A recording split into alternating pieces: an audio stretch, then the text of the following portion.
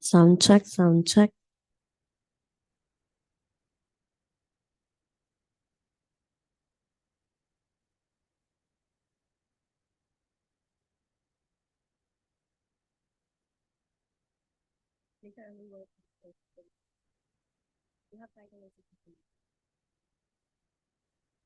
Sound check.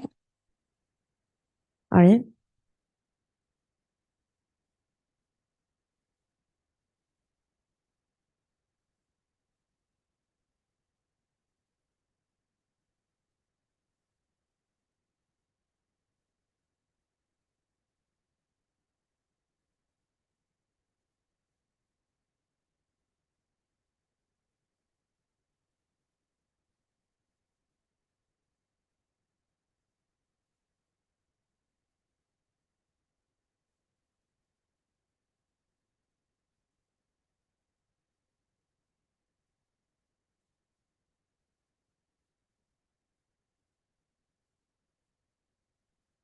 Hello?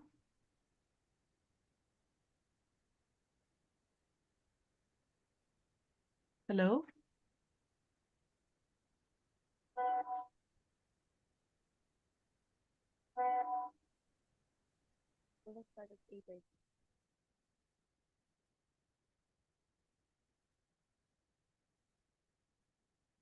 Good morning, everyone.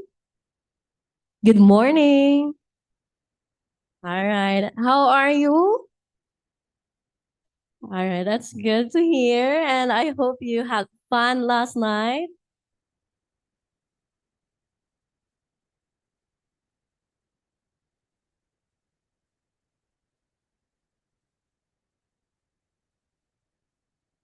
Hello.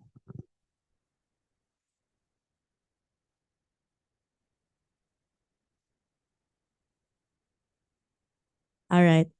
So we're live. That's why we encountered this technical difficulty. And I hope you had your breakfast at level 1. The food were so good, so you must not skip our breakfast today. And I know you guys are very excited because this would be our last day for today's conference. So without further ado, good morning to all. I am Mila Zoe Martinez from the Polytechnic University of the Philippines, and I am the moderator for today's session. On behalf of the Core Research Foundation and in association with Polytechnic University of the Philippines, Management and Science University Malaysia, MSU, Social Networks Innovation Center Taiwan, Walton Institute of Technology India, IEEE SMC Taiwan Chapter, MASA University Malaysia, Taiwanese Association of Social Networks Taiwan, Smart Indonesia Academy Indonesia, and the National Academy of Professional Studies Australia. I am delighted to welcome all the delegates and participants from around the globe here in Kuala Lumpur, Malaysia. All right, for the International Conference on Multidisciplinary Approach for Sustainable Society, or the ICMASS 2023, which started yesterday, December 2, and until today, December 3, 2023. And for this year's conference, theme is Divergent Paths to a Sustainable Development in Society through Education.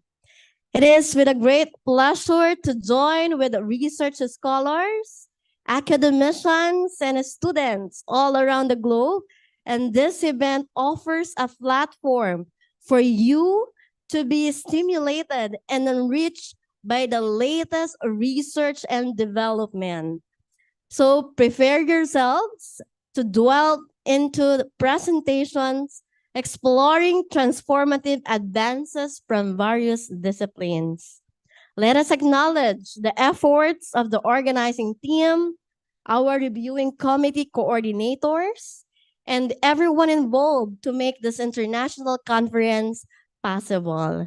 Again, let's acknowledge the management and Science University Malaysia, MSU, the Polytechnic University of the Philippines, Social Network Innovation Center Taiwan, the Walton Institute of Technology India, IEE SMC Taiwan Chapter Taiwan, the Masa University Malaysia, Taiwanese Association for Social Networks Taiwan, Smart Indonesia Academy Indonesia, and the National Academy for Professional Student Studies Australia. On behalf of the organizing team, we wish all the delegates and participants success for today's session. To formally start our session, may I invite Mr. Darshan Surya Sahu, the Chief Scientific Officer, Core Research Private Limited Company, to give his introductory speech. Let's give him a round of applause. Thank you for the warm welcome. Good morning, everyone. Respected academicians, researchers, scholars, industry leaders, STEM guests, and distinguished participants. Good morning again to each and every one of you. It's with great pleasure and sense of immense honor that I stand before you and speak to and address this second day of ICMASS Kuala Lumpur. I hope we have gathered here with taking bundle of knowledge from day one and proceeding to day two. And I hope the knowledge will be added in many ways today. And I am very much thankful for the day one participants, keynote sessions, and our organizers to have a wonderful day with us. And same I wish and I propose to continue for day two.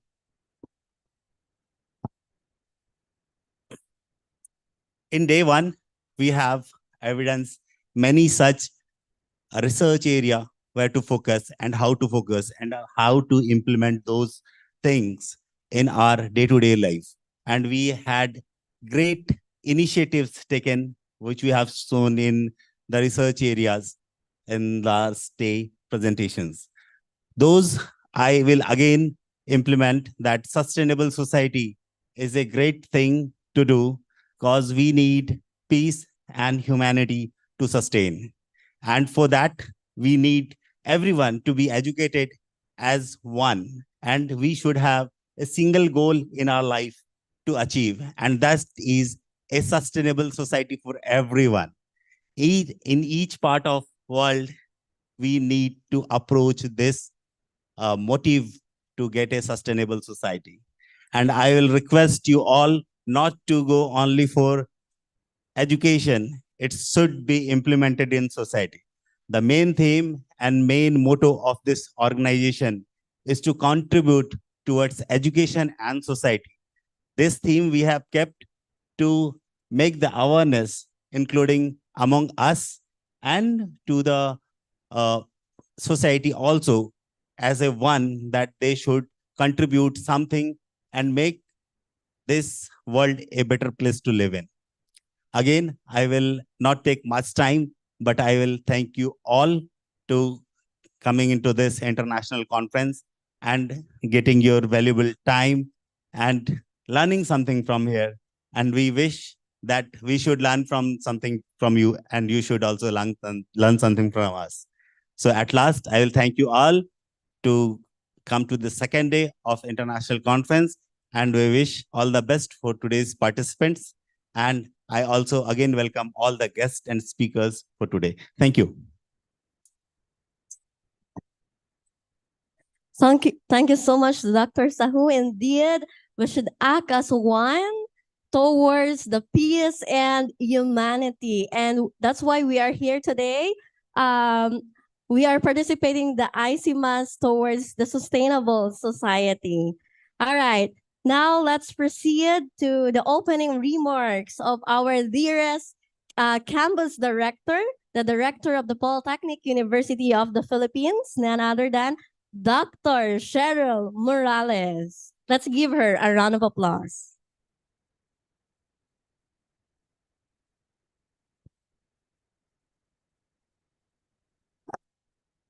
Assalamualaikum warahmatullahi wabarakatuh. In the name of God, the most merciful, the most beneficent. Good morning to to our dear participants and our virtual presenters and listeners, as well, of course, our participants here with us, no, physically. So yesterday we had, of course, a very, very experiential and I say outstanding, no, day one, and the presenters on the day one were awarded for the best paper and best presentation, and we hope to see again another one this second day. So let me start, of course, considering that I'm a Muslim, the multidisciplinary approach does not, of course, what we call that is within the teachings of Islam. In Surah Al-Rum, it stated that in his science is the creations of the heavens and the earth and the diversity of languages and your colors. Indeed, in that are signs of those knowledge. Mercy is rather diversity is a mercy from God. Our differences will come together, provide solutions towards this emerging issues that we are facing today. Humanity, as they said yesterday, 60% is already run by artificial intelligence, as what Dr. Ting said to us. And it was really surprising that even ChatGPT has humanity inside. Whenever I will ask ChatGPT, I'd like to have a statement for a multidisciplinary approaches in-depth discussion. And he would say such heartwarming statements. Let me give you one. I said, provide a multidisciplinary approaches and solutions. The ChatGPT answered me, consider a sustainability challenge like urbanizations, academic from environmental science, urban planning, economics, and sociology could collaborate. They might examine the environmental impact of urban development, economic implication, social equity, concerns, and community well-being. So even ChatGPT understands that we have to provide it for the well-being of the society. And again, as we took the statement of our vice president yesterday, that humanity happening as of now in of course in is between Israel and Palestine is really heartbreaking. So if this AI is already providing such solutions with humane solutions, definitely us, no, as the vicegerent Califator Ard of Allah of God, we are here not just to present our paper because it's a requirement in the academe, but we are here to come together, provide solutions, think of how can we use this knowledge to provide impact and help our society. So we are committed, no, in the ICMASS together with our partners to continue the sustainable society and provide, and we are willing to have this consortium all throughout so that there is a greater platform with a higher purpose. So, of course, again, just like Mr. Dersan mentioned, I won't make it long. So, as an opening remarks, I'm welcoming you again in the second day of the ICMASS. Thank you. Assalamualaikum.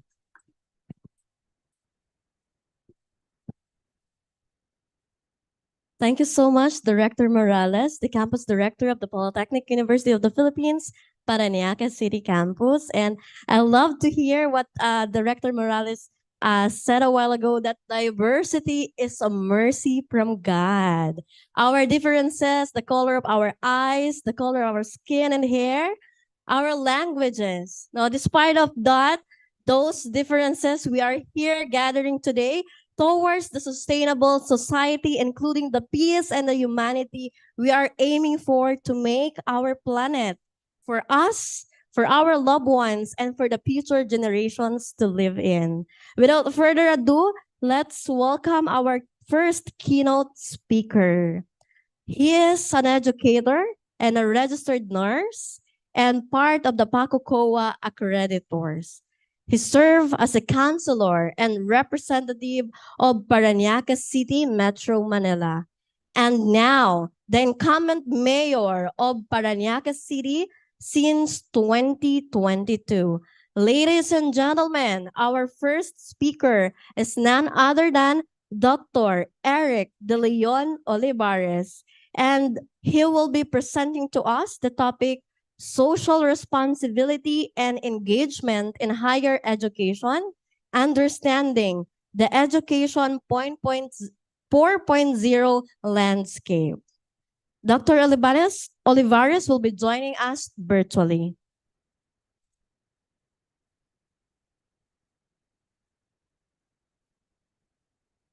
All right, let's give Dr. Olivares a round of applause. And for our virtual participants, you may tap or press the clap button.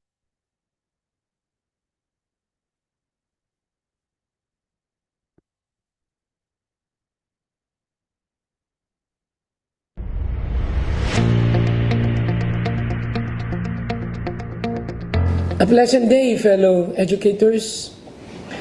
Higher education for many people is the pinnacle of their academic journey.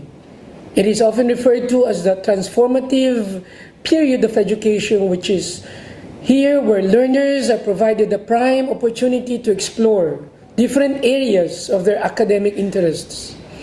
It is also an opportunity to discover what particular study they want to specialize in. As I said, higher education is indeed a great time to find your academic niche. On the other hand, higher education serves as an avenue for professional and personal progression. Beyond academic learning, higher education instills skills that make learners equipped for the field of career they have chosen and has the potential to open opportunities for career advancement. Furthermore, along with professional growth comes a profound journey of personal development and self-fulfillment. Through this, learners can discover their skills, unlock their potentials, and develop a sense of identity. However, higher education institutions are more than a route for academic learning and personal and professional progress. Many higher educational institutions have already integrated social responsibility in most spheres of education. Social responsibility, as generally defined, is a set of principles that involves engaging and fulfilling a civic duty that will benefit our society, especially to the less fortunate residents of the community. And this type of commitment has become an important concept, especially in the context of globalization, as a social responsibility highlights our commitment to behave ethically while contributing to economic development and improvement of the quality of life. Albeit mostly used in the business context, social responsibility has also been realized by many universities, colleges, institutions, because these serve as a crucial tool to foster society's fundamental values among students that are instrumental to the holistic and progressive development of our world. With the environment rapidly evolving and global challenges emerging, the practice and application of social responsibility have been more important, whether it is through research, community outreach program, instruction, among others. Remember, in higher educational institutions, there are three functions: research, community extension, and instruction. As pointed out in Alzud and Banihani's paper, social responsibility plays a critical role in facilitating and improving the community's quality of life, as it encompasses various areas, including the need to strengthen civil commitment and active citizenship, and to provide services to the community through community engagement and outreach, and to promote economic and national development, and to promote ethical approaches to issues, and to develop a sense of civil citizenship by encouraging the students and the academic and as well as the administrative staff to provide services to their local community, among others. Furthermore, it highlights that by practicing social responsibility in higher educational institutions, students can get involved and address the issues faced by their community and promote sustainable practices and provide community service. Therefore, higher educational institution leaders and administrators shall put social responsibility into practice. As a member and a commissioner of PACUCOA, or the Philippine Association of Colleges and Universities Commission on Accreditation here in the Philippines, we ensure that this concept is integrated into schools, universities, and colleges by reviewing and analyzing their educational operations. In fact, this is one of the 10 self-survey areas to be evaluated and accredited. Among the characteristics that we evaluate are the institution's sense of volunteerism, emphasis on the empowerment of people to accomplish its business aspect, its passion for quality assurance and continuous improvement, and its cultivation of a culture that is geared towards greater efficiency, effectiveness, as well as productivity. Furthermore, as a member of the Regional Quality Assurance Team of the Commission on Higher Education, NCR, in the National Capital Region, in the Teacher Education Program, we also evaluate and monitor the programs of higher educational institutions in terms of their compliance with the requirements stated in the policies, standards, and guidelines stated by the Commission on Higher Education, or CHED.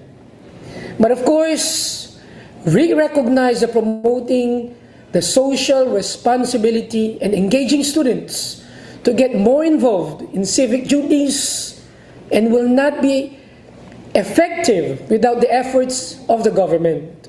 Thus, as a local chief executive, as a mayor in the city of Parañaque, we are doing our part by working hand in hand with various universities, most especially with our 2 locally funded schools, which is fully subsidized by the city government of Parañaque, one of which is the Parañaque City College.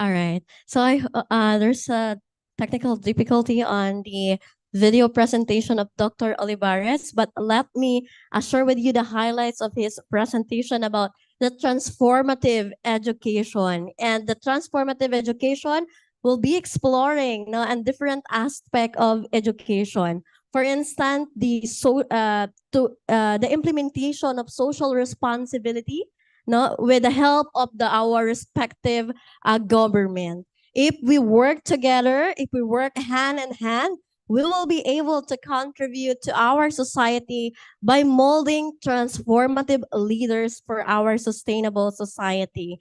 And these transformative leaders will respond and act effectively to the global challenges, not only in the educational landscape, but also to the all aspect of our society. Thank you so much again, Dr. Olivares, and let's give him a round of applause.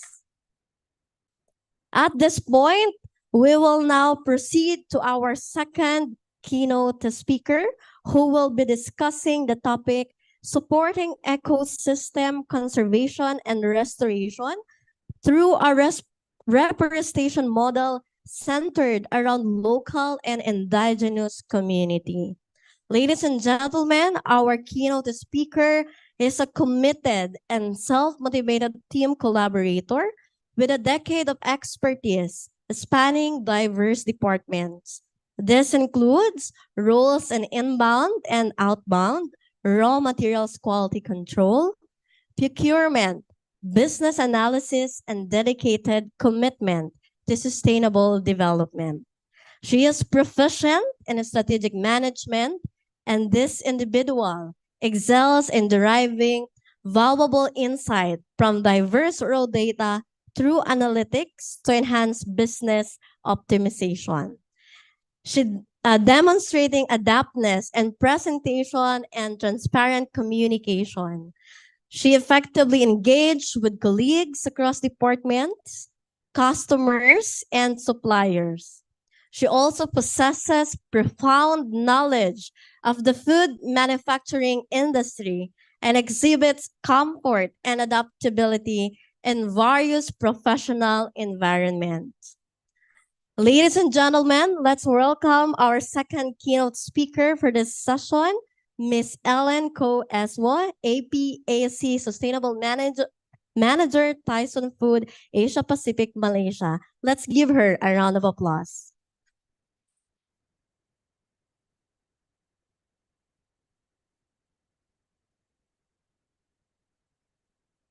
Thank you for the introductions. Hi, a very good morning to everyone.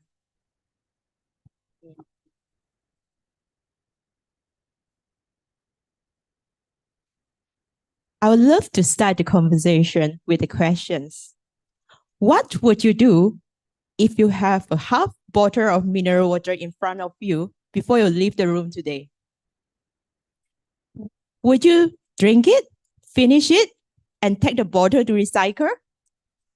Or you would just dump it to the trash bin with the remaining of water inside the bottle? What is your choice? So look, life is full with options. Many people are saying that what we are doing today is impacting the future.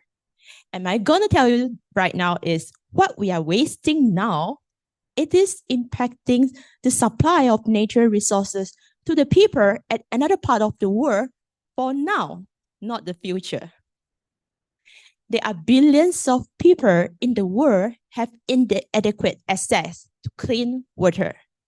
And according to UNICEF and World Health Organizations, there are about 1 million of people that are 1 in 3 people in the world that do not have access to safe drinking water. Contradictory, there are about 1 million of plastic bottle were used in every single minute. So from here, you can see that the resources is impacting. And as climate issue continue to deepen, our natural resources is getting scale. And we need to look at what happens in the industry today. Nature resources, nature disaster is on the incline trends. This includes the, may I have my slide, sorry? Yeah. Sorry for the interruption. I'm gonna show you some picture over here.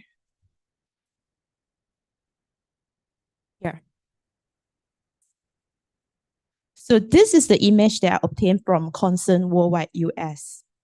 In Sub-Sahara Africa today, the people are suffering because the soil have been degradations, and it's due to the climate-related drought situations. And the people are suffering from the water crisis due to the drought as well. And on the opposite, at the end of the spectrum, the rising of the sea level is salinating the fresh water sources. And this causes the water no longer potable. So as mentioned that nature disaster is on the incline trends. And this includes the drought and flood situations in the country. And this, to combat with these situations, it is very crucial for us to look at what we can do right now. The nature disaster is expected to increase as we, human beings, continue to feel the effect of the climate change today. Next.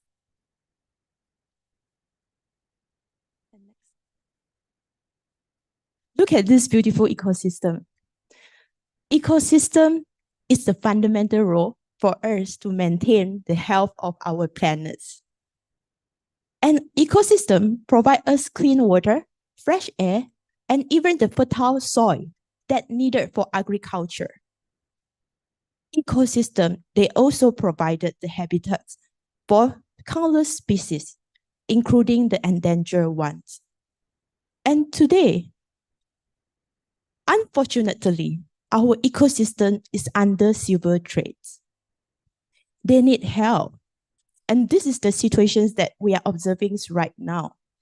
The deforestation issue, the land degradations issue, the climate change issue have caused irreparable damage to the delicate system. And the loss of biodiversity and the disruptions of the ecosystem have far-reaching consequences to the environment as well as to the human society. And to combat with these challenges and to restore the nature, we need a growing movement to engage with the local and indigenous community to run the adaptation or mitigation programs, such as reforestation. So have you ever thought about how the climate could affect our future generation and who impacts to make such a huge turn? It's the questions that we can think about it. So with the human populations and demand continue to increase, the nature resources is getting scarce. When the nature resources is getting scarce, it impacts our basic human needs, which is our food, even the medicine, which is for our healthcare, and other basic needs. At the end of the day, it violates the basic human needs.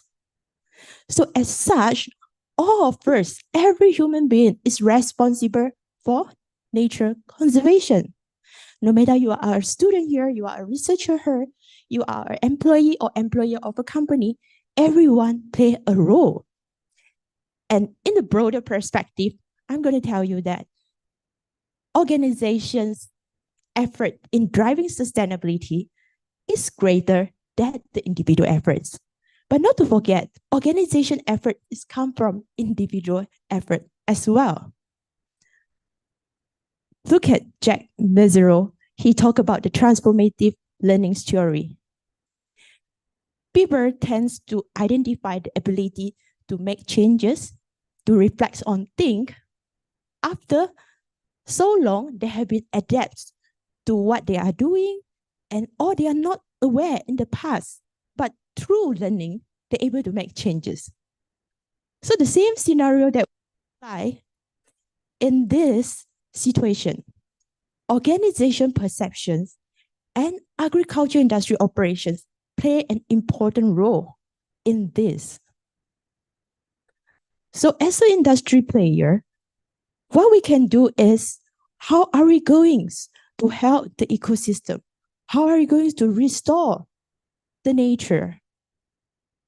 So to drive the changes, first thing is the industry need to be awake and aware of the situations today.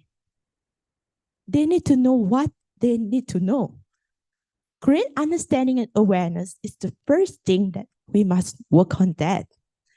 And before we create understanding, not to forget, the first very important thing is to create the urgency. How are we going to create this urgency? Through data, through number. We have to know where we are today. Set the baseline, look at what is the gap, and work on that. Without creating the urgency, it is very hard to drive transformation. So this is what the industry practices that we are working on today. Through urgency, we drive transformation. I'm working in the company, Tyson Food. It's a food industry, one of the largest food company in the world. So our company are taking steps in conserving nature resources and restoration. So protecting forests and ecosystem is aligned with our company purpose, raising the world expectation for how much good food can do. And through our company core value, we strive to create value with the stakeholder, with the community, with the customer, and with our team members, where we strive to make as the steward for the animal, land, and environment entrusted to us. Looks the situations. Any industry who are sourcing commodities today, they will face the potential risk of deforestation.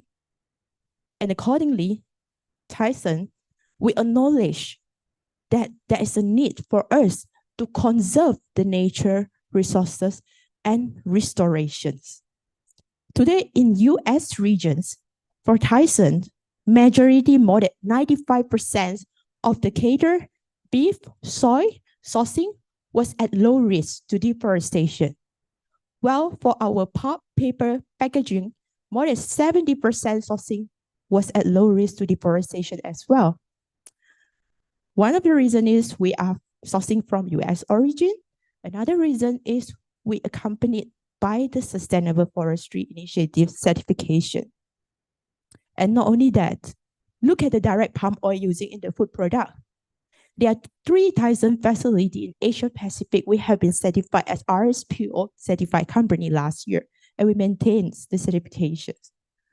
And for the indirect material, not to forget that there are a lot of embedded soy and palm oil that using in the products today. Before that, maybe some of you may confuse what I'm talking about. Tyson is a food company that we produce chicken nugget, fried crispy chicken, chicken patty, all types of products that you can see in the market. So embedded soy and palm oil is also part of the content in our food system. What we can do today is we conduct traceability. We trace the origin of soy and palm oil, and from that, we have to analyze whether the material is sourcing from deforestation-free area or it is not. So in brief, in Tyson, we have made our commitment in sustainable sourcing because this is a way for us to create a positive impact to ecosystem conservation. And apart, thank you. And apart from that, we also work on reforestation programs. And you might be curious, so how is the deforestation programs that we can carry out? There are a lot of best practices in the industry today. I will give you a few examples. The first one, educations, awareness, that is crucial. A good reforestation program is always accompanied with the education component. We have to educate, we have to create awareness, not only to the society, to the community, to our farmer, ranchers, everyone. Once the awareness is created, we work together, we work hand in hand to drive these reforestation programs. And the second one is integrations of the traditional knowledge. We respect the nature, we respect the local and indigenous community, we learn from them, we hear from them because they know better what is the tree species to be planted in their area. So learn from their knowledge, learn from their ecological knowledge. And it could be partly related to their culture of the community, or it could relate to the demand, the food demand of the community, that your plantation will bring the outcome, will bring the food to the society. So this is one of the areas that we should think of. Respect their idea, let them make the decision, let them feel the empowerment, and they will have a sense of ownership to the reforestation programs that we are working on. And they will take care of it. And the third part is best practices sharing. We have to communicate the good thing that we are working on today. For instance, there are local industry players, they are working on reforestation programs. But I think the communication is lacking. Communicate the best practices, it makes us to learn from one another. And it will accelerate the process. This is how the industry should work together to drive the adaptation and mitigation program, such as a reforestation plan. So I have made a summary. Yeah. Next. In order to give you a better picture, this is the summary that I have called out into 5 simple steps of how an industry can work on this reforestation model centered around local and indigenous communities. The first step, facing it. You have to know where you are today. What is your baseline? Where is your starting point before you going to your target? So if you remember just now, I talking about create the sense of urgency. If you want something to move on, if you want the management to approve, you have to create the sense of urgency to the management or to the public that this is something that we must work on, that flag it out, voice it out. And second thing, mapping it. How are we going to map it? Develop a strategy on how you want to work on a reforestation programs. You have to well plan what is your program and make sure your program is not short term, but it's a long term programs. It perhaps is the community within 5 kilometers from your organization, from your company, from your facility. It's up to you to design a strategic plans to work on that. And third thing, do it. Take actions. Do what you say. That is the important part. A lot of things we have planning, we not really carry out. And just do it. That is the important part. And the fourth one is shaping it. Nothing is perfect. So we have to review the process and improve year on year. For instance, this year you have done the reforestation programs. Look at the conditions of the tree, look at your plantations, is it work? And next year, we can seek for improvement. And the last one, connect it. Connect it, make it a sustainable effort. You are not just planting the tree today, you are happily going for a reforestation program. You plant the tree and then you never visit it for many years. There's no way. You don't know how is the situations of the tree that you have planted. So what we did in our industry is we will revisit year on year to making sure that the tree that we planted bring a positive impact to the nature. That is crucial. Connect it, engage with the society, see what we can do. Like I say, organization effort is greater in driving sustainability compared to individual effort. But not to forget, individual effort is the one that drives the organization's efforts. Last thing, don't forget, environmental is our home. So it's a storehouse that provide all the necessary things that used to sustain our life. So we must protect it and we must maintain its integrity at all costs. All right, lastly, I would like to say again, don't forget to bring your mineral water bottle before you leave the room. Thank you very much.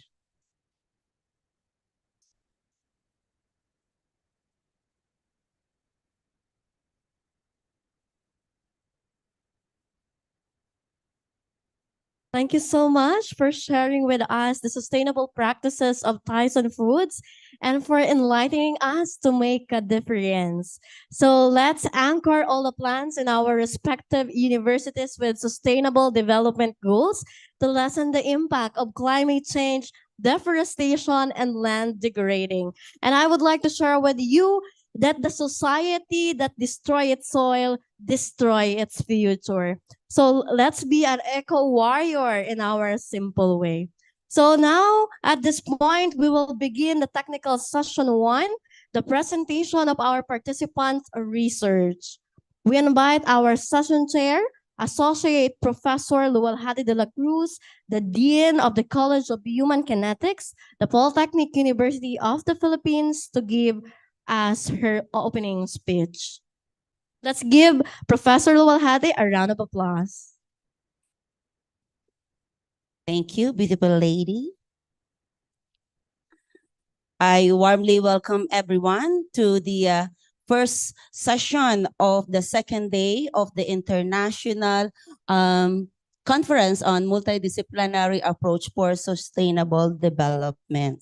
So to our presenters, we have 7 research topics to deal with, and the organizer is expecting a fruitful engagement to all the participants. However, presenters are given 7 minutes to lay down their respective research topics. And then after that, our presenters and then the participants during the open forum, we will allow your questions and inquiries about the topics presented by the 7 presenters. Moving on.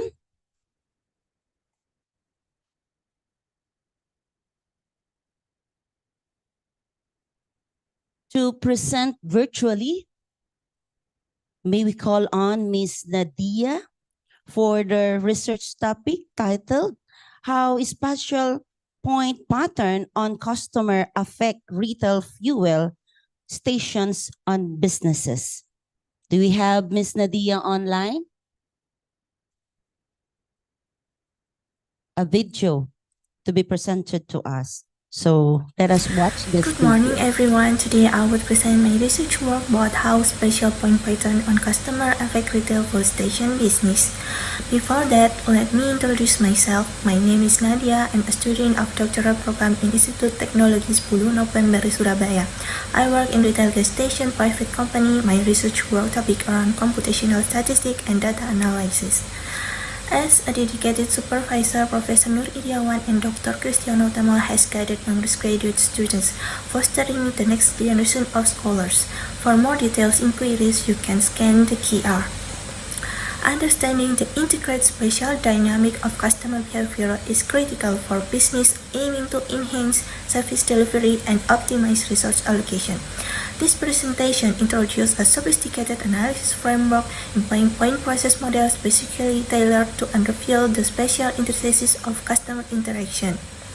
Our research focused on utilizing point process modeling to capture the spatial distribution of customer activity with retail spaces. By integrating AIC, we aim to identify the most suitable model that accurately characterizes the underlying spatial point pattern in customer behavior. The presentation into the technical point process model, emphasizing their capturing spatial dependencies and uncovering patterns that traditionally methods may overlook. Through the lens of AIC, approach to model selection, ensuring the balance between model complexity and goodness of fit. The key terms include the application of point process model to analyze customer hotspot, the impact of environmental factors, spatial pattern, strategic integration, business seeking to optimize spatial layout, and marketing strategy. This presentation also contributes not only to theoretical advancement in spatial statistics, but also offer practical insight industries keen on leveraging spatial data and decision making. Understanding how point process models, this elevate comprehension on customer behavior, fostering a new era of strategic planning and research optimization. Pooling stations are not just waypoints, they are dynamic hubs influenced by spatial preferences of customers.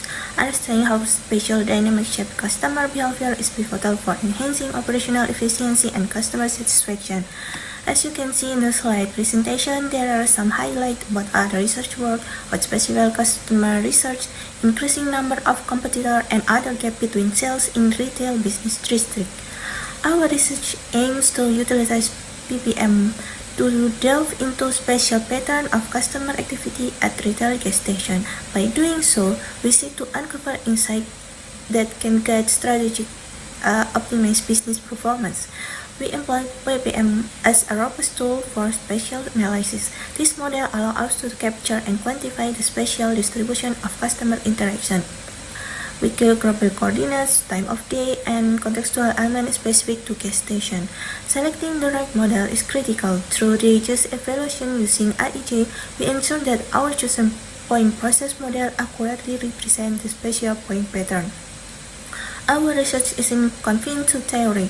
We apply point process model to real-world scenario within retail gas station. This includes optimizing pump layouts, identifying prime location for promotion, enhancing the overall customer journey. In conclusion, our study sheds light on how spatial dynamic and customer behavior profoundly influence retail gas station. Armed with this knowledge, business can navigate the evolving landscape with precision, fostering enhanced customer experiences and sustainable growth. I welcome any question or insight from the audience. Thank you for your attention, and I look forward to engaging in enlightening discussion. To the organizers, speakers, sponsors, and every participant who contributed to the success of this event, I extend heartfelt gratitude. Your commitment to excellence has made this conference not just a meeting of mind but a catalyst for future endeavors. This is one quote from Dr. Stafa TikTok. He said that don't let PhD break you, let it rebuild you. Thank you everyone and have a nice day.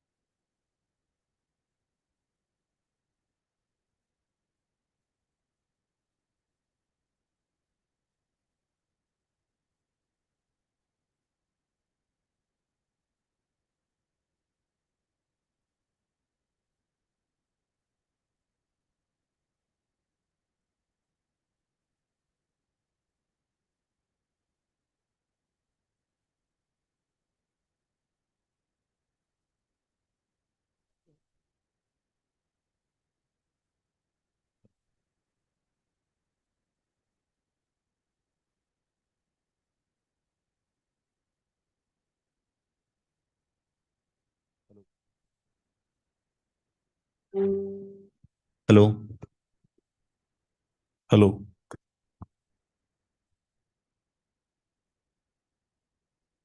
Thank you. Moving on to the next topic, let us call in from the Philippines, Ms. Catherine Liabe, to lay down to us the research topic titled Evaluating the Capacity Building of Instructors in the Bachelor of Science in Office Administration Program for an Inclusive Education. Ma'am?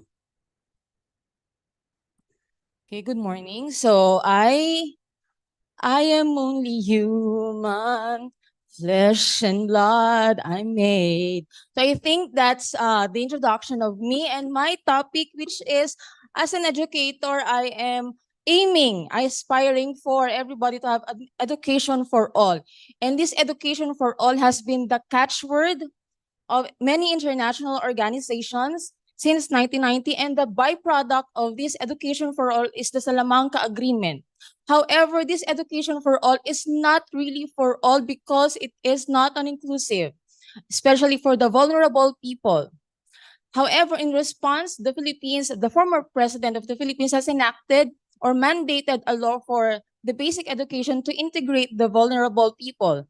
And this leaves the tertiary education in conundrum, which means how prepared is our tertiary education, especially those who are offering the skills-based program in integrating these vulnerable people. So to assess the capacity of our professors, especially on the office administration program, I have used the Brusino effect, the framework from the Organization for Economic Cooperation and Development, or the OECD, to assess if our professors from the office administrations are really prepared. So the the policy areas are Section 2, strategies to prepare teachers for diversity, strategies to guide teachers through inclusive education, inclusive school leadership and management, strategies to promote an inclusive approach to teacher well-being, and Section 3, a toolkit for inclusive teaching, and which includes culturally responsive curriculum and setting the tone for an inclusive classroom. Next slide, please. So, however, there is a dearth of related papers for vulnerable people, especially in the higher education. So I think this paper is one of these papers that can be included as reference for the tertiary education. So next slide, please. So this paper was administered online. So because this was conducted still during the pandemic. So what is the result of these two policy areas? So for strategies of for strategies to prepare teachers for diversity and inclusion through professional learning, it received it is still highly observed, but then as you can see, it is only through paper. Okay, so even though it is highly observed, the actual experience still matters. Okay, next slide, please. What about strategies to guide teachers through inclusive school leadership and management? Again, this is still highly observed, but the teachers would like to be more their school leaders to be more collaborative and to foster cooperation through different sectors. Next slide, please. What about strategies to promote an inclusive approach to teacher well-being? Okay, so maybe our professors are thinking that this is still another task for them, another burden to carry. So this only received a moderately observed. Okay, but however, as educators, we are aiming for education for all, and it means all, without excluding anyone. Next slide, please. So this is interactive. So the next slide is about culturally responsive curriculum, which means the curriculum is already observing an inclusive education, which received a highly observed. But again, still remember that this is only in paper. Okay, next slide, please. Now, next, setting the tone for an inclusive classroom. So again, the classroom is already prepared for an inclusive education because teachers are ready to embrace these vulnerable people. However, the actual experience matters, which again, this is also highly observed. Okay, so in conclusion, the curriculum, the classroom is already set.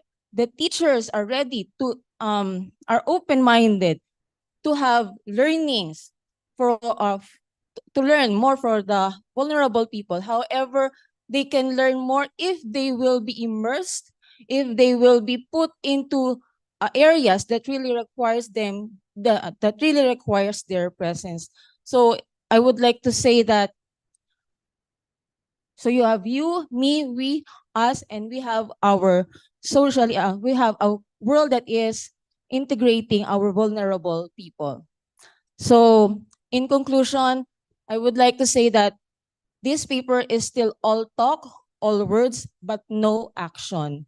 Okay, so I would like to recommend to everybody that if you are a university that is already practicing inclusive education, please join conferences in order for the world to know your best practices. And let us invest also in assistive technology so that our vulnerable people will already be integrated or included in our curriculum, and thus we can say that education is really for all. Thank you.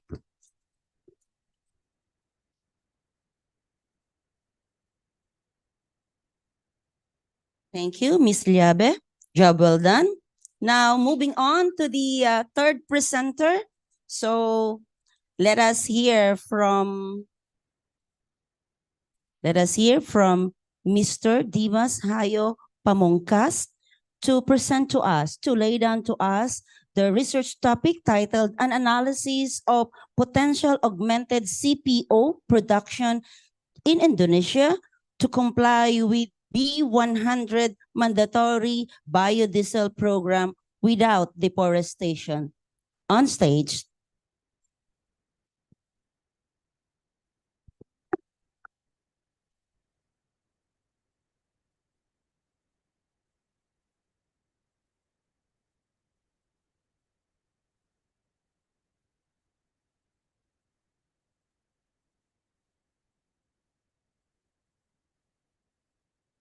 Thank you so much.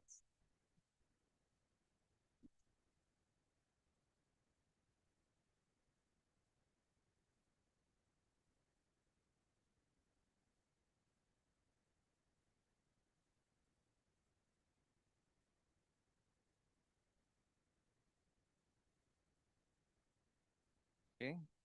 Thank you so much for the greetings. Good morning, ladies and gentlemen. My name is Dimas Haryo Pamungkas. I'm one of the delegates from Indonesian Palm Oil Strategic Studies. In this event, we will share a series of research studies about issues around the oil palm industry in Indonesia. The first topic will be an analysis of potential augmented CPO production in Indonesia to comply with the B100 mandatory biodiesel program without deforestation.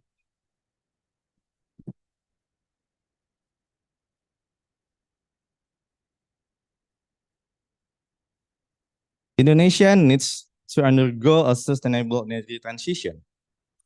It is because we are facing challenges in addressing the decline in oil reserves as the primary source of domestic energy.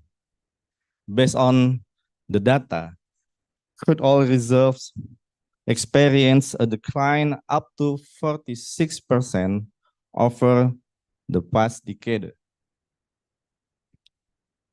It is aligned with the decrease in oil lifting, around 32% or 612,000 barrels oil per day. Therefore, Indonesia needs to develop an energy transition by using renewable energy that is in line with SDGs value. However, the government of Indonesia has initiated an energy transition program using vegetable-based fuels to reduce the reliance on fossil fuels. It systematically decreases carbon emission more sustainably.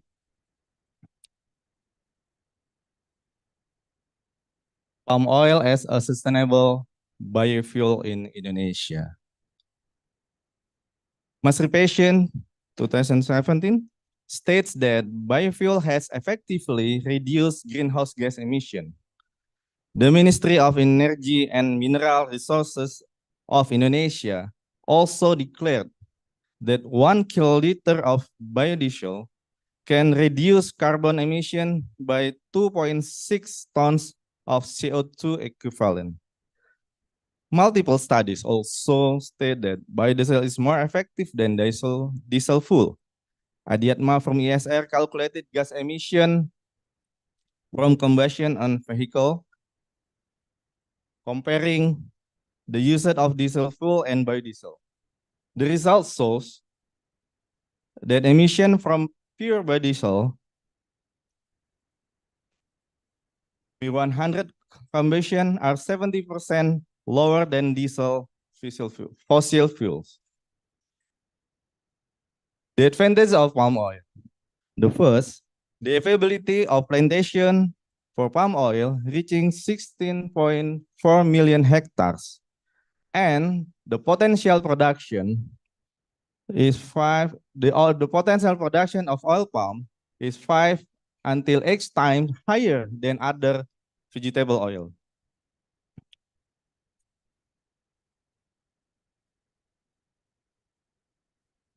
Targeting NZA 2060 through increasing biodiesel to B100. Government of Indonesia aims to achieve the net zero emission by 2060 or earlier. One approach to support this goal is by increasing biodiesel consumption by up to B100%.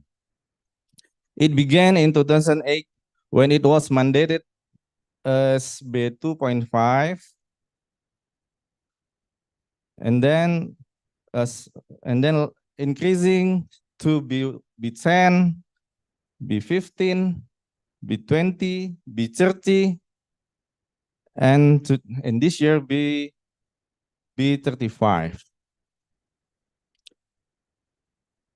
The graph illustrates a notable increase since 2016, coinciding with the establishment of BPD-BKS. The biodiesel consumption much higher. To achieve net zero emission by 2060, a substantial amount of CPO is essential to meet the B100 mandate. Ideally, before 2060 or at least starting by 2050. The question is, how can B100 be achieved? How much CPO is required for conversion into biodiesel, and when can this be fulfilled? Therefore, we're doing this research. Can Indonesia, with the question, can Indonesia meet the demand for B100 from existing oil palm plantation without expanding land, particularly through deforestation? What strategies can be employed to achieve an increase in palm oil production? These questions are crucial to answer. Indonesia must transition from fossil fuels to sustainable energy growth while guaranteeing consistent and sustainable palm oil production and upholding the SDG values of environmental integrity, biodiversity, and forest. Here's our research method. In addressing the question, we use forecasting method in the study. To project the production, various factors are considered, including plant age,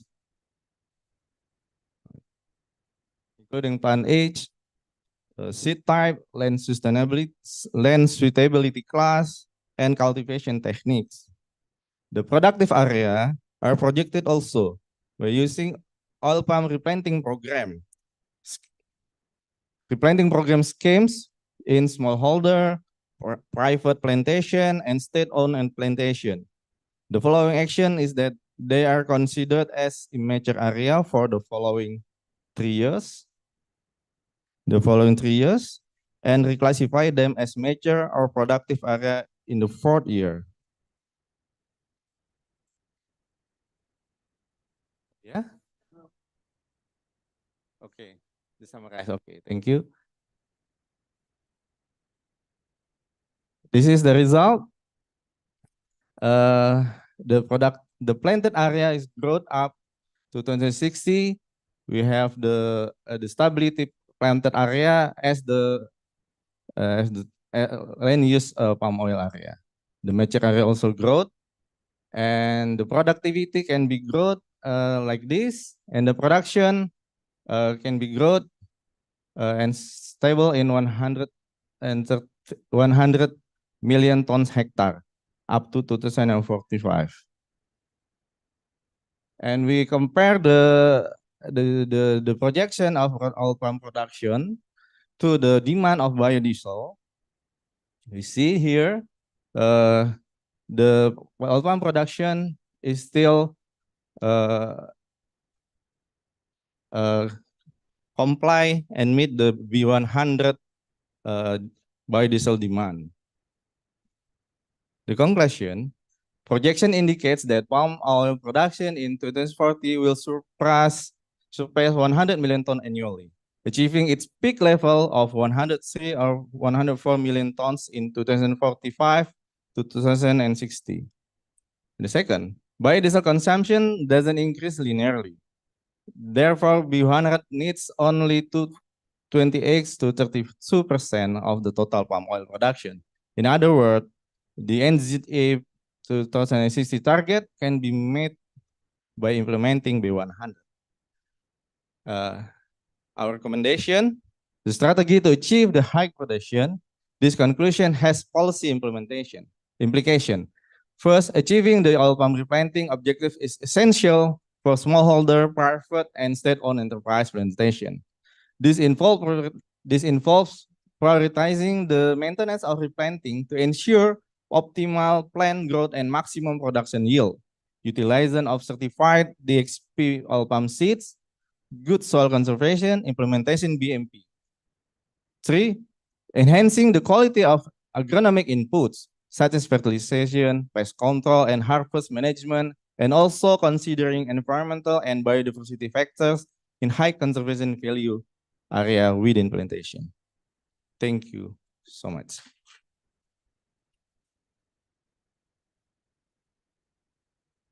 Thank you, Mr. Sentosa. Before we move on to the PIP presenter, may I call in the beautiful girl in my side, Miss Joy, to tell something about the issuance of certificate to our keynote speaker. Thank you so much, Dean Luwalhati. So at this point, we will be awarding the certificate of recognition to our distinguished keynote speaker. So may I invite here in front Miss Ellen Ko S. Wu, APAC Sustainable Manager, Tyson Foods, Asia Pacific Malaysia, together with the Research Core Group Committee of the ICMASS 2023.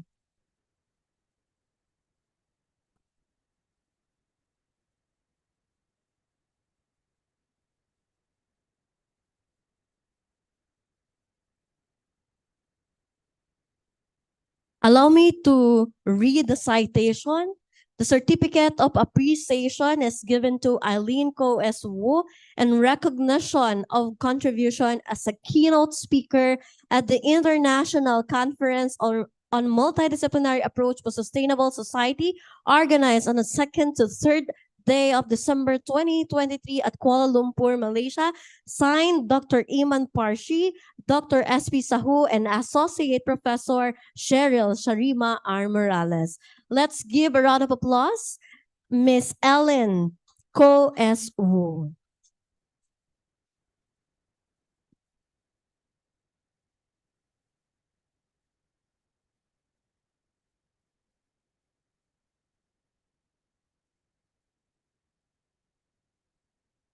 The same certificate is also given to Dr. Derek I. Shinting, Director and Associate Professor in Social Network Innovation Center, National University of Kaohsiung, Taiwan. Thank you so much, Dr. Tieng.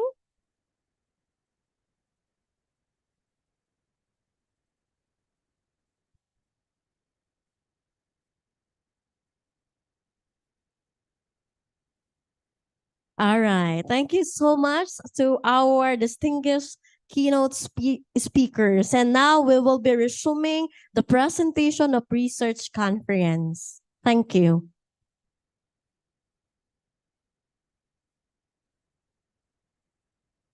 Thank you, Ms. Joy.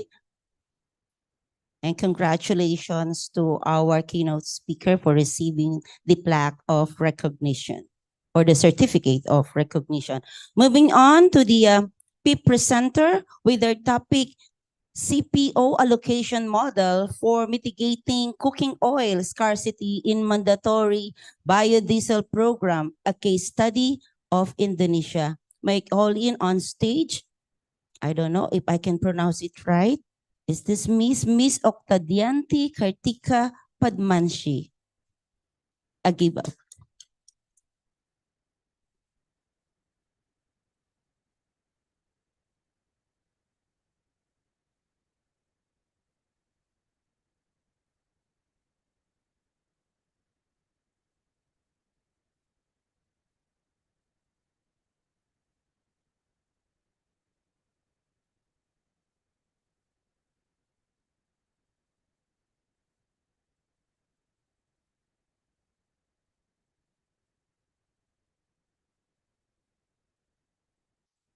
So I stand corrected. So let us move on to the fourth, I think, right?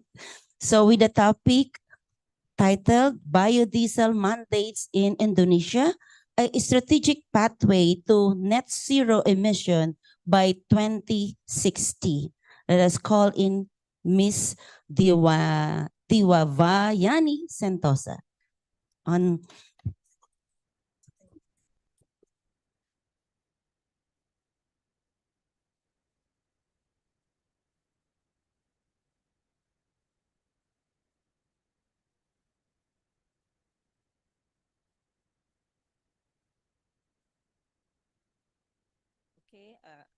Thank you. Good morning, ladies and gentlemen. I'm happy to be here to present my study with you pursuing the sustainable energy solution. It's about biodiesel mandates in Indonesia, a strategic pathway to net zero emission by 2060. I am Divayani Santosa, a junior researcher at Indonesia Palm Oil Strategic Studies, IPOS. This study is part of the oil palm trilogy, which the conducted of IPOS. Global warming is a big issue. Global warming is gradual increase in the Earth temperature, generally caused by the excessive release of greenhouse gases into the atmosphere. This process disrupts weather patterns, affect the ecosystems, and poses risks to human health and well-being. To prevent the rising of Earth temperature, the Paris Agreement is a landmark climate change agreement that aim to limit global warming well below 2 degrees Celsius above the pre-industrial levels, while pursuing effort to limit the increase to 1.5 degrees Celsius. Indonesia in 2016 had been committed to the Paris Climate Agreement. They outlined their goals in 2030 to aiming to reduce emission by 29% unconditionally and 41% with international support compared to the business as usual scenario. Looking ahead, Indonesia also committed to achieve net zero emission in 2060 or possibly earlier. Net zero emission involves balancing the amount of greenhouse gas emissions produced with the amount of removed from the atmosphere. In Indonesia, if we look the energy sector, account for 65% of GHG emissions if we exclude the land use change. The transportation sector contribute 25% to CO2 emission in 2021. From this study, we're limiting our attention to effect the converting from the diesel to biodiesels. The mandatory program done by the government to reduce the dependence on imported fossil fuels, encourage the renewable energy sources, and reduce GHG emissions. This is in line with the SDGs goal about the affordable and clean energy and climate actions. Implementation of B30 in 2022 had been reduced emissions by 27.8 million tons of CO2 equivalent. This milestone needs to effectively scale up since the Paris Agreement has set the target to 100 million tons carbon dioxide to reduce emission in 2050. There are two problem statements derived in this study. The first one of the feedstock availability. Is it possible to maximize the blending mandate in Indonesia? We need to know the balance of feedstock volume and export volume, since in Indonesia, the price received by public is affordable by subsidized fund from government. And the second one is emission reduction target. How much decarbonization will be achieved if B100 is implemented? The data used must follow the assumption no growth of plantation area, no deforestation, new technology development implemented well, perfect foresight exists, and the priority demand is to secure biodiesel and export, and the excess goes to the others. The methodology used is a quantitative approach with mixed projection modeling using simulation, forecasting, and linear programming. For the result, the forecast demand for biodiesels, this is the projected based on diminishing return model. In 2035, slowly decline due to increasing of electric vehicles. This model aligned to the energy mix target established by Ministry of Energy and Mineral Resources in Indonesia.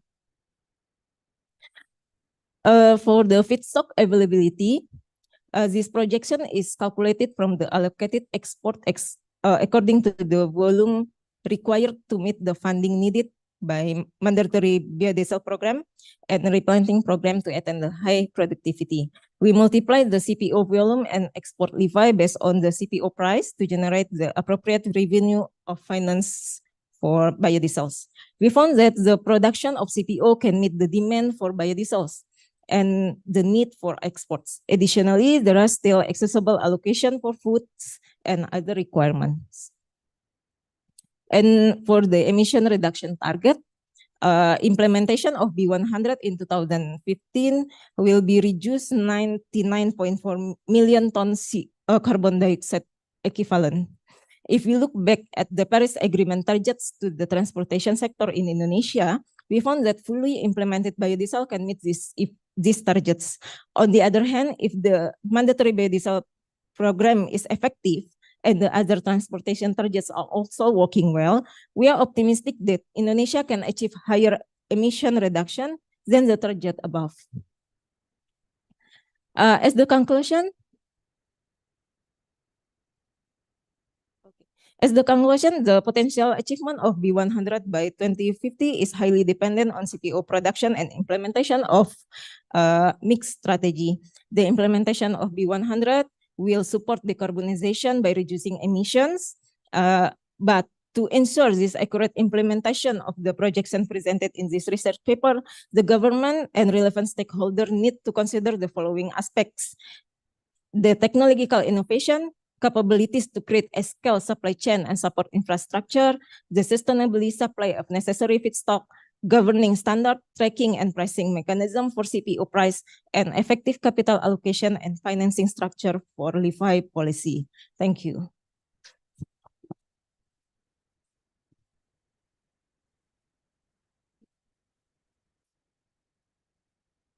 Thank you, Ms. Sentosa. Moving on to our fifth presenter. So with the topic CPO allocation model for mitigating cooking oil scarcity in mandatory biodiesel program, a case study of Indonesia. Let us call in on stage Ms. Oktadyanti Kartika Padmansi.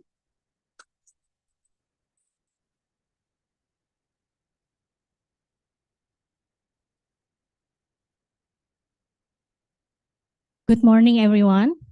My name is Oktadyanti, junior researcher from Indonesia Palm Oil Strategic Studies. In the last part of our research studies trilogy, I will share an exciting topic of cooking oil and CPO allocation in Indonesia.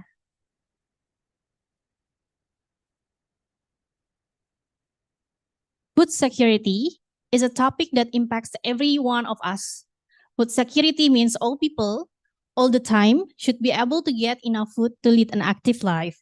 It is a simple yet powerful idea that everyone should have access to the food they need physically and economically. But what if the ideal condition cannot be attained? The impact is captured by the picture on screen. Back to 2022, Indonesia faced a cooking oil shortage, which is considered ironic. As the world's largest CPO producer with a production of around 51.2 million tons in 2022, it should be possible to meet household consumption needs that only around 2.70 million tons, or only 5% from the total CPO production. Cooking oil itself is 9 essential food commodities for which the government is obligated to ensure sufficiency, and consequently, the scene of scarcity has triggered to social unrest, particularly among households, and it is leading to difficulties for the household in finding the product in the market. As a result, consumers forced to purchase in limited quantities at higher prices and reaching the highest peak almost to 80,000 rupiah per liter in January 2022. And there are several arguments exist regarding the factors driving the shortage of cooking oil, including the increase in international CPO price, disruption of distribution, and mandatory biodiesel program. To respond to the situations at that time, government of Indonesia has implemented a range of policies addressing price, distribution, and also allocation. And if we revert to the graph, the initiatives were introduced in January 2022 when the price reached its peak after a gradual increase starting from mid of 2021. And during the implementation, there was a lag in the decline of the prices. By April 2022, the price surged back to the same level, indicating ongoing challenges in overcoming potential causes. And this research will focus on the allocation factor because it is connected to other utilization, including Renewable Energy Initiative or MVP.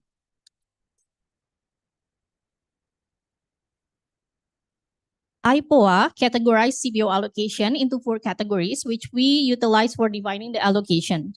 According to the chart, there was an increase in domestic use between 2011, 2018 and until 2022. Besides, food allocation experienced a slight decrease in 2020 due to the implementation of the social restriction policy. On the contrary, export allocation experienced a decline while domestic utilization increased. It means there is a shift in allocation from export to domestic uses. The problems comes when some observers perceive on intense competition between food, cooking oil, and energy, biodiesel, leading to cooking oil shortage. From that problem, it is important to make priority scales which expected to address societal sustainability-related challenges through food security, which is aligned with SDGs values. So in our research, there are 3 research questions that we'll cover. First, projection of future demand. Second, optimizing the approach of CPO allocation. And the third, impact on CPO balance in the future. And then we also use 3 theories as our analysis background. Supply and demand theory, resource allocation theory, and optimization theory. So we begin the conceptual framework with optimum CPO allocation target, which applied in demand and supply. And then demand or consumption has its constraints that should be fulfilled, while the other side, which is production, will be executed in 2 scenarios. In the end, both consumption and production will create a resource allocation balance that achieve the target to the optimum CPO allocation. And for the methodology, we use quantitative approach with mixed linear programming with the data series from IPOA. And the result is projected data for 2023 until 2060, representing 4 phases of MVP program, B35, B50, B75, and B100. So moving to our first result. We divided the result into 4 phases. And based on our projection, the domestic demand will increase from 24.2 to 68.3 million in 2060. And the result is aligned with the growth of population, GDP per capita, and GDP of chemical and pharmacy industries.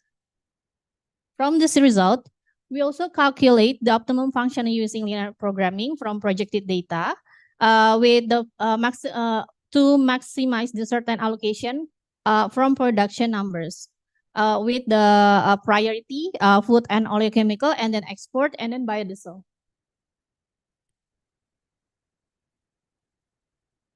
The calculation results show with current production performance, none of the period are able to fulfill all the constraint. Meanwhile, only food and oleochemical allocation is sufficient to manage until B100.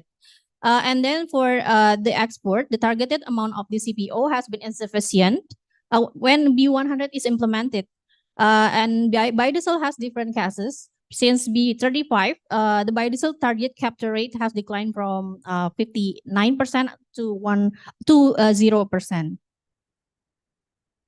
And from the graph, this is what we can capture with the insufficiency from the demand and its supply.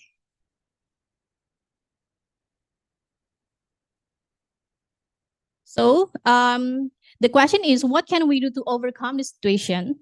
The demand can only be fulfilled if the supplies are sufficient. So increasing production is the only sole solution. we must emphasize do and don'ts for its feasibility, such as optimizing agronomic inputs, DGOI's replanting program, and additional non-deforestation methodologies. On the other side, increased production may be result in surplus, which can be either directed to export market or allocated to initial stock. And it is can be visualized by the graph that the production and demand is in an ideal condition where the higher production level allows CPO allocation to meet all requirements. So as the conclusion, the perception of biodiesel is the cause of cooking oil scarcity lacks conclusive evidence, as the domestic uses have shown growth in recent years. To meet both domestic and export demands in the future, Indonesia must enhance its production capacity. The projected target for 2050 is to produce 103 million tons of CPO. And the third, ensuring the availability and stability of food and energy resources are important to manage societal sustainability issues. For the recommendation, government of Indonesia should enhance production output through viable strategies with non-deforestation methodologies. And then the government also must ensure market mechanism in the cooking oil industry, which is really important to ensure its product sustainability in business and also society, while also considering the purchasing power of the people. So for the closing statement, food security is a simple yet powerful concept. Energy security also holds significant importance as a global concern. It is crucial for Indonesia to align with one another as this is fosters the long-term sustainability of society. Thank you.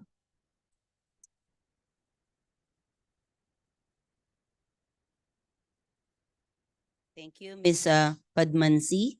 Now let us proceed to the last topic. It is about preserving the cultural heritage, introducing Tawi-Tawi delicacies in teaching geometric figures among primary grader. Let us call in Ms. Shilamar Hudan.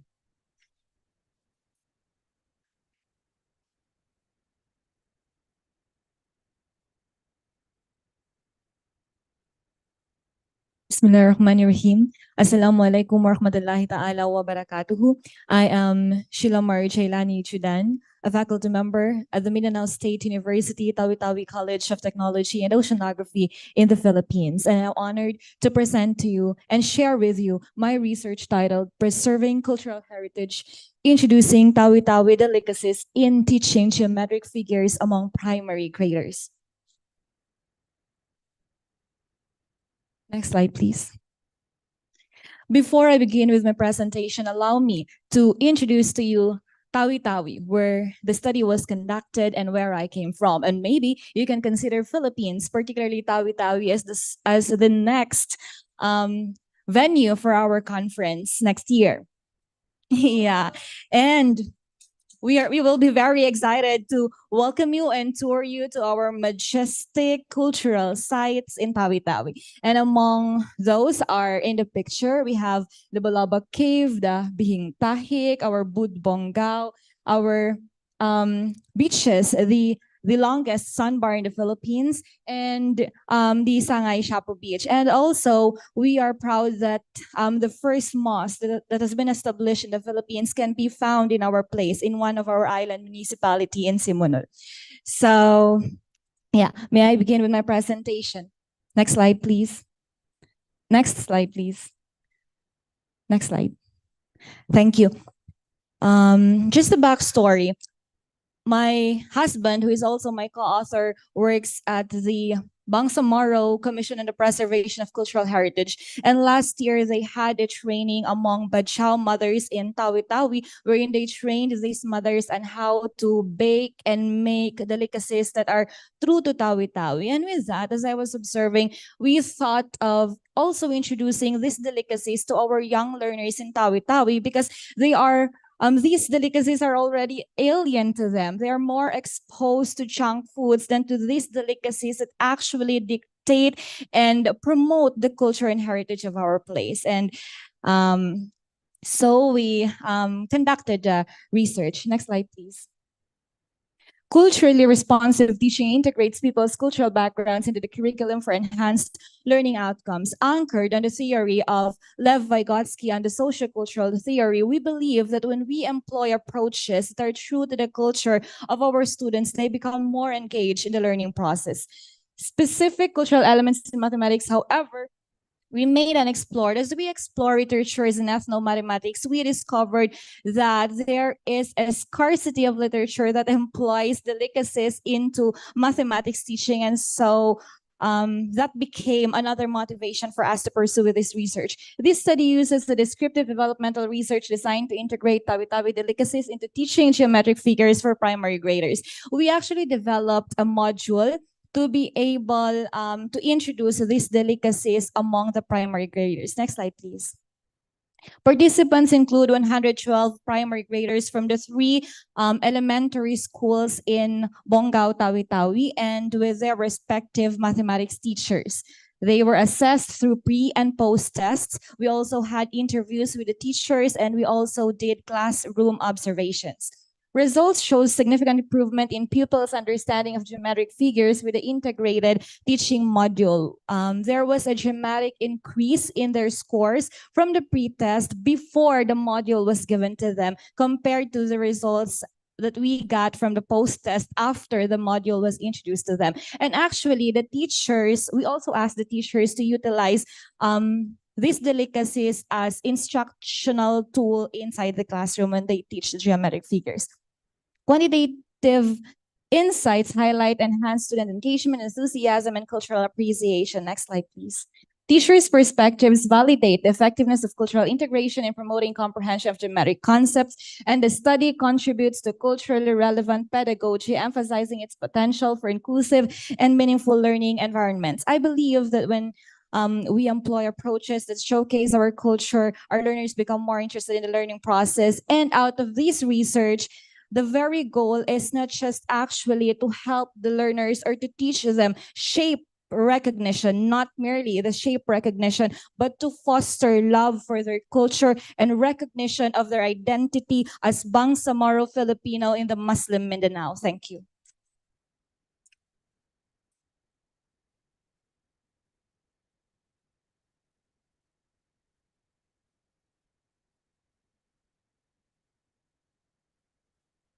Thank you, Ms. Hidan. Now let us move on to the last but not the least topic that we are going to discuss this morning. With the topic, the 21st century teachers' competence in the new normal, basis for faculty development program. Let us have a big hand to Miss Fatima Sara Sali.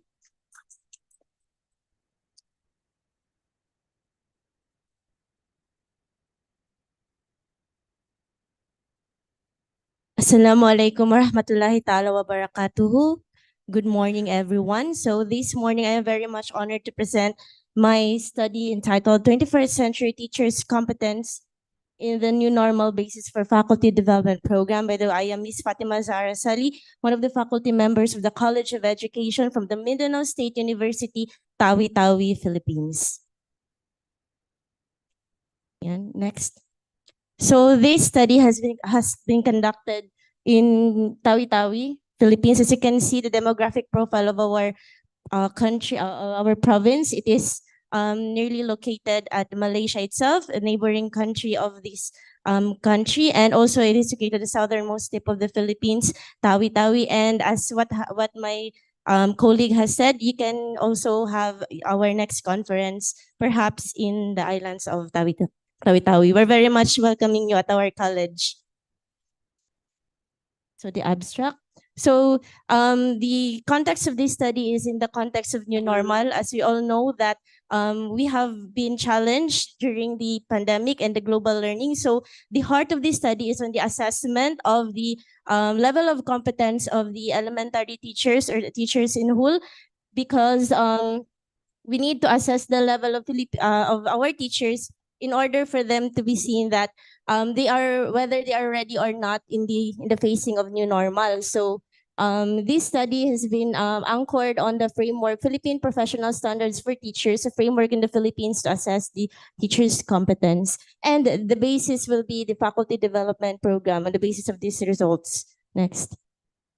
Yan, this is explanatory sequential mixed method. This employed a mixed study, the qualitative and quantitative. For the qualitative method, we have employed a focus group discussion among the school administrators on the needs assessment of the elementary teachers, and quantitative because we have made a survey questionnaire lifted from the Philippine Professional Standards for teachers among the elementary school teachers. And it was all found out that the teacher's level of performance is overall level of performance is distinguished, and there are no significant influences between the teaching competence with their general profile. Thus, the null hypothesis is accepted except for learning environment, community linkage, and professional development. Next. So in the context of Tawi-Tawi, why we have conducted this study? Because in Tawi-Tawi, our teachers there have or little less exposure to or enough training, especially on pedagogical innovations and recalibration of the educational setup. So with this, we aim to have competent teachers in the Philippines. So basis for faculty development program. Next. Yeah, moreover, the administrator reiterated that elementary teachers, they need assistance most in the curriculum instruction, followed by assessment, literacy, and numeracy. Thus, the faculty development program that we conducted earlier this November was based on those identified needs. Findings. Yeah, the findings, most of them are in female. Most of the teachers are female, and only few of them have pursued postgraduate degree programs. Teachers believe that they were able to establish safe and secure learning environment, and teachers need more time to build relationships with parents and guardians and guidance to foster harmonious relationship with other stakeholders. So that was the findings. Those were the findings of my study. Next. And most of the teachers there in the Philippines, in our province, were younger teachers, just like us, junior faculty members. And it showed that doctorate unit earners perform better in giving content-based knowledge and pedagogy. Furthermore, teachers need to further equip themselves, especially in the social-emotional aspects, because as the pandemic unprecedentedly came in our country and all over the world, nobody was prepared for it. So hence, also our mental health has been shaken. Next. For the conclusion, the overall teacher's competence is distinguished, however, needed to be enhanced with appropriate faculty development program. The overall level of teaching competence is also distinguished. Thus, the respondents, on the basis of the PPSD or the professional standards for teachers, they embody the highest standards for teaching grounded in global best practices. Next. Yeah, they have also significantly influenced the teachers, especially the age level and educational attainment. And as you can see, curriculum instruction, assessment, and facilities and equipment were among the needed needed aspects in their competence. Next. Yeah, this is the picture of our focus group discussions with school administrators, where we have the qualitative data subjected to thematic analysis. Now, since our Dr. Saho earlier said that our study or need to be to give back in our society, this study have made a teacher upskilling and reskilling training for our elementary and secondary teachers in the province, because we have aimed to capacitate them in the recalibration of the 21st century teachers. So this is the output of our study. Next. Yan. And those were the resource speakers, and I was one of the resource speakers during those times.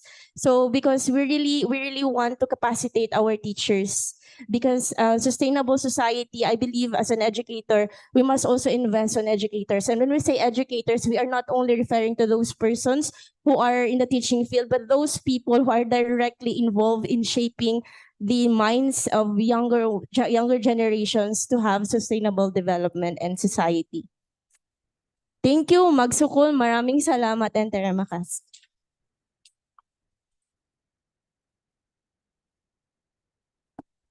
Thank you, Miss Sally.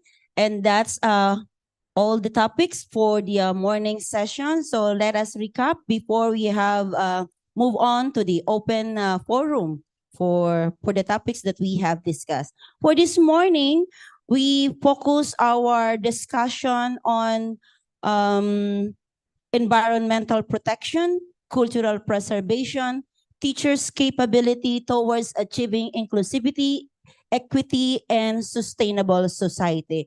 And with that, may I invite all our presenters in person or personally, and of course, the one that we have online, Miss Nadia Sulfana, to please open your cam for the question for us to entertain an inquiry coming from the participants of this conference.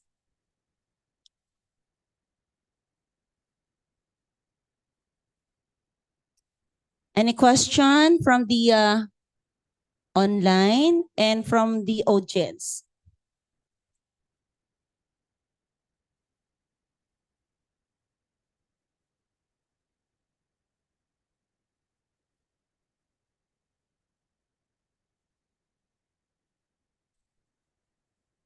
Resiliency. So with us online is Miss Nadima Firma Solfana and Miss Catherine Liabe, please. You're na pala, sorry. Mr. Dimas Haryo Pamungkas from Indonesia, as well as Miss Divayani Sentosa and Miss Octadianti Kartika Padmanji from Indonesia. Kindly sit here. Yes. And from our friends from Tawi-Tawi, we are expecting that next year. Ano yan? And we have here from the Philippines, Miss Hudan and Miss Sadi. Any inquiries or any additional insight coming from our... Yes, we have a question coming from Professor EC from the Philippines. Yes, ma'am. Yeah, good morning. Actually, it's not a question. This is with regards with the study of Ms. Hodan regarding preserving cultural heritage. You have mentioned a while ago that you developed a module for the primary grade. Now, is that intended for the use for the whole term, or first quarter, second, third, or fourth, or for the whole term? And can we see the sample of the module? Just a picture, maybe?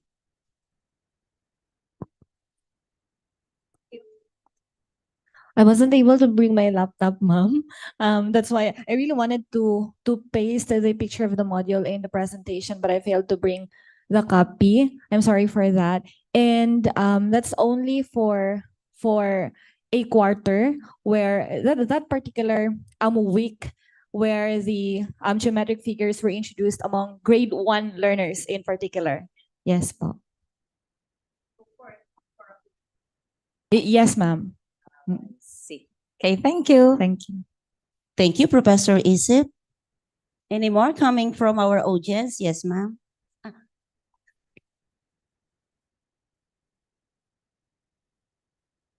Kindly acknowledge yourself. Thank you very much. I want to ask to Tawi-Tawi. Oh, okay. My name is Seniwati. I am from Hasanuddin University, Indonesia. Maybe you can give me a little description. How many foreigner tourists visit to Tawi-Tawi?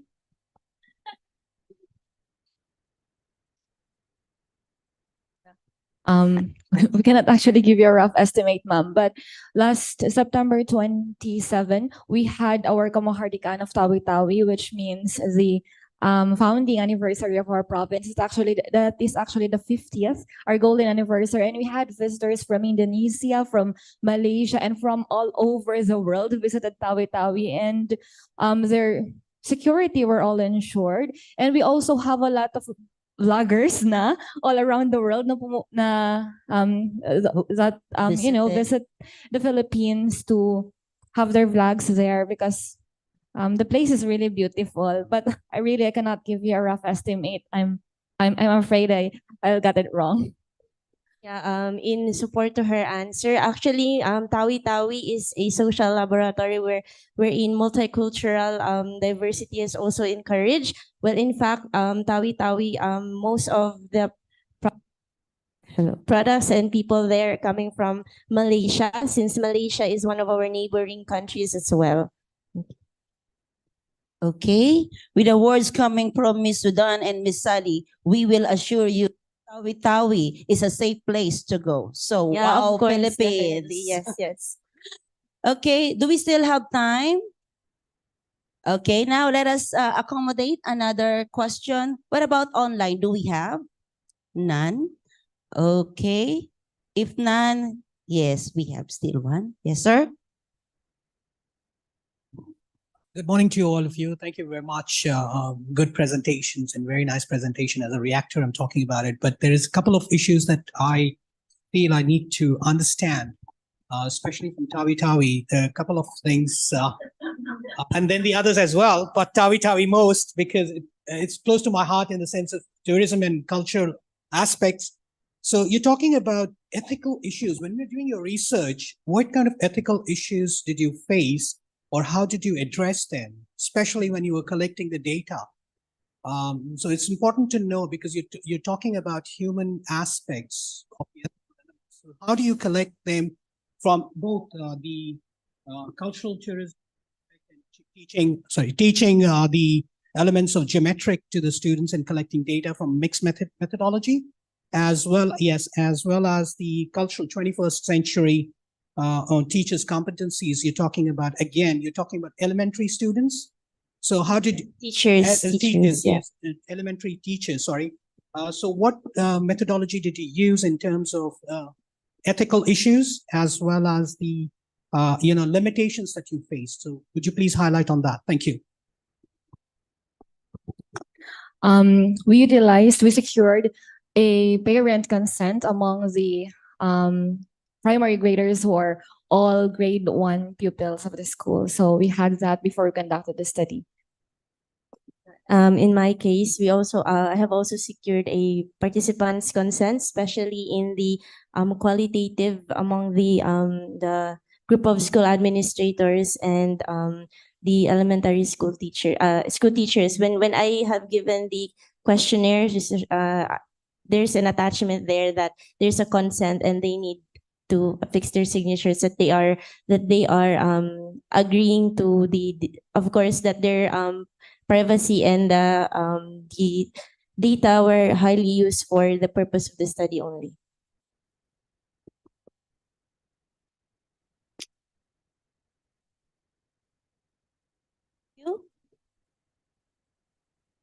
Since there will be no more question asked both on the online and all the participants here in this room. So let us conclude it done to our presenter. So let us have a big hand to our presenter. So congratulations to each and every one of you for this last few words. Surely, with the topics that we have engaged this morning, we will little by little achieve sustainability in the different aspect of the academe, society, and politics, resulting into achievement of global peace. And that's all. Good morning to all of you. I am Lualhati de la Cruz from the Polytechnic University of the Philippines. Maraming salamat po for this opportunity to chair the morning session. Thank you.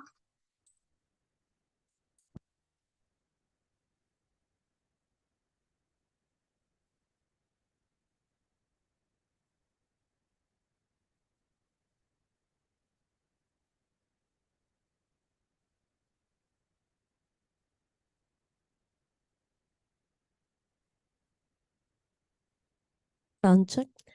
All right, thank you so much, Professor Lual Hadi de la Cruz, and to all our presenters for session 1. And now, ladies and gentlemen, we will be proceeding to our next keynote speaker.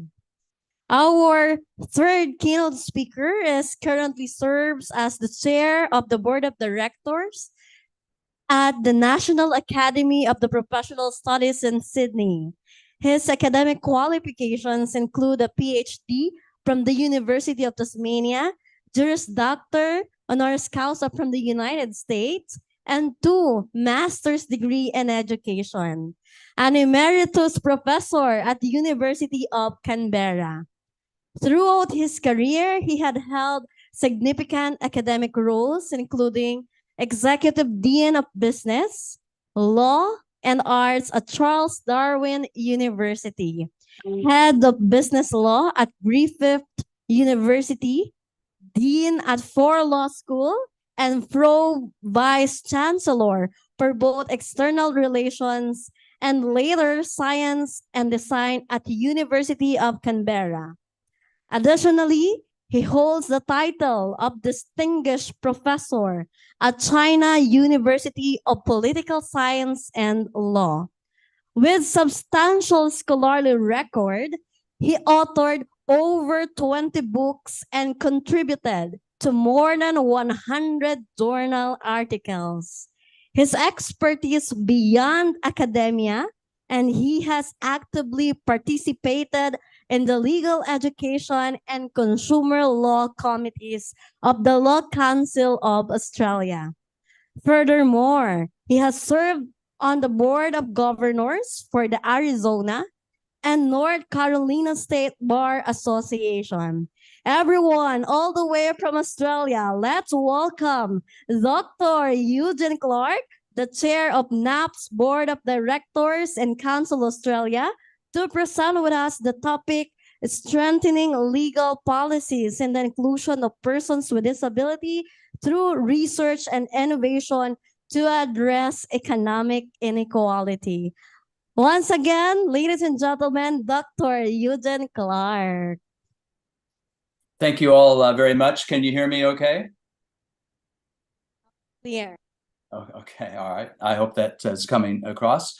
Sorry, I cannot be there in person. And I have to say from the presentations that I've listened to, what an amazing group of people and wonderful presentations on some very, very important topics. And congratulations to all of you and to the conference organizers on what looks like a wonderful conference. And I look forward to hopefully being around long enough to go to another one in the future.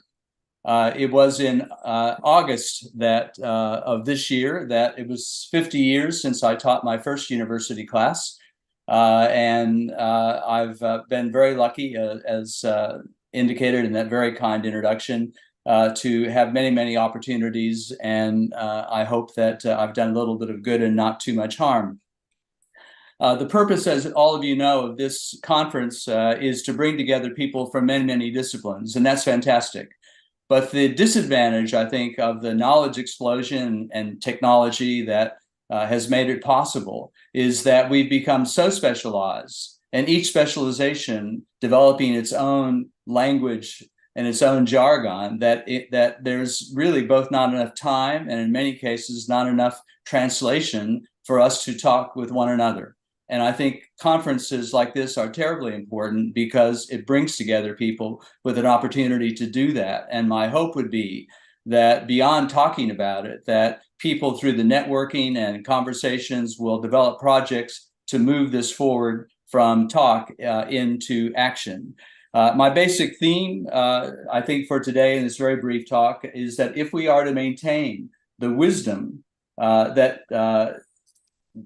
to capture the knowledge that technology and this advancement of humanity is to be achieved, then we do need to find ways of communicating with each other and bringing together both not only the knowledge, but the wisdom to be able to use that technology for the benefit of humankind and to achieve a sustainable future, which I know has been part of all of your topics. I'm going to go to share screen now because I know that many of you, English may not be your first language. And instead of looking at my old face, you can at least look at some words there. And I'll try to be brief, although you have to know that lawyers, we usually get paid by the word. And so for me to be, my wife pointed out that for me to even get an introduction after in under 10 minutes is impossible, but I will do my very best to be brief. Okay, let me go. Sorry, I got to share screen, and I've got age challenge here too.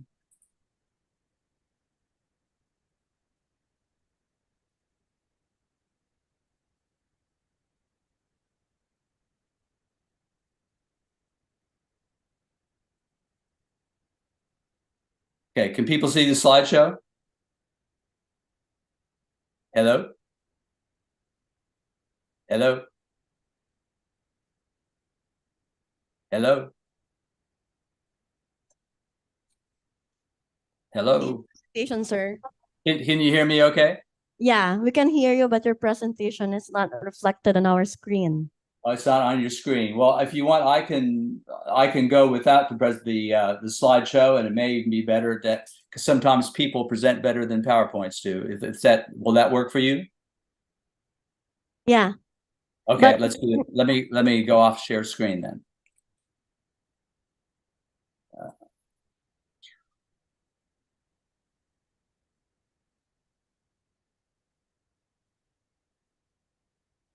You make him a co-host. Okay, I hit share screen.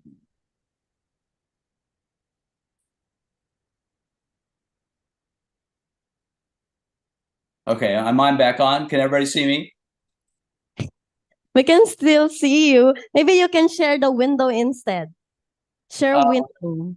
Okay, So we do can I see hit the- the share screen? You don't usually use Zoom that much. Hit share screen, is that what I do? Yeah, share screen, but you have to click the window share. And then go to the window wherein you can see your presentation. Okay, I haven't Stop share and then desktop share like one. I hit slide share. Okay, I did that part. Allow Zoom to share your screen. Yes, opens. I did. That's happening. And I click.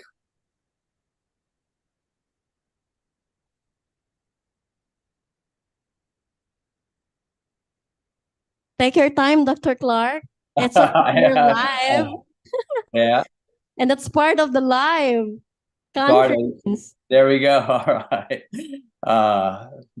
My lack of technology skills. I'm on a laptop, which makes it a little bit more difficult too. All right. I think I might do is just go to the screen. I don't need to. I can do it without the slideshow. That's okay.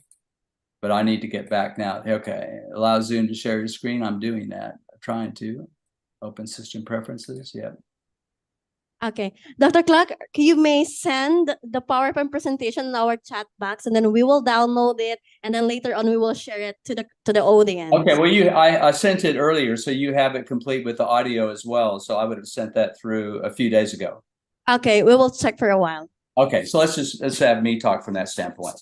Okay, what I basically want to do in this very, very brief time, and I've already used some of it up on the technology difficulties, is comment on just some bridging things that and concepts that I think relate to all of these multidisciplinary type conferences. And one is the importance of leadership, and whatever capacity one has, and at whatever level, we all need to be leaders. And quoting Alan Keith in his book, The Leadership Challenge, points out that, quote, the leadership is ultimately about creating a way for people to contribute to making something extraordinary happen. And what I'm hoping is that from this conference, some extraordinary things can happen so we get leadership to achieving the goals that this conference refers to.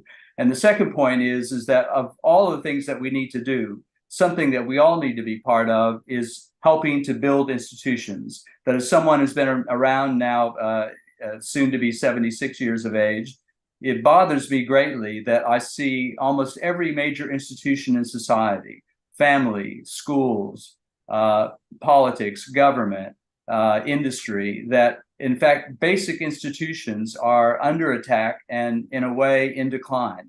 And I think that I have a strong belief that individuals help build institutions, and particularly leaders do, and it's institutions that basically bring about lasting and sustainable change. So that should be part of what we all have to do, and to use our talents along that line. The third point that I would make is that in talking about leadership, it's not enough just to have great vision, but we also must have operational excellence. And it's impressive that to hear the studies and the research that's going on, and one needs to go from the research and the innovation, and every university system that I know of has been criticized this way, that we're great at doing some wonderful research, but moving that research from theoretical research into practical applications has always been a significant challenge. So for leadership, we need both vision and operational excellence to learn how to commercialize that research, how to innovate with that research, and to actually make that change come about. As Simon Sinek, a wonderful professor in the management area, indicates, pure pragmatism can't imagine a bold future. So we need more than that. Pure idealism can't get anything done. It's the delicate blend of both that drives innovation. So we need both of those. And Thomas Edison, who had over 1,000 different inventions and patents, indicated vision without execution is but an hallucination. So I think, again, making things actually happen and making a difference in the world is the important thing. And of course, we do that step by step. As Francis Bacon, who was a wonderful exemplary of not only being a wonderful academic, but he achieved so much in so many different areas of law and science and government, that we rise to great heights by a winding staircase of small steps. So thinking big, starting small, step by step, is how we go forward. And then the fourth point I want to make, which really gets to the heart of what I wanted to talk about today too, and that is inclusivity, particularly in the area of disability. And paraphrasing former Vice President Hubert Humphrey and adding a bit of my own spin to it, I would make the argument that the moral test of a sustainable society is how that society and its institutions treat those who are at the dawn of life, the children, those who are at the twilight of life, the aged, those who are in the shadows of life, the sick, the homeless, the disabled, the needy, the disenfranchised. That's the true measure of the inclusivity and how sustainable a society is going to be. And so, and along that line, I think a wonderful old Chinese proverb that was paraphrased by Kevin Kling illustrates this point very well. And I'll just relate that very quickly. And he writes, back in the days when pots and pans could talk, there lived a man, and in order to have water every day, he had to walk down a hill and fill 2 pots and walk them home. One day, it was discovered one of the pots had a crack, and as time went on, the crack widened.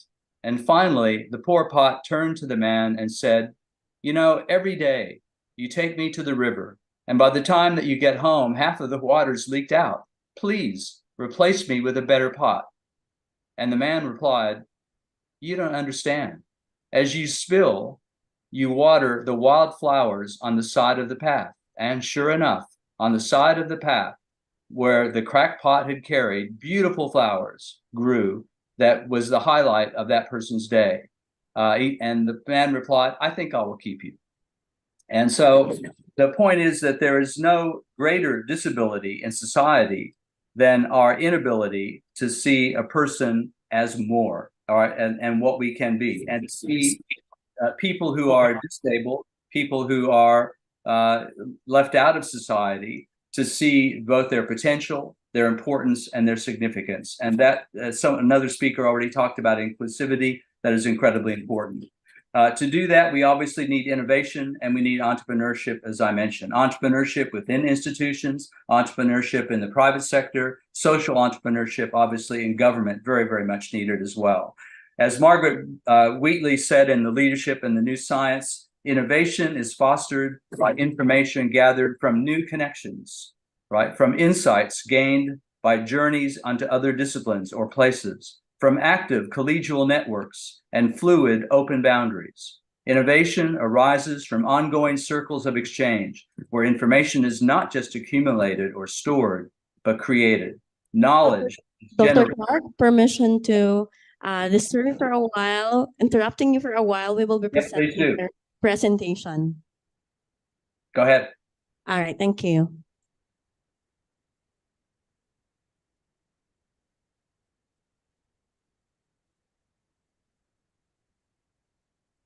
Oh, you got it up. Okay.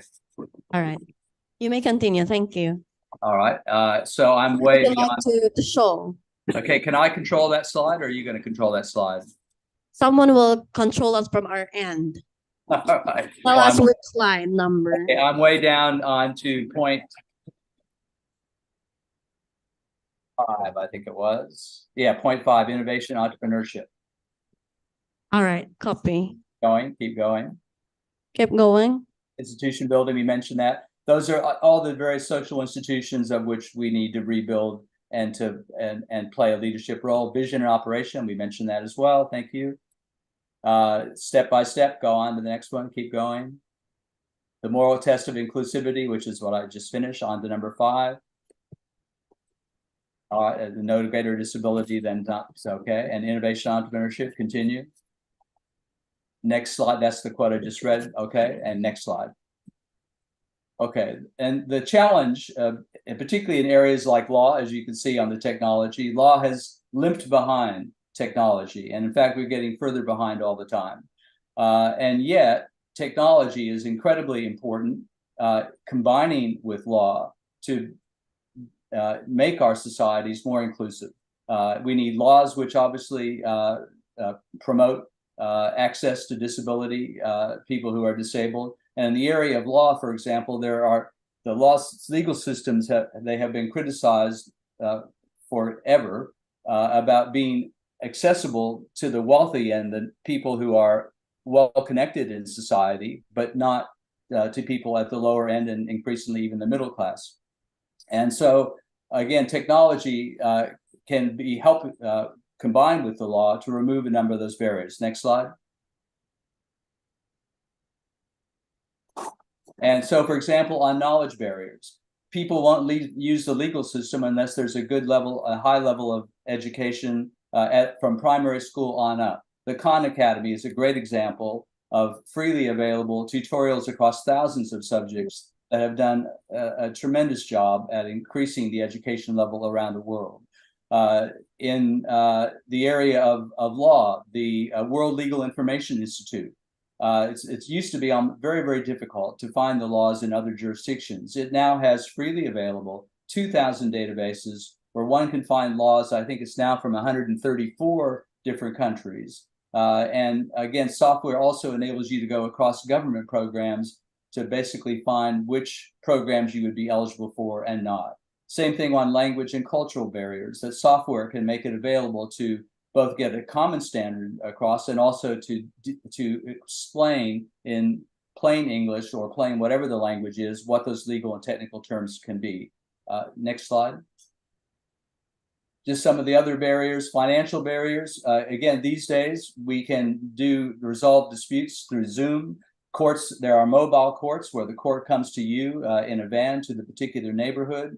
That people are using every bit of technology, internet, video conferencing, group discussions, basically as dispute resolution. The next slide. Physical barriers, again, mobile courts and Zoom can be used. Time constraints, you can use asynchronous, so that in fact different time zones. Part of the case could be done again at different times and bring that all together. And then probably the most important we'll see in AI regulation with the new European Union regulation is trying to get greater innovation from the law and new forms of regulation that meet the needs of a 21st century society trying to deal with things like AI.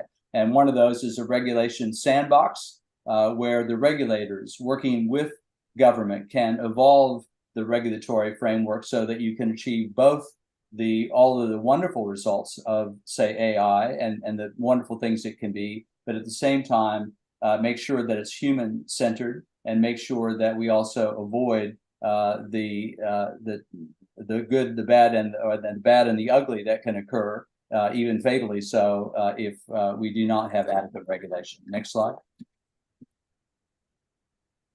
The sixth point is that all of this needs to be guided by wisdom. And I think Isaac Asimov said it very, very right when he pointed out that the saddest aspect of life right now is that science gathers knowledge faster than society gathers wisdom.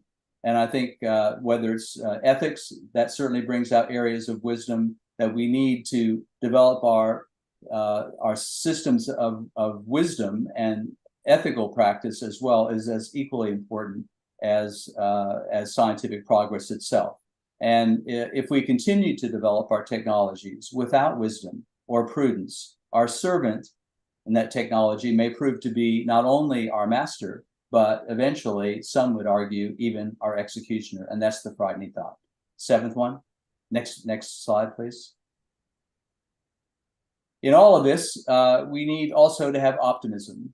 I think, if anything, now we certainly have a pandemic of pessimism. And when you read the media, that's all that one sees. And yet, many of the exciting things we've heard about today, you don't often see that in the media. And the reality is that constant pessimism and negativity will defeat individuals. It will have spread a shroud of gloom over entire nations. And you can't do anything without some optimism. As Franklin D. Roosevelt said in the middle of the Great Depression, when the unemployment rate was about 40%, that men are not prisoners of fate, but only prisoners of their own minds, and that the future really lies not in the hands of fate, but with optimism and with skill, with vision, as well as with execution that will lie in our hands. And next slide. And we get that through there by basically get to the stars by working through difficulties. I'm originally from the state of Kansas. John Ingalls' quote is in fact the state motto, ad astra per aspera, to the stars through difficulties. By working through those difficulties, finding solutions step by step is how we go forward. And the last slide. And the last thing I want to say is we need urgency in all of this. Carpe diem, seize the day. And Rumi, one of my favorite poets, said it very, very well in this very, very brief, but I think wonderful poem. Travelers, it is late. Life's sun is going to set. And during these brief days that you have strength, be quick and spare no effort of your wings. So I wish for everyone there, get those wings going, fly high, achieve your goals, have your vision, and at the same time, talk to one another so that together we can find the best path forward to a sustainable society. Thank you. Thank you so much, Dr. Clark, for that wonderful presentation. And indeed, leadership should be highlights on today's educational landscape. And we, as the academe, we should help to build our nation together with the politics, the industry, and the other institution you mentioned a while ago. And I really love the vision without execution is hallucination. So let's make a small step together. We can make a bigger impact to our society. And always remember that great things are done by series of small things brought together. Thank you so much once again. Thank you. And now we will proceed to the technical session 2. May I invite our session chair to give us a speech. Ladies and gentlemen, let's welcome Dr. Marilyn F. Isip, the Director of Santa Maria, Bulacan Campus, Polytechnic University of the Philippines. A warm applause, please.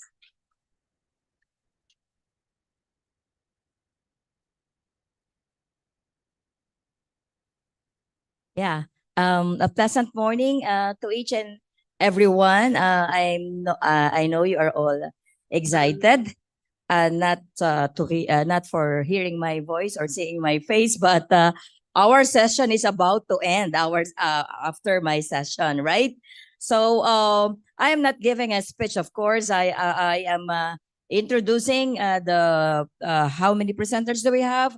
I think 7 presenter, 3 for the virtual and for the in-person. So without further ado, let us start our session with in person with Siniwati for the paper titled The Effect of Using GPT Chat on National Security in Italy and Indonesia. Let's give a round of applause for our next presenter. All right, so again, the presenters are giving us 7 minutes for the presentations. Then after all the presenters, we will be having the Q&A. So I will be say a sign for say like that, meaning it's you have 5 more minutes to present, and then 2 meaning you have 2 more minutes to present. Okay, thank you so much.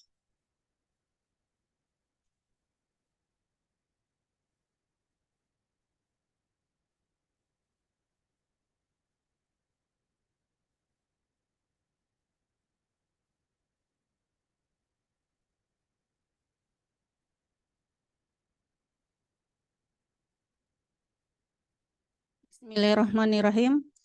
Assalamualaikum warahmatullahi wabarakatuh, and good morning, ladies and gentlemen. My name is Seniwati. I am from Hasanuddin University, Sulawesi, Indonesia. My title is Advantages and Disadvantages using. My title is Advantages and Disadvantages using GPT chat. Okay. For the introduction, ChatGPT is a service created by a company called OpenAI, and this service was created to help provide information to people. This service program has the ability to reach 100 million users because it has a fast system in the program. But there is some problem. The service is highly controversial because it can threaten a person's job and spread misinformation and bias. This program uses personal data without the consent of the data owner, which will be very detrimental and dangerous for the data owner. Aim of research: to identify the amount of ChatGPT user data globally, including the advantages and disadvantages of the service system. Method: I applied qualitative unit of analysis. Students of university in South Sulawesi, Indonesia, including my university, 20 students per university. So all there were 80 students. Method: interview.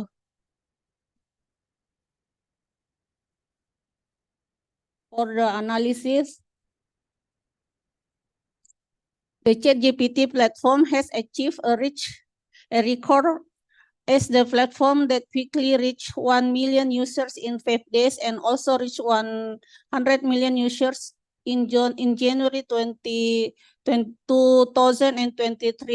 ChatGPT also had a lot of website visits, namely 1 billion in February 2023, and continued to increase in March 2023 by 1.6 billion. And in April 2023, there were 1.8 billion visitors.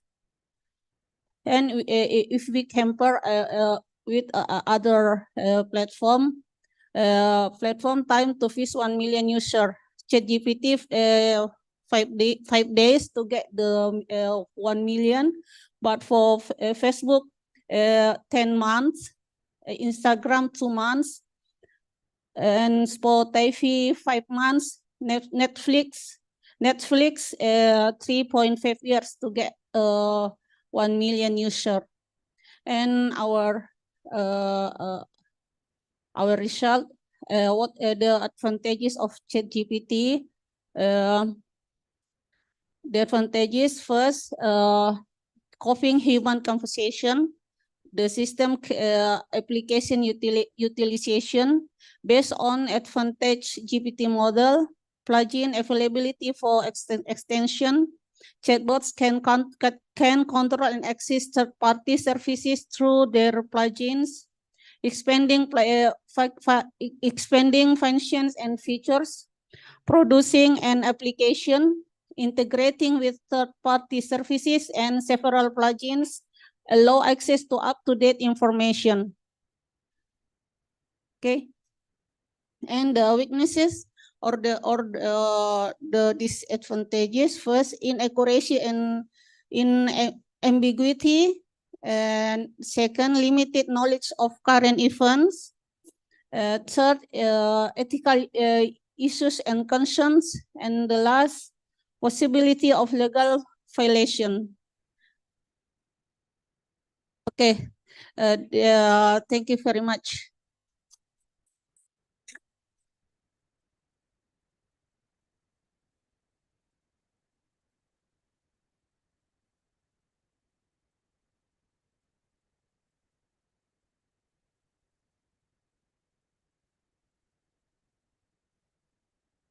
Hello.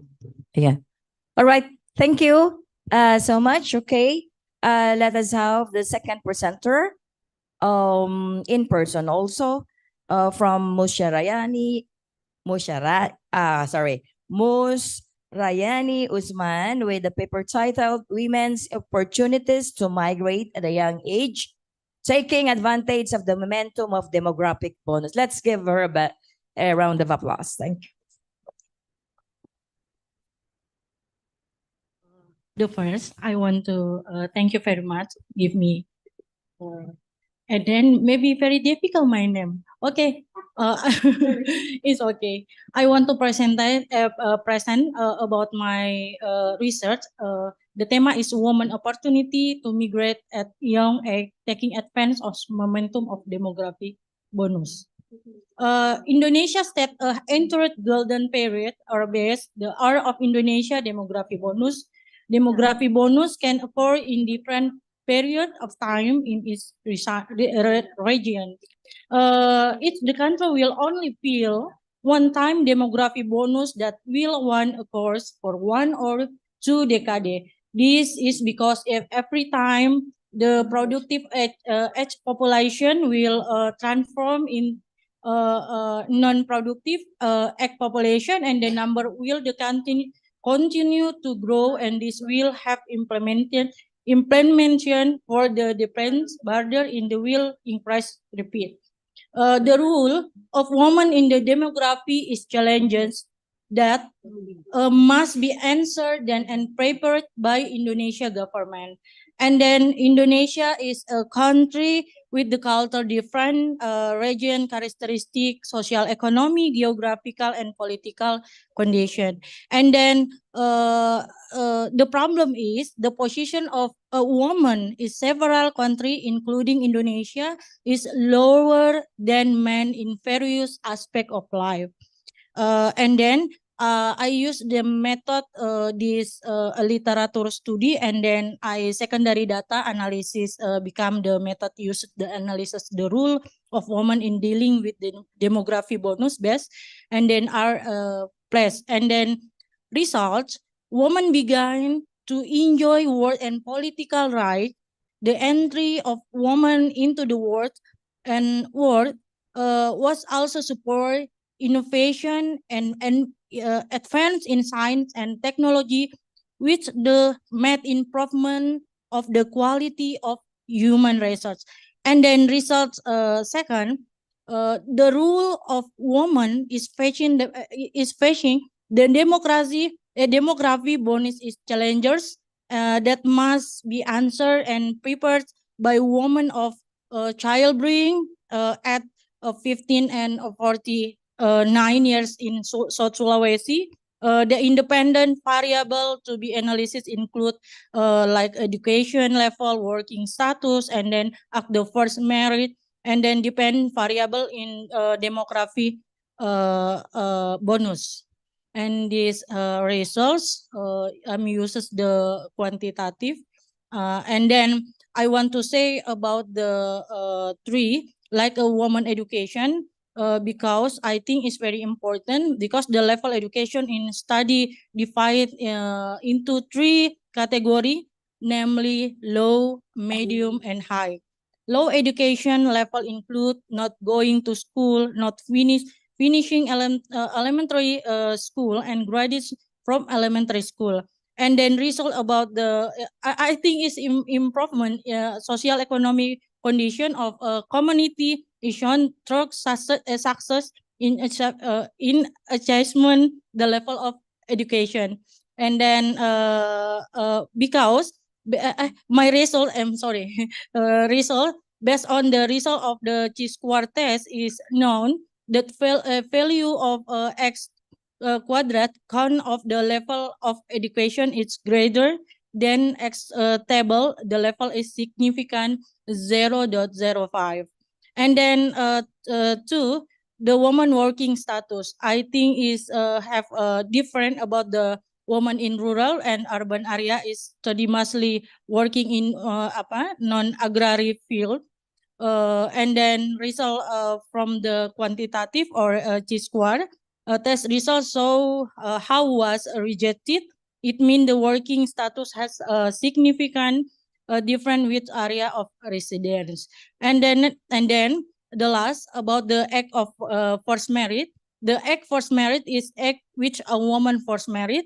The highest percent of women the first married as in rural as in other 15 years old. This relate to the marriage culture in Sulawesi Selatan. So inclusion based on the result of the chi-square, all independent variable I'm using the X calculate and then X table, which mean the all independent variable have a significant difference.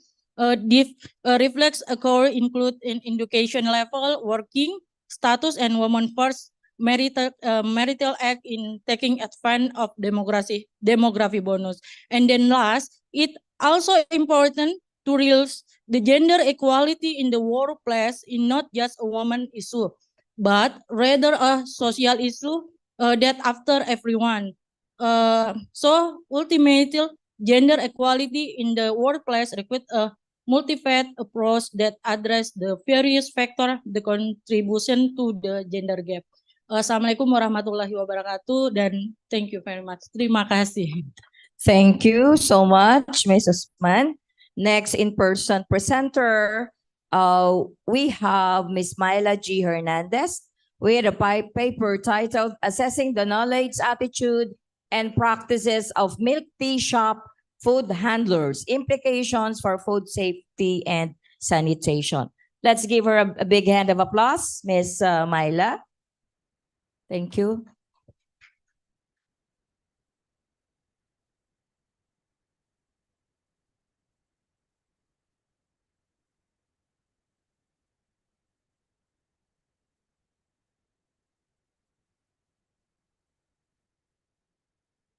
Good morning, everyone.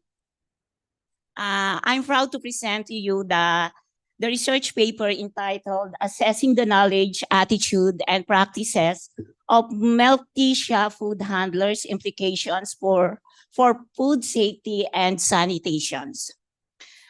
Before I proceed, let me first introduce the author and the co-author of this research paper. The author of this paper is a graduate of Master of Science in Hotel and Restaurant Management. She is a faculty member of the Department of Hospitality Management, teaching courses related to tourism, marketing, and supply chain at the Polytechnic University of the Philippines, Parañaque campus. She's no other than our beautiful moderator, Ms. Mila Joy Martinez. While the co-author of this topic, of course, yours truly, I'm Myla Garcia Hernandez. I am enrolled in Masters in Business Administration at the Polytechnic Open University. a licensed professional teacher, and an administrative officer, LGU coordinator at the Polytechnic University of the Philippines, Parañaque campus. To start the presentation, I know that many of you are already drinking milk tea, right? But some of us didn't know the process. That is why it causes severe illness and death. So this study aims to assess the knowledge, attitude, and practices of milk tea shop food handlers in Parañaque City and to identify the areas for enhancing food safety and sanitation practices. For everybody knows, Parañaque is one of the city in Metro Manila, Philippines. According to the researchers, the global bubble tea, next slide, sir. According to the researcher, the global bubble tea market was worth about $1.8 billion in 2018 and almost $2.5 million in 2019 and expected to reach $3.5 billion in 2026. Year 2008, when milk tea introduced to the Philippines, where it gained significant popularity among Filipino teenagers and young adults. And according to the World Health Organization, 420,000 people die yearly and 33 million lose their lives due to foodborne. Actually, in recent years, there are several incidents of foodborne illness related to milk tea consumption in the Philippines. That is why it is very crucial or very important to assess the knowledge, attitude, and practices of the food handlers in milk tea shops. So, for the methods, next slide po.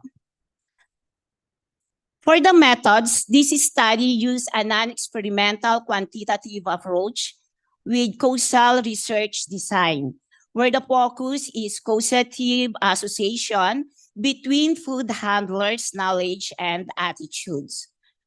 This study examined the 42 milk tea establishments in the city of Parañaque, Metro Manila, Philippines, where the letter to gather the information is addressed to local government unit of the Parañaque.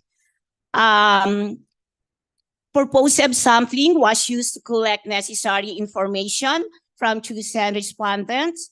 Democratic profiles, level of knowledge, attitudes, and practices were evaluated through a self-administered questionnaires, and the questionnaires was adapted from prior studies and validated by experts to ensure liability. Next slides.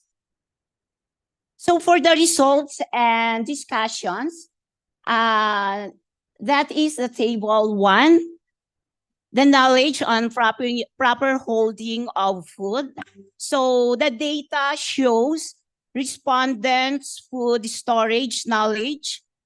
Respondents strongly agree with an average of 3.61 with cooling tapioca first before serving, but disagree with an average of 2.29 with throwing it and milk tea after 4 hours of being stored at room temperature. Next slides. Table 2, that is the attitude towards business. It shows that the indicator 1, with 3.76 respondents, strongly agree that business should employ food safety, risk management, and control procedures. Respondents only agree 2.71 average. In indicator number 5, that obtaining business requirements is difficult and expensive. Next slides. So the table 3 is the practices on storing. So it shows that the respondents always keep all packaging materials inside the container to prevent pests and dust. There are 4.91 average. However, respondents often use raw materials beyond their expiry date, which is not a practice. So the average is 3.55. Next slide. Seconds. Okay, table 4 practices on cooling. So it revealed that the respondents always refrigerated whipped cream. So for the conclusions, according to the results of the study, most food handlers are 20-25 years old and women. So food handlers generally exhibit good knowledge about food safety. So and food handlers demonstrate good practices related to the HAC or the hazard analysis and critical control points food diagram. Nevertheless, the study reveals shortcoming in their practices, particularly in storing and cooling milk tea. So that's all. Thank you very much and good morning again.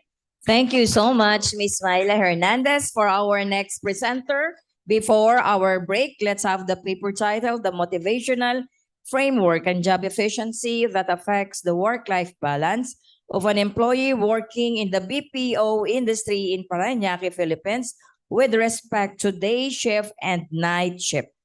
Everyone, let us all welcome Ms. Amifiel Kadugda.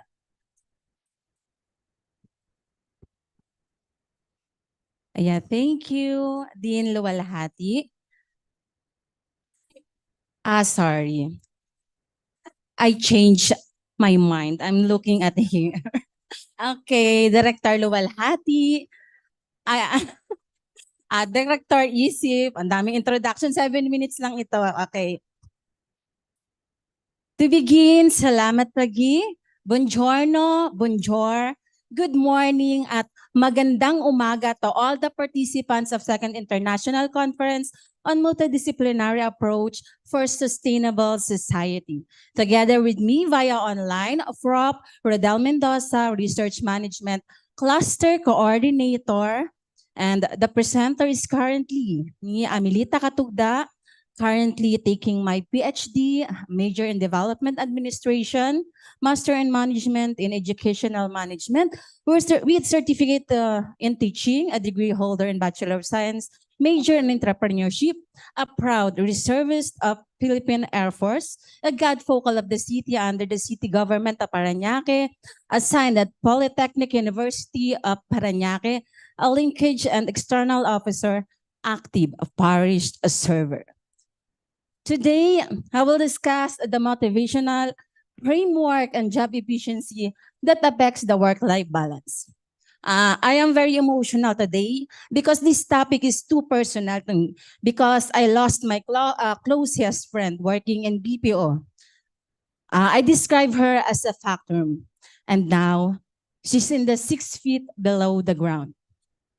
We need to always remind ourselves that work-life balance is an important aspect of our work being and contributes to a healthy work environment. The benefits of work-life balance include increased happiness, improved physical and mental health, increased productivity and performance, higher career satisfaction.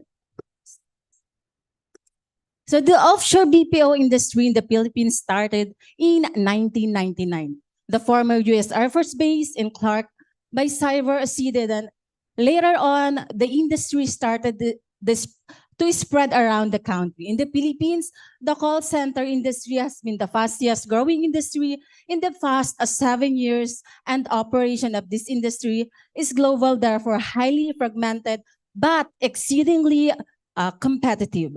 Several factors like a large pool of graduates with English communication skills, government support and IT investment, and knowledge of ICT are one of the reasons why Philippines developed its computer system and performance.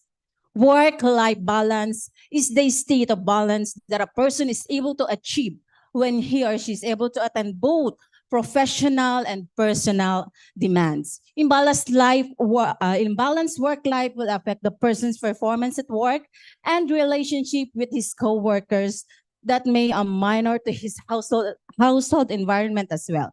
A healthy work life will benefit both the employee and the employer in a way that productivity, efficiency, and a healthy work environment can be achieved.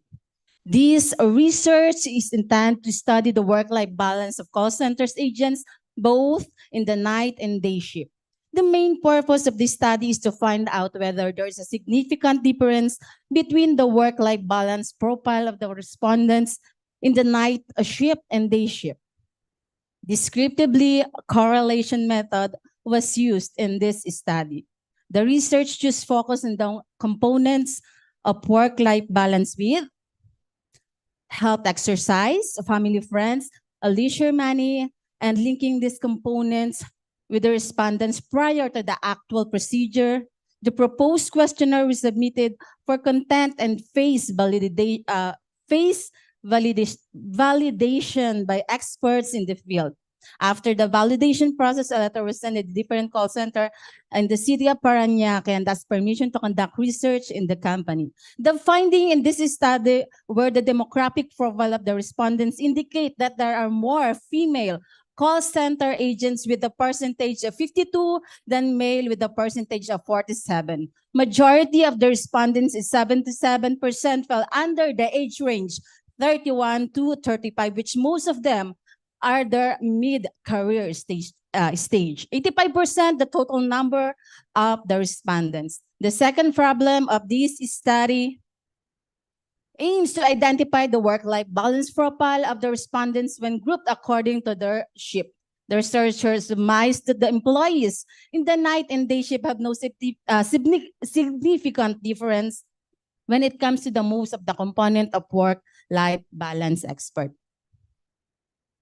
So, every employee nowadays struggle with their conflicting work schedule, especially the working parents. Unintentionally, people tend to bring their work at home.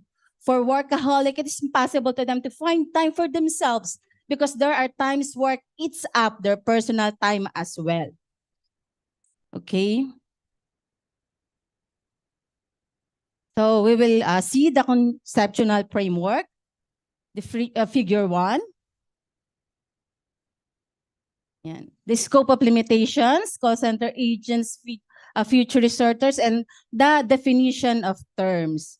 So the work-life balance of the Philippine BPO, quality of workers' value versus life, performance management, and the leisure equity theory shift work. So the synthesis, the review of related literature and studies provides the researcher information and insight similar to the conduct of the current study. Work-life balance. Okay, so, okay, because we're live, so, ayan. So next, please.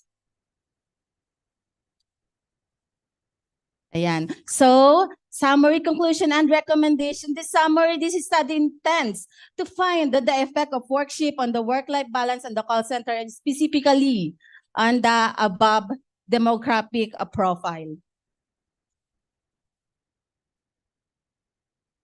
So the conclusion, based on the major findings of the following conclusion, Table 1 shows that the demographic profile of the respondents varies in different aspects, number of them tied in specific elements like the age, gender, marital status, number of defendants, shift, and employment status.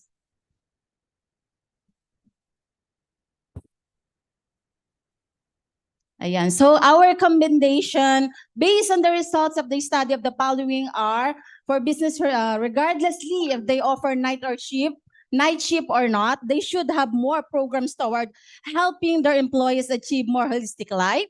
Providing benefits apart from the expected one should be integral programs such as providing flexible schedule and wellness activities are imperative. So number two, prioritizing needs is essential in keeping a balanced life.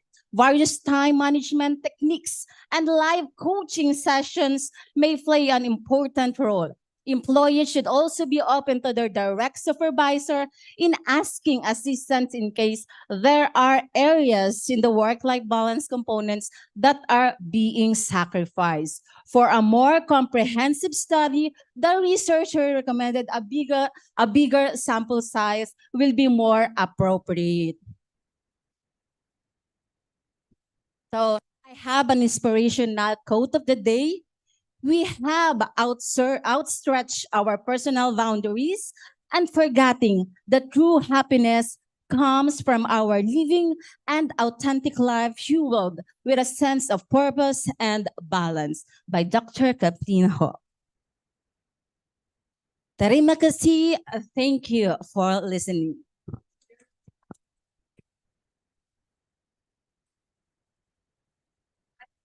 Hello. Dear colleagues, another round of applause for Ma'am Amelita Catulda for her paper, The Motivational Framework and Job Efficiency that Affects the Work-Life Balance of an Employee Working in the BPO Industry. Okay, pass to you the mic, Miss Joy. Thank you so much, Dr. Marilyn Isib, and thank you so much to our face-to-face presenters for today's session. Now we will be giving you time for a coffee break, and please feel free to help yourself with some coffee and snack outside, and then we will resume by 11:20. You have 5 minutes for a coffee break. Yes, it's instant because our coffee is brewed, not instant. Okay, you may go. Thank you so much.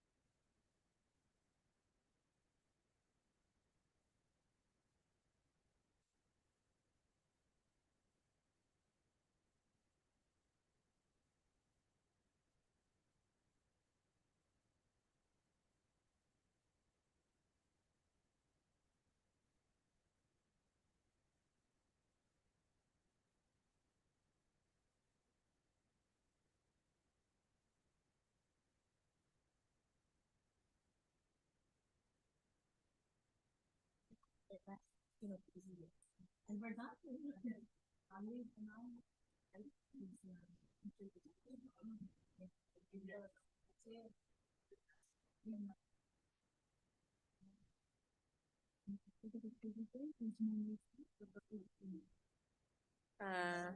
Coffee break, keynote speaker Dr. Vijay, virtual presentation. I'm learning for Dr. Marilyn. Is it the one you mentioned a while ago? First, you have to call in for the vision papers. If I can for but we don't give you only the last two we have given Okay. you. Yeah, And the this last new one. Tanti Vidya. Speech, speech. Yeah. The video of that new one is. Yeah, it's already included Yes, sir. there. This one and this one. We have only the present one. Okay. Dr. Jitendra Naik, Sanchita Dev, and Koel. She will present Dr. Juna. Okay. Jitendra. Jitendra Naik. Jitendra Naik. Yes. And then Sanchita Dev. Then Koel. Koel Roy. They will present for you. Okay. Yeah, We don't it's have already video. included. We don't. Okay. Okay. We have this. For Okay. this, if you notice, we will play this. This. Yeah. Pasika and. Okay. I thought we all the should be presented after Dr. Jai. And then after all the virtual presentation, Tanvi. And that's all.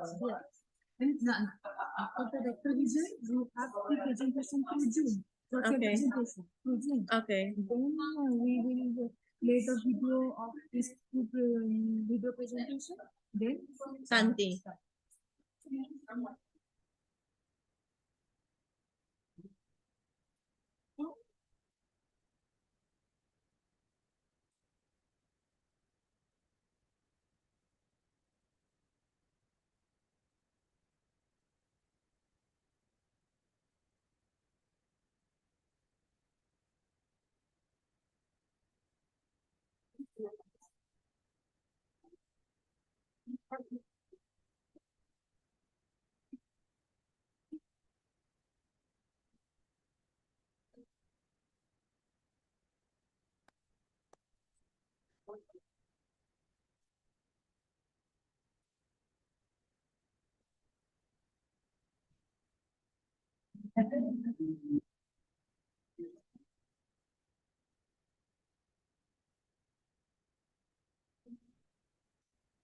Pang IG. Ganda.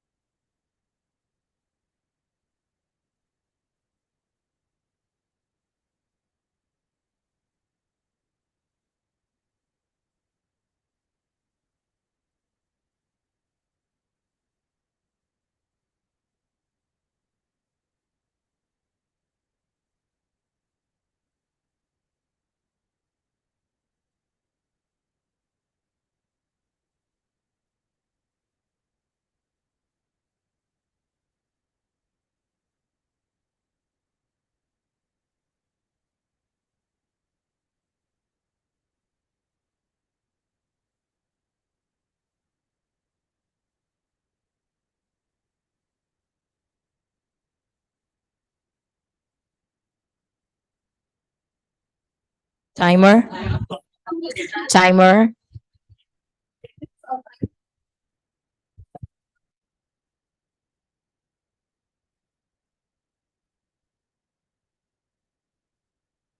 Like this. All right. Thank you so much, everyone. You may now see it on your most comfortable seat. No, as we are now,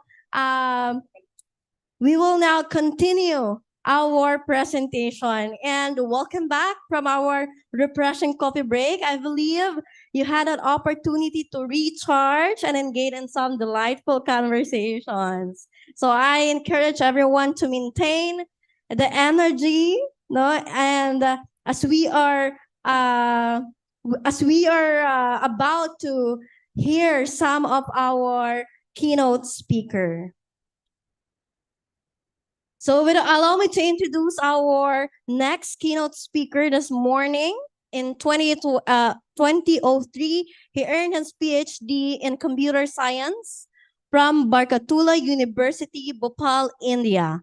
With an impressive career spanning over 33 years, he brings a wealth and experience in teaching, research, and administration. Having served in both government and private universities and colleges in India and abroad. His international academic journey includes significant assignments in Canada, the Republic of Yemen, and Republic of Sudan. Furthermore, he served as an expatriate expert for the United Nations Development Program in Ethiopia. A pivotal figure in the educational landscape, he played a crucial role in shaping several reputable institutes that offer technical and management education in India. His leadership has been instrumental in guiding institute through transformative journey, resulting in national and international accreditations.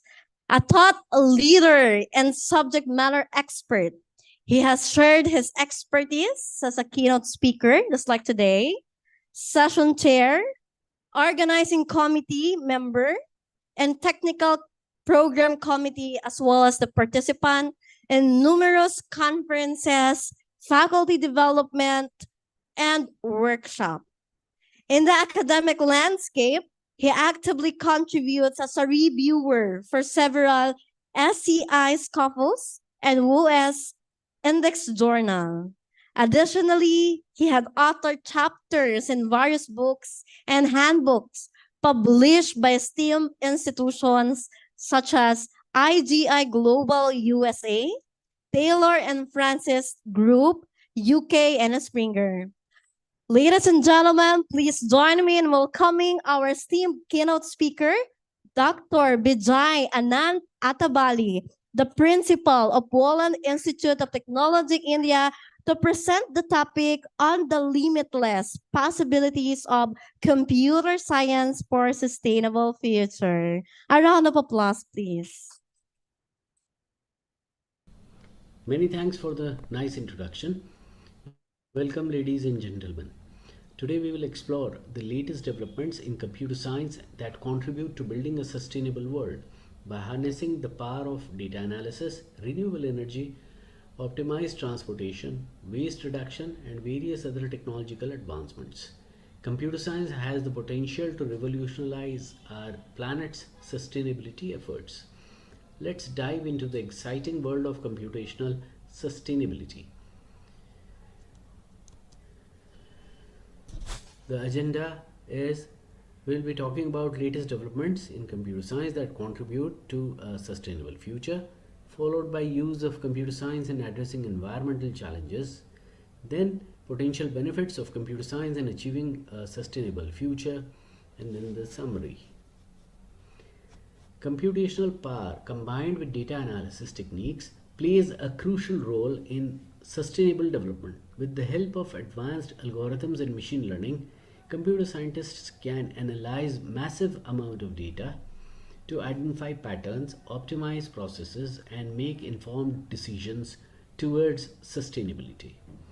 By utilizing data-driven approaches, computer scientists can enhance the efficiency of renewable energy systems such as solar and wind power to maximize output and minimize environmental impact.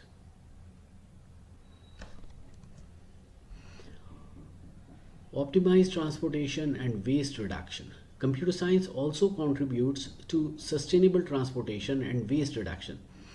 Through the use of intelligent algorithms and optimization techniques, computer scientists can develop smart transportation systems that maximize fuel consumption, reduce traffic congestion, and decrease emissions. These advancements in transportation efficiency not only benefit the environment but also improve the quality of life for individuals and communities. Additionally, computer science plays a vital role in waste reduction by enabling efficient waste management systems, recycling programs, and resource allocation strategies, thereby promoting a circular economy. The role the Gen Z generation, characterized by their exposure to powerful technologies and heightened environmental awareness, holds the key to driving sustainable computing forward. As this generation enters the workforce, their perspective on sustainable development will shape the future of computer science and its impact on environment. Gen Z's unique perspective, combined with their technological understanding, will propel the integration of sustainability principles into computer science practices, ensuring a more sustainable future.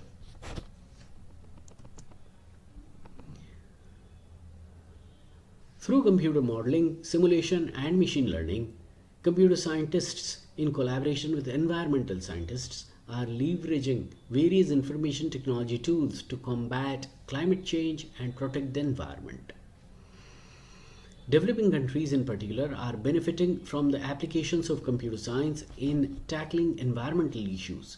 Examples of how computer science is being used in developing countries to address environmental challenges include sensor systems for wildfire monitoring, artificial intelligence in sustainable building design, reducing emissions and energy conservation, technology for addressing environmental issues.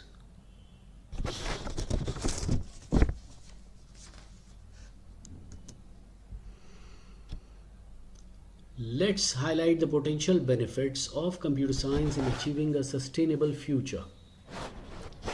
One significant benefit of computer science in promoting sustainability is through the optimization of resources and better management. With the help of advanced algorithms and data analysis, computer scientists can develop efficient systems to monitor and control resource consumption. This can lead to the conservation of energy, water, and other essential resources, ultimately reducing waste and minimizing our ecological footprints. Furthermore, computer science empowers us to tackle complex environmental challenges through modeling and simulation. By creating virtual environments, scientists can simulate the impact of certain actions on policies on the environment. This enables us to predict the consequences of different strategies before implementing them in the real world. Such simulations can be used to devise effective climate change mitigation plans, evaluate the feasibility of renewable energy projects, and explore sustainable land use practices.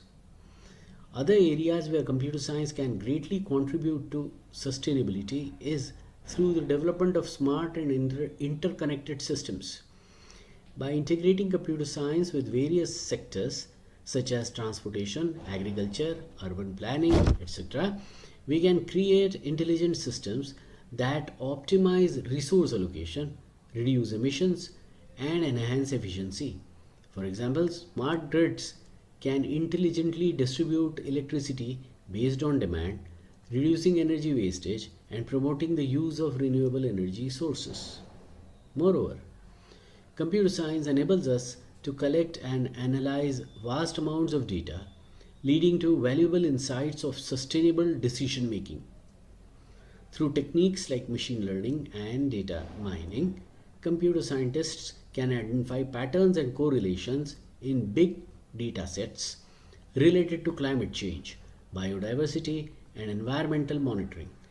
These insights can inform policymakers, scientists, and businesses, facilitating evidence based decisions and actions that promote sustainability. In conclusion, computer science holds limitless possibilities for achieving a sustainable future.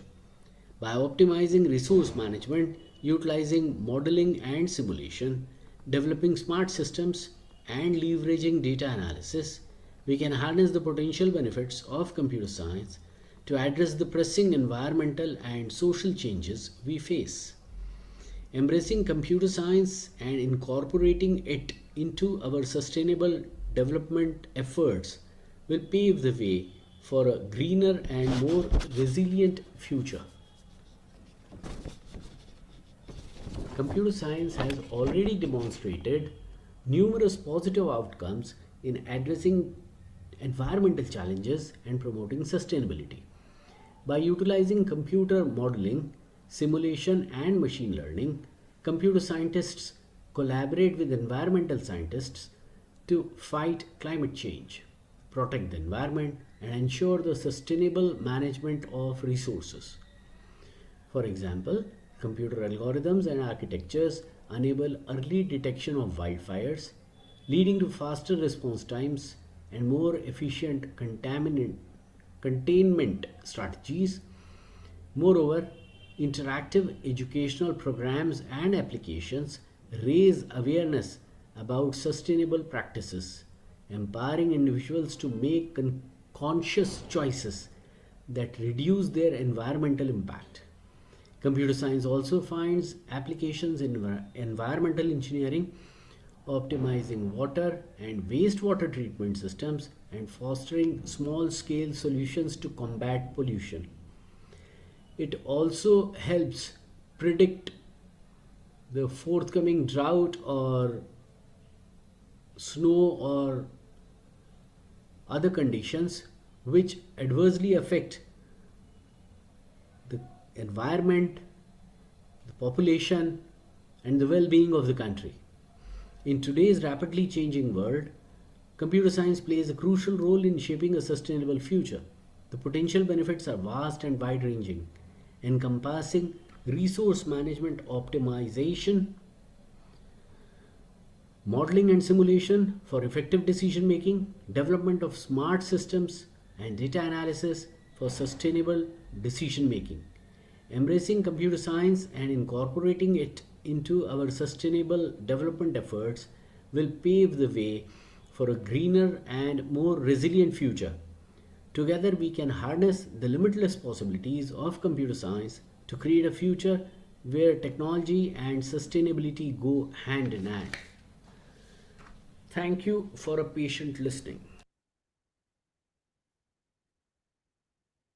Thank you so much, Dr. Vijay. Indeed, in today's rapid, challenging world, ComSci played an important role in sustainable society for a greener future. Thank you so much. And now we will be resuming our research presentation for our virtual participants. Okay, thank you, Ms. Joy. So for our virtual presenters, okay, without further ado, may I call in the paper title, The Law and Efficacy of TI Parade, a comparative analysis of procedural safeguards, witness reliability, and the constitutional implications. So ladies and gentlemen, let us welcome Koyel Roy. Hello po. Yeah, good morning. Am I audible?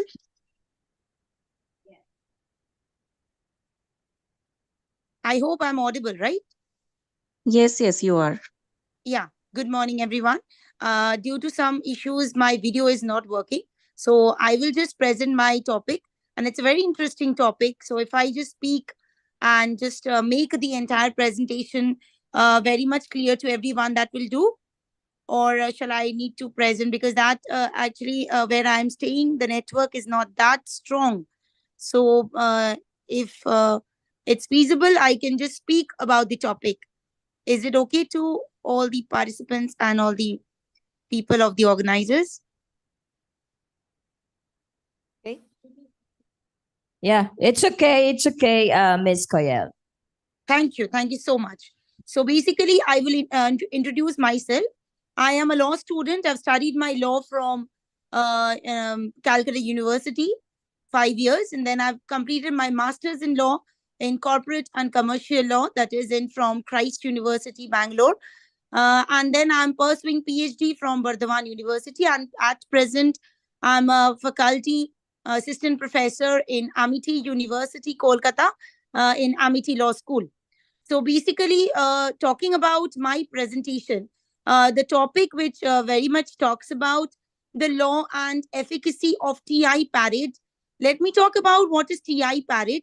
TI, the word T stands for test, and I stands for identification. So basically, it is a part of criminal law, which is very much evident not only in India but in the comparative, if you comparison the entire thing, it is nothing but when I would like to say that the universe is made of facts. But when we talk about the criminal justice system, the court deciding into a case, not all the facts that exist in the universe shall be taken into account. So the evidence law makes it clear that only the facts that are relevant to the case at hand are considered. Same is the case of to identify the person, articles involved in the crime. Even here, only those facts which facilitate identification of the person or thing shall be classed as relevant. So here we talk about the fingerprints or the skull superimposition or the footprints examinations or the DNA profiling and also a test identification parade, which is done in a criminal case after the scars or the marks when a particular murder or any kind of crime that has happened. So after the crime that has happened, there are certain kind of identification which is done by the forensic people. So this paper, whatever the paper that I've done, this paper talks about the objective and scope and the literature or the chapters that are focused on the TI parade and the analysis of the parade that is there in section 9 of the Indian Evidence Act and section 54A of the Criminal Proceedings Code of India. So, and also other countries also have selected comparative analysis also have done with the other countries. Those are basically USA, UK, Canada, etc. So now I will like to draw upon some few introduction about what I've done.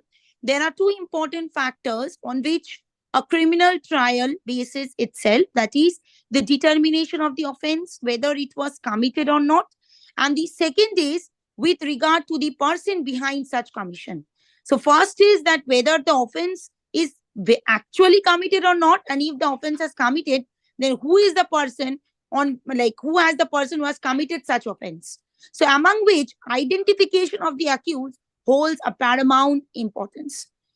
The term identification means the process by which a person ascribes and confirms the qualities or characteristics of another person, whereas the means of identification was defined in the case. So there are 2 or 3 cases which I have taken as because I'm a law student, so and a law teacher as well. So without the precedents or without the cases, I cannot move on to justify whatever I've done. So there are 2 or 3 cases which I have taken and defined. That is, first is United States versus Hansen and United States versus Reuters. These 2 cases talks about that the test identification is a process which is used in criminal cases to facilitate identification of not just persons, but also things or animals which is concerned in the crime that is under investigation or trial. Thus, the various types of identification parades are identify the person living or dead, known or unknown, identifying the articles including firearms, identifying the handwriting, photographs, fingers, footprints, etc. So on the other hand, what is the objective and scope of the study is to determine whether test identification parade is admissible and gain insight into how an identification parade is concluded, and to analyze the implication of the test identification parade under Section 9 of the Indian Evidence Act, along with Section 54A of the Criminal Procedure Code. Coming to the methodology that I've adopted, the methodology that I've adopted is nothing but the analytical methods, as well as some kind of some kind of witnesses that I've taken into account, some kind of police personnel also. I have asked them to justify that whether my entire research is well equipped with the hypothesis that I've taken into account. The research questions that I've put forward is whether the concept and practice of TI parade, that is test identification parade, in the Indian context, and determining how it is positioned when compared to its practice in USA and UK. What are the key factors, procedure, and the legal influences, and the reliability and accuracy of identification and TI parade within the criminal justice system in India? How can the factors influencing the TI parade process be optimized in order to enhance the reliability of the identification and simultaneously minimizing the chances of misidentification, ultimately improving crime investigation? And the last one, what are the key challenges and issues facing the conduct of the test identification parade, and how can these challenges be addressed in order to enhance the efficacy of TI process? I will not take so much of time, but just to give certain importance and give certain conclusion about the topic is, in the word of Benjamin Franklin, it was very clearly stated that it's better 100 guilty persons should escape than that one innocent person should suffer. So it is important to hold that a test identification parade at a time close to the commission of the crime, it is not just beneficial in preventing the investigating process from being sidetracked, but also prevents a witness to commit mistakes while identifying the persons in the court directly. Even the Supreme Court stated that the fact cannot be denied that due to the lapse of long time, the witness is most likely to lose memory or might forget the intricate details of the culprit. Thus, in such a case, chances of mistake would prejudice the identification process, jeopardizing the life of an innocent. To eliminate the same and prevent an innocent to be punished instead, it is important that an identification parade is carried out.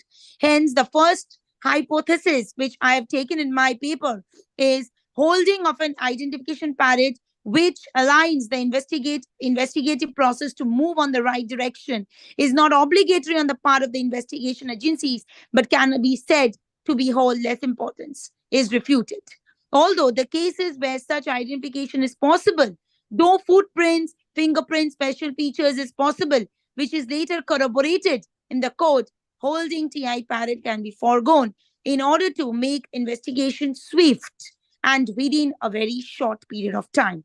Because as we all know, that if there is a criminal process, it takes a long period of time. And even there is a very well-known code in Hindi. We say tariq pe tariq. So basically, time after time, it goes on, and it takes a lot of time to come to the justice. A justice is a very myth, or whether it actually is given. So my conclusion and the suggestion which I would like to extend to the entire participants is that there should be some kind of DNA test. There should be in CCTV cameras, more in number, so that all these footprint scans, height, body, facial features, everything should be taken clearly so that the Criminal Process and the Identification Act, which very recently was enacted in the year 2023, can be more or less very much important in the upcoming year for the criminal justice system. Thank you so much. Thank you so much, Attorney Roy, for your very informative presentation. Thank you. Now, next virtual presenters, we have the paper titled Input-Oriented Technical Efficiency of Indian Chemical Industry in the Post reform era. Ladies and gentlemen, let us welcome Sanchita D. Miss D. Hello? Yeah, we can hear you loud and clear. Okay, I'm going to share the screen. Just a minute. Is it visible? Hello? Yeah, it is visible. Just go to the first slide if possible. Okay. Yeah. Okay, it's visible. Just a minute. Is this all right? Yes. Okay. Good morning, everyone. This is Dr. Shonchita De, Associate Professor in Department of Basic Science and Humanities, University of Engineering and Management, Kolkata. My topic is input-oriented technical efficiency of Indian chemical industry in the post-reform era. Now, as I have worked on efficiency, first of all, I'm going to quickly discuss the concept of efficiency. In the first slide, I have drawn one production frontier, which is basically making a technological relationship between inputs employed and output produced. Now, when one farm is output efficient, that farm will be producing maximum Y-star amount of output by employing X0 amount of input. But if that farm is output inefficient, by employing X0 amount of input, that farm will be producing only Y0 amount of output. That is, that farm will be producing below the production frontier. On the other hand, if a farm is input efficient, that farm will be producing Y0 amount of output only by employing extra amount of input. But if that farm is input inefficient, that same level of output, that is Y0 amount of output, will be produced only by employing X0 amount of input. Again, that farm will be employing below the frontier. So when a farm wants to be technically efficient, that farm needs to be operating only on the production frontier. So this is the explanation of the previous diagram, which I have already mentioned. Now, moving on to the motivation of the study. In 1991, economic reform program was introduced in India. Government of India adopted liberalization policy. As a result, Indian domestic firms were exposed to international competition. The argument in favor of adopting liberalization policy is to increase the efficiency of Indian manufacturing industry. Thus, the question can be asked, what is the performance position of Indian manufacturing industry during the post-reform era? Now, Indian manufacturing industry is having different industry groups. For current analysis, for current study, I have chosen Indian chemical industry on the ground that it is one of the India's oldest and major manufacturing industry, accounting about 14% of production in Indian industry. It has contribution of 7% towards gross domestic product of the country. The total investment of Indian chemical industry is approximately $60 billion. It has generated total employment of 6 million. It has, the Indian chemical industry is 6th largest in the world and 3rd largest in Asia in terms of production volume. It produces varieties of product, more than 80,000 products related to petrochemical, fertilizer, pharmaceuticals, and it is also having huge contribution towards total export of the country, that is around 14%.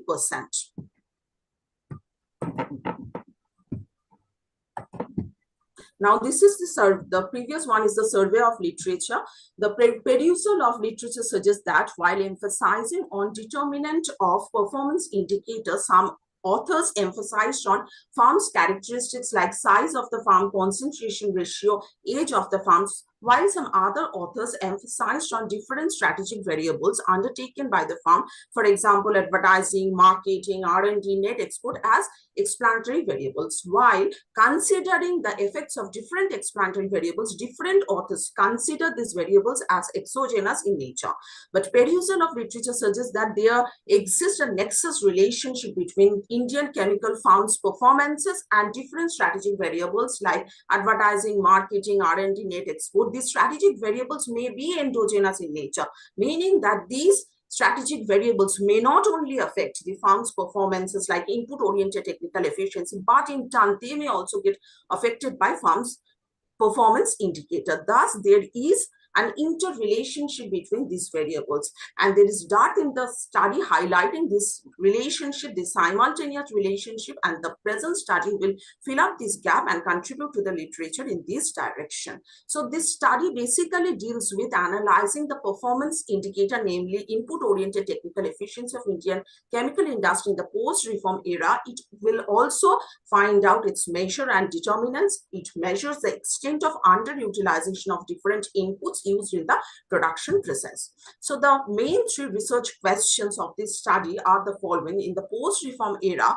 for Indian chemical industry, what is the extent of input-oriented technical efficiency? What is the extent of underutilization of different inputs used in the production process, and what are the possible determinants of input-oriented technical efficiency? Now, for the analysis purpose, the data regarding input-output variable and factors determining efficiency have been collected from CMI Prowse database for the time period March 1995 to 2016. Total number of Indian chemical firms incorporated is 223. The study conceptualizes 1 output and 5 input production technology. Total sales has been considered as the output in this model, and inputs are the following: raw material inputs, energy and water inputs, labor, land, and capital inputs. Now, for measurement of efficiency, I have considered non-parametric data envelopment analysis approach, and for determinant analysis, I have performed simultaneous panel model as developed by Baltagi, that is EC2SLS random effect instrumental variable regression for input-oriented technical efficiency block consisting of the following determinants: advertising, marketing, research and development, net export, diversification index, age dummy, and the size of the farm. Now, it may be possible that different explanatory variables is having non-linear relationship. To get this effect, I have considered their sole effect, the effect of their square terms, and the joint effect of different variables, as well as I have incorporated the effect of 1 year lack of different strategic variables. Now, moving on to the estimated result of the study, the grand mean input-oriented technical efficiency of Indian chemical industry is 0.832, suggesting that the same level of output could be produced by the present sample farms by reducing 17.7% of input if inputs are used efficiently. Now, the input-oriented technical efficiency of the Indian chemical industry kept on fluctuating over the study period. It has increased from 0.74 in 1995 to 0.783 in the year 2016. It was highest in the year 2000, that is 0.91, and it was lowest in the year 2015, that is 0.737. Now, if I consider the entire sample, only 12% of the sample farms are producing efficiently. They are having the total efficiency, the technical efficiency score of 1. They are operating on the production frontier, but the remaining 88% of sample farms are operating below the frontier. They are operating inefficiently. Now, the next table is basically showing mean input slack measured in percentage term. This table is basically a proof of inefficient utilization of scarce resources by Indian chemical firms over the study period, because the study suggests that the same amount of output could be produced by the present sample farms by reducing raw material inputs by 30%, energy and water inputs by 75%, labor by 18%, land by 14%, and capital by 328%. Now, moving on to the determinant analysis, here I have basically represented the effects of different variables on input-oriented technical efficiency of Indian chemical firms over the study period. I have calculated the marginal effect of different strategic variables like advertising, marketing, R&D, and net export on input-oriented technical efficiency. Dr. D, you may wrap up your paper, please. Thank you. Within a minute, ma'am. Sorry. Yeah, time is up for 7 minutes, but you may wrap up your... Okay, I'm quickly going to finish. So all these strategic variables are having positive marginal effect on input-oriented technical efficiency. In this table, I have captured the positive marginal effect of input-oriented technical efficiency on advertising. Next table is showing the positive marginal effect of input-oriented technical efficiency on marketing. The next one is suggesting that ITI, input-oriented technical efficiency, is having positive effect on research and development. And the last one is basically representing that input-oriented technical efficiency is also having positive marginal effect on net export. So the main findings of this study are the following. Grant mean input-oriented technical efficiency is 0.83. 12% of the total farms, sample farms, are operating efficiently. The determinant analysis suggests that advertising, marketing, research and development, net export, all are having positive marginal effect on input-oriented technical efficiency in the current year, and as well as the input-oriented technical efficiency is also having positive marginal effect on these said strategic variables. One limitation of this study is while explaining efficiency, I have considered non-parametric DEA, but the literature supports the fact that this study can be carried out using parametric stochastic frontier function approach to verify the robustness of the result. This is our future agenda of research. Thank you, everyone.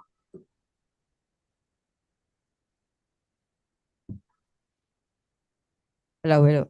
Okay, thank you, Dr. B, for taking time to research on the chemical industry, because this may somehow harm the society if not given the proper research and proper study. Thank you again, Dr. D, for your nice presentation. For our next presenter, for our next presenter, hello.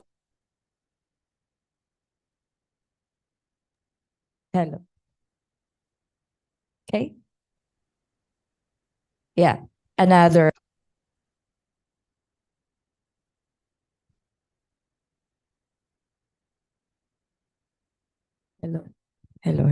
Hello. Another virtual presentation.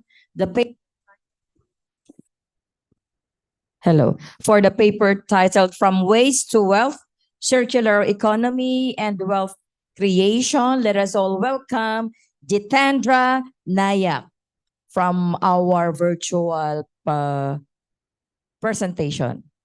Thank you, ma'am. I hope I'm audible. Yeah, we can hear you loud and Okay, I'll clear. be sharing my slide.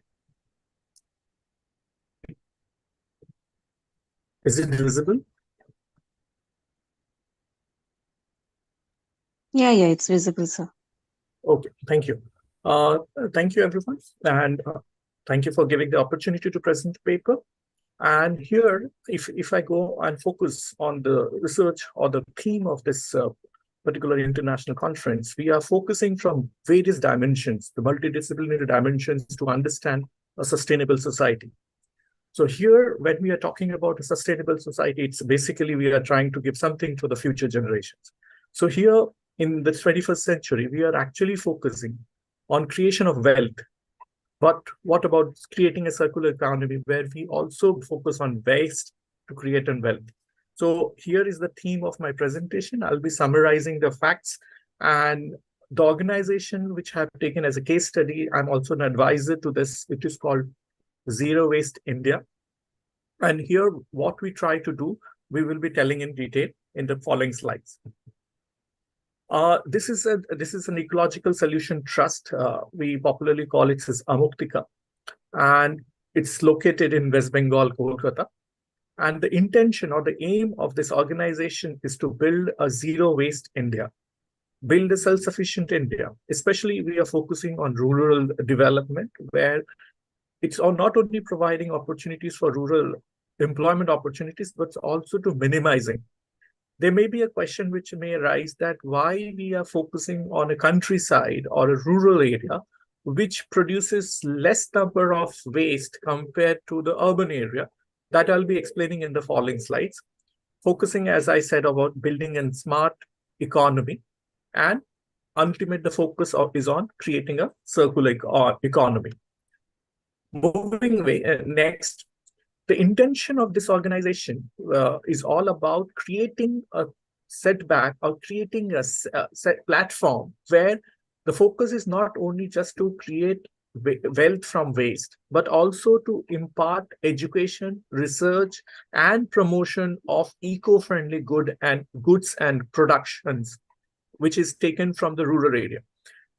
If we focus, most of the places which I have visited in India and abroad, most of the time, wherever we go for the destination for what you call a holiday or anything, it is something which is away from the urban settlement. So why the countryside or the places which are away from the hush and bush of the industry is always neat and clean? It means the people are focusing on the nature and also on their nature. It means you are trying to have a symbiotic relation between both man and nature. So here it is the same thing which we are focusing, where we are trying to understand how we can promote the same, or going back to the history, to build a better India, which is zero waste, and also to promote the culture of wealth management. So the objective of this study is to create a sense of social awareness, and also to going back to the lifestyle work for the rural development. Here, what we are doing about the rural development is understanding the skill and the knowledge of the rural setup, and we are establishing eco shops in different parts of Bengal. Apart from that, it is also providing them an opportunity apart from their traditional occupation like agriculture, where they can be a part of the modern day eco shops, which by instilling a sense of skill. Apart from that, it is also to focus on an approach where we are focusing on bottom top approach, where rural society or the agriculture or people living as the basis of the agriculture also contribute to the mainland economy, and at the same time to increase the supply chain from the rural area to the urban area. And the last important thing, which is the focus, is generally when we talk about the countryside or rural area, they lack technology. So it is also that we, as, or what you call that's ZWI, is taking an initiative to provide certain basic technology which can be helpful for them to run and to earn revenue using minimalistic technology, which can help the production to rise at a commercial level. And mind you, here we are focusing on how to create all these goods, what we call the eco shops, from the wealth we have collected from in and around West Bengal.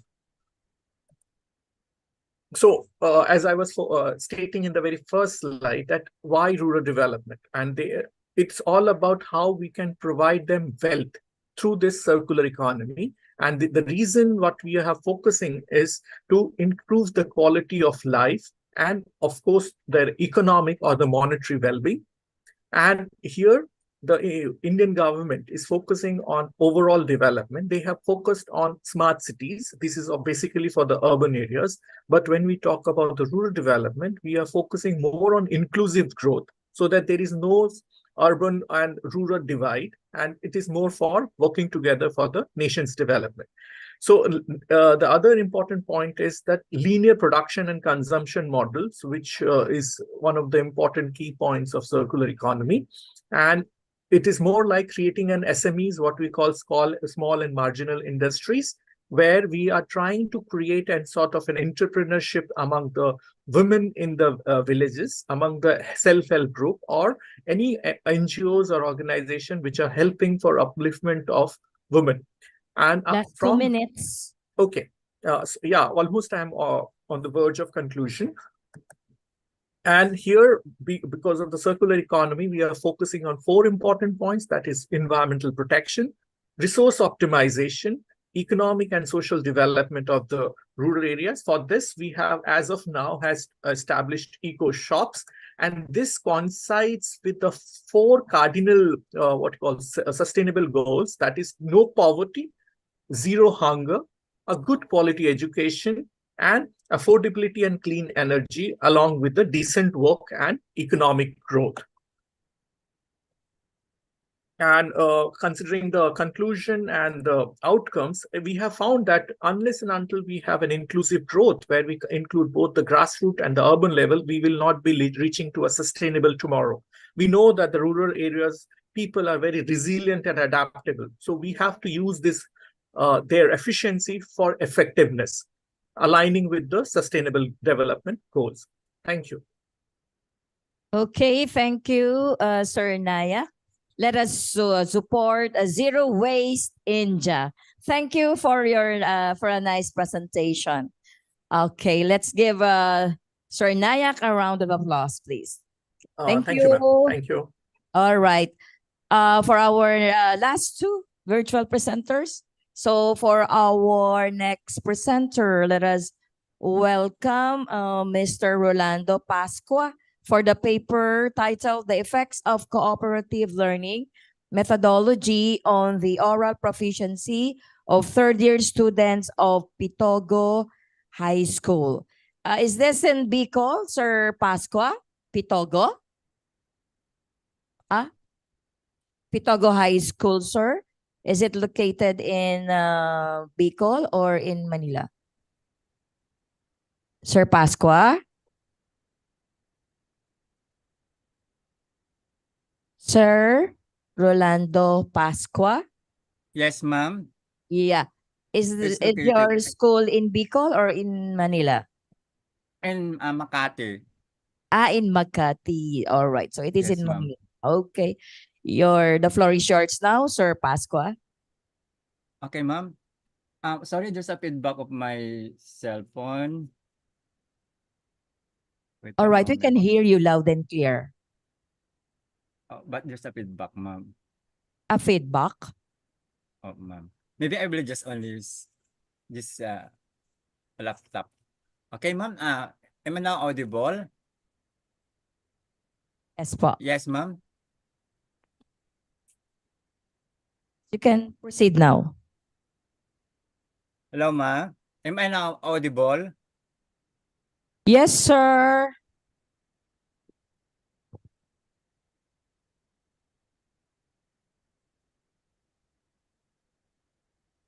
Sir Rolando Pascua, you are audible and we can see your presentation now. Anytime when you're ready, you may start the presentation.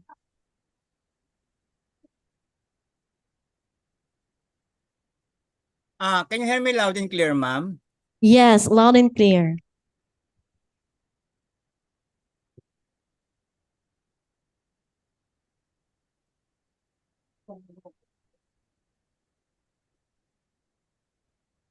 Hello, are you start talking now? We can no audio. Okay, On your ma'am. Am I part? audible? Yes. Okay, I will Alam, start, alam. ma'am. May presentation sudah. Nay. But there's an echo.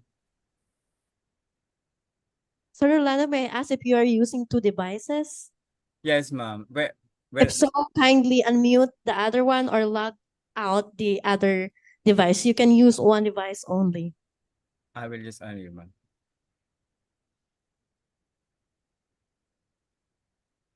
Okay, ma'am. How about this time?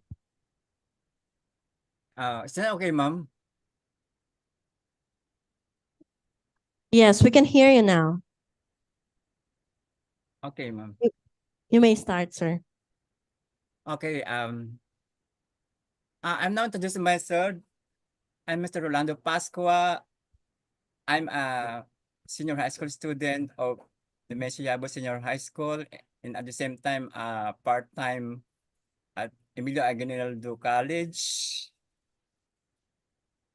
Yes, I heard the feedback, ma'am. Okay, ma'am.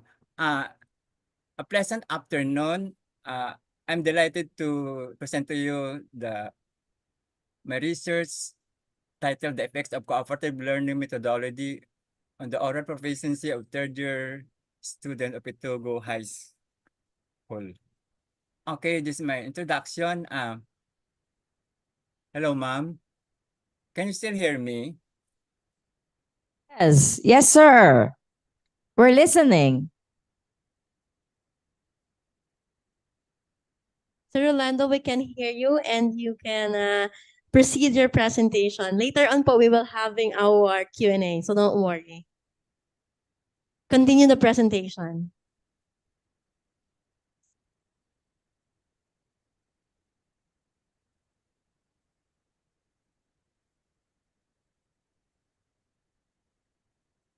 Sir Rolando?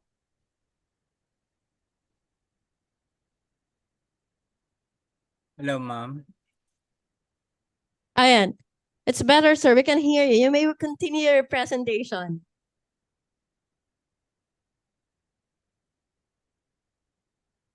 Maybe there's a problem in your end. Balikan na lang natin.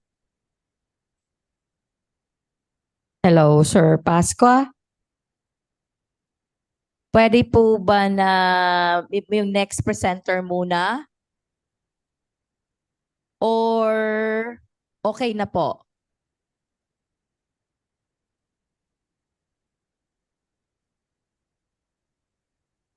Hello, ma'am. Am I audible?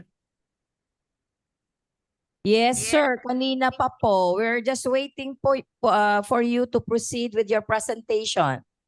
Okay, ma'am. Sorry for that. Okay, in the Philippines, English is used as a second language.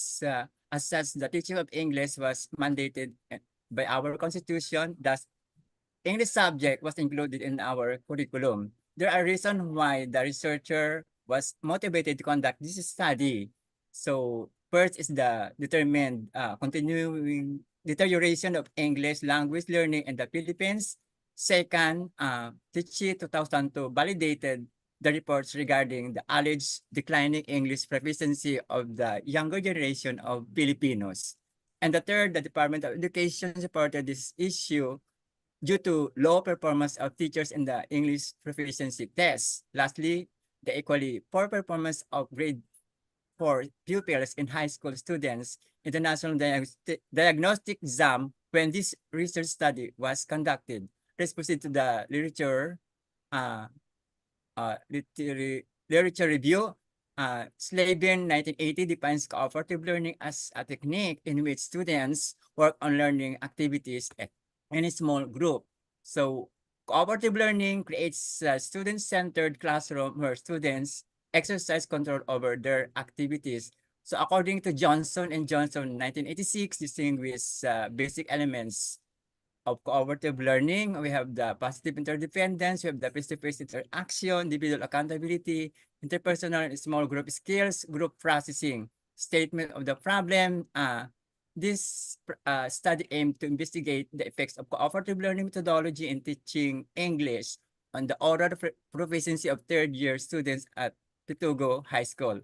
Specifically, the study sought to answer the following question: what's the oral proficiency of the students before and after the implementation of the learning methodology? What is the oral proficiency of the student before and after the implementation of traditional method of teaching? The student who exposed to cooperative learning methods show a greater level of proficiency than those who are not exposed to traditional method of learning. This is the hypothesis. Okay, there is no significant difference between the oral proficiency of the experimental group before and after the experiment and 1.2 control group before and after the experiment. Number two, there is no significant difference on the level of proficiency of two groups of students after the experiment. The theoretical framework, so based on the theory of cooperation, according to Axel Rod 1990. Then the conceptual framework, the researcher used two methodologies, which are cooperative learning and traditional learning. The research design, the researcher used experimental design called the pre-test and post-test control group design. The sample, there are 75 students and each group has total of 35 students.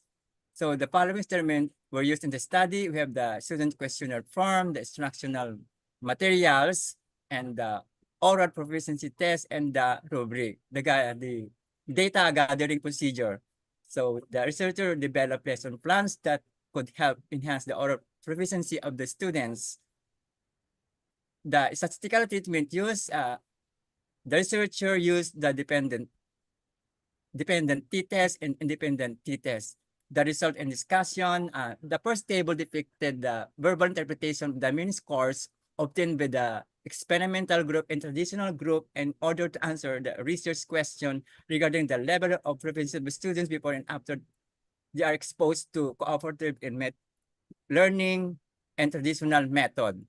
As shown there on the table 2, in table 2, there was a gain score of 1.15 from the pretest mean of 1.05 and post post-test mean of 2.255 with the experimental group.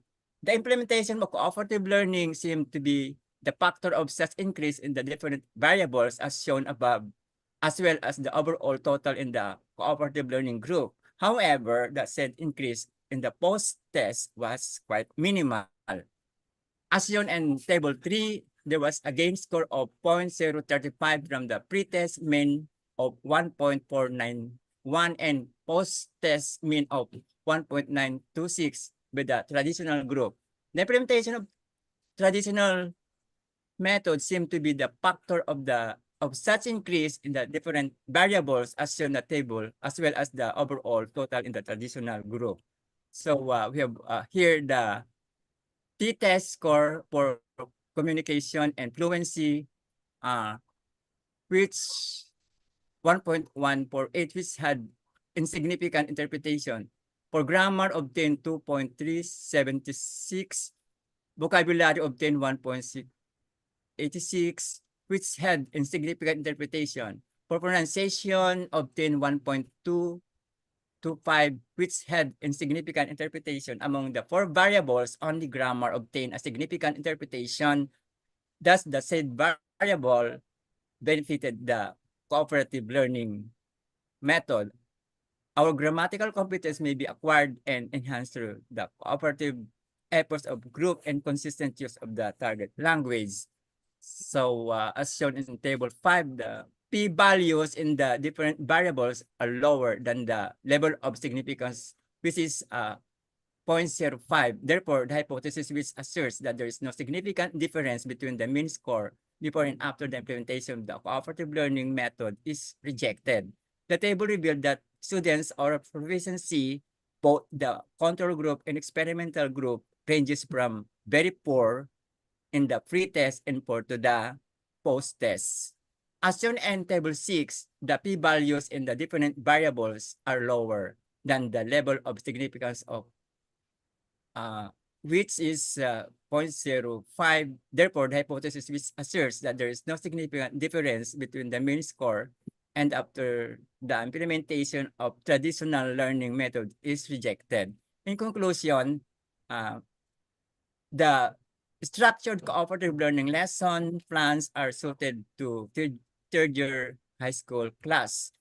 Then the lesson plans prepared by the researcher are useful in developing cooperation, critical thinking, and communication competence.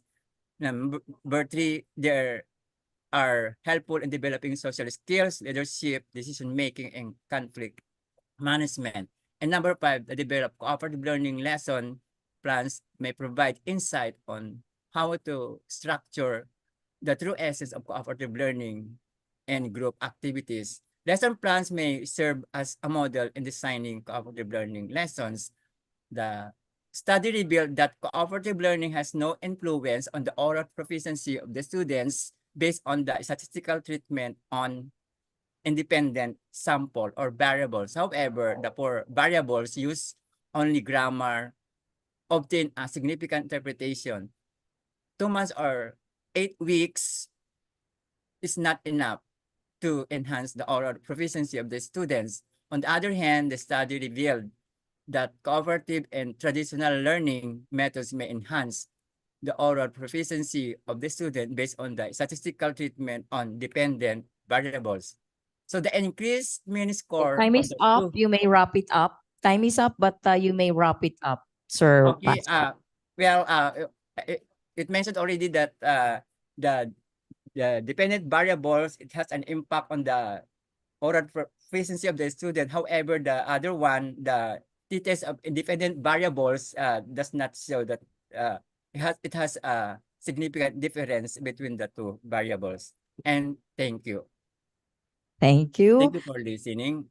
Yeah, thank you, Sir Pasqua, for your continuous search for learning methodology to a more effective and efficient learning activities for our students. Thank you, Sir Pasqua. Thank you, ma'am. Okay. For our last but not the least presenter, a virtual presentation again for a paper titled A Review on Integration of PCMs in reducing indoor building temperature for future development. Let us all welcome Yumi, Nadia, Noor, Ali. Hello, Yumi, are you there?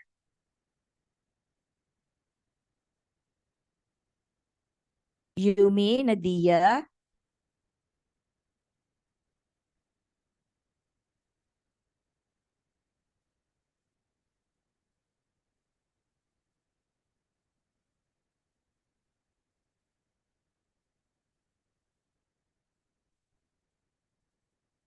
Is it a recorded video?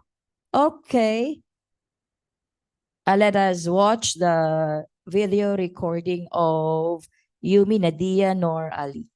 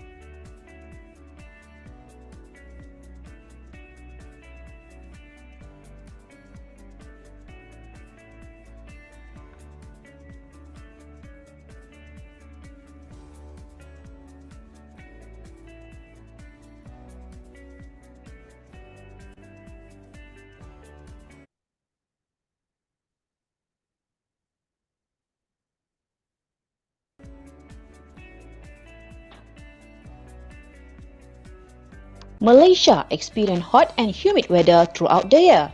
The annual mean temperature is 33 degrees Celsius with an average daily maximum temperature is 38 to 40 degrees Celsius.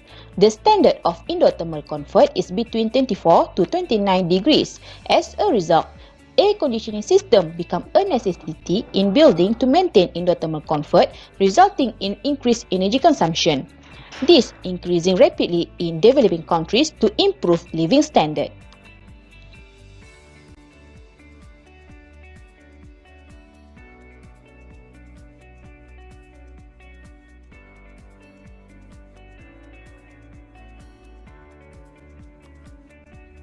As a consequence, energy consumption will be high because of the dependence on the air conditioning system, leading to increasing the cost of power.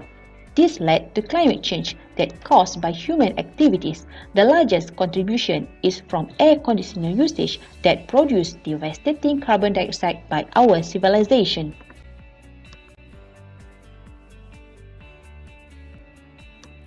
Thermal energy storage applications in buildings have increased in popularity in recent years.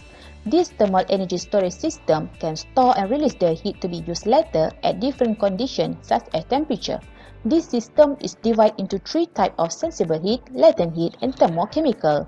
Latent heat storage using PCM is the commonly chosen method because a large quantity of energy can be absorbed or released at almost isothermal temperature or within a very limited temperature range.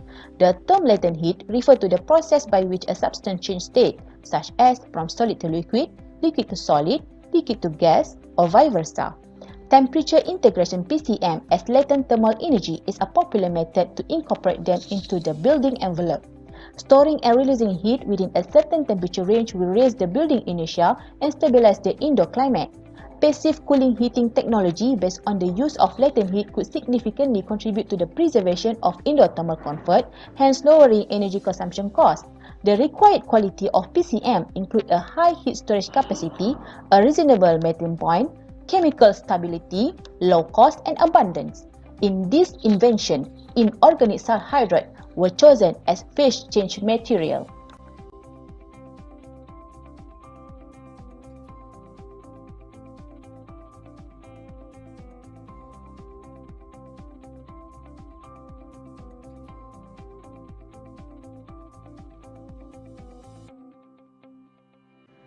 Table 1. Lists several thermal characteristics of PCM and its application to be integrated in building material for cooling purpose. There has been extensive literature on passive cooling in building around the world.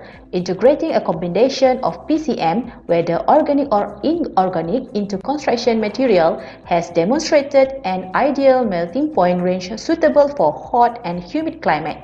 Additionally, these materials exhibit a high latent heat capacity, which enabling them to effectively absorb and manage the heat.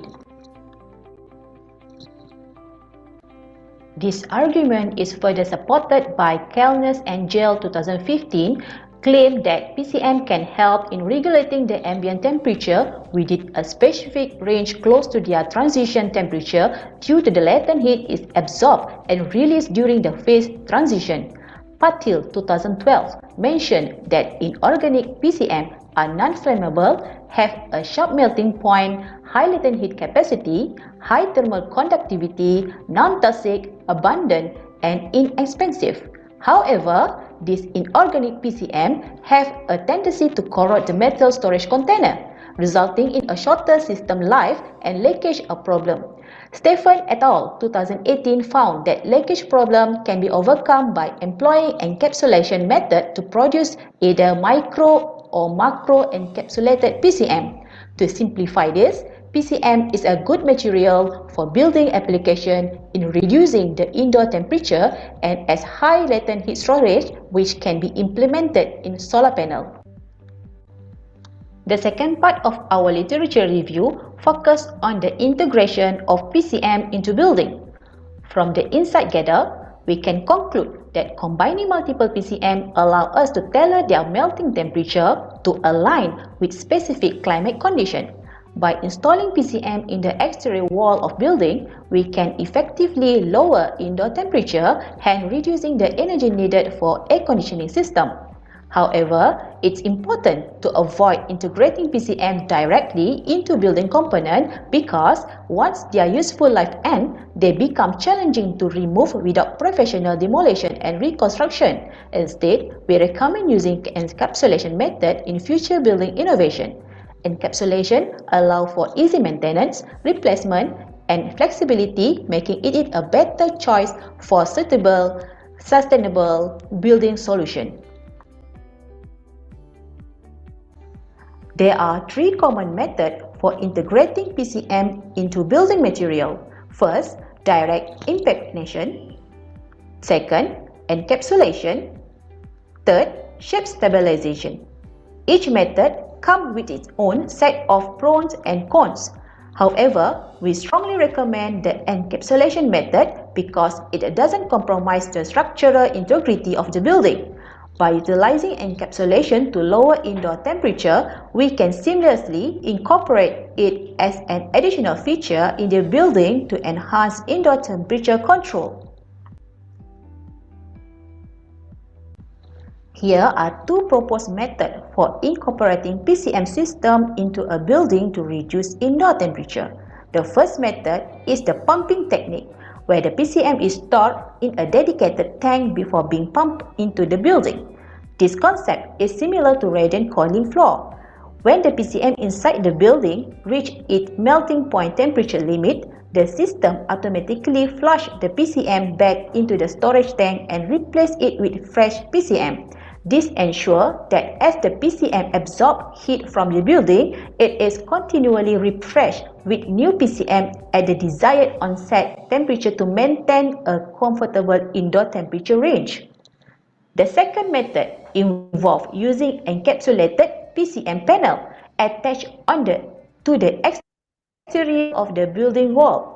This technique not only serves to reduce indoor temperature but can also function as decorative element for the building exterior. An interlocking system can be employed to secure this panel to the building wall. In figure 4b, you can see the cross-section of the encapsulated panel which contains PCM at its core. This method offers several advantages. It doesn't compromise the structural integrity of the building, and the panel can be easily removed when they reach their lifespan and replaced with new one. In comparison to the first method, where PCM is embedded within the building wall, this approach allows for greater flexibility and maintenance ease. In conclusion, the possible use of phase change material for thermal heat storage integrated into building material is promising.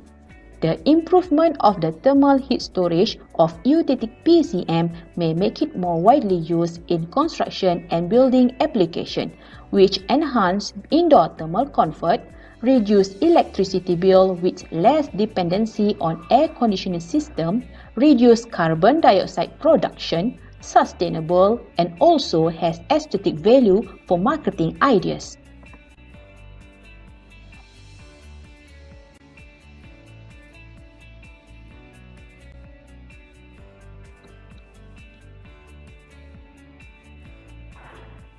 Yeah, thank you, Dr. Yumi, Nadia, Noor, Ali. Thank you so much.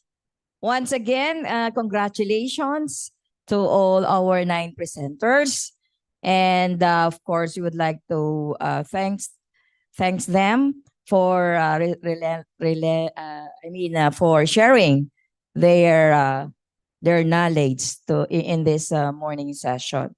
So from the technology, from the GBT chat to women's opportunity, through the classroom environment, and of course, taking care of our environment. And so it all boils down to our topic, which is sustainable society. So once again, let's give them a round of applause.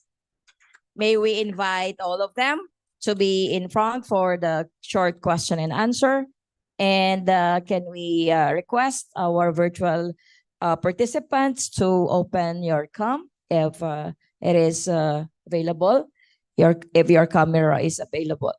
So can we call on Ms. Myla Hernandez, Ms. Amelita Katugda. So these are the in-person presenters. And Ms. Siniwati and Mushrayani Usman. Can we invite you here in front? All right. Okay. Don't worry, it is our last session for today. All right. Anybody for any clarification? For any suggestions or any questions? Yes, sir. Yeah. From the chat box, please. So we have for the chat box. For the virtual participants, we have Koyel Roy, we have Dr. D or Sanchita D, Rolando M. Pascua, and Dr. Yumi Nadia Noor Ali.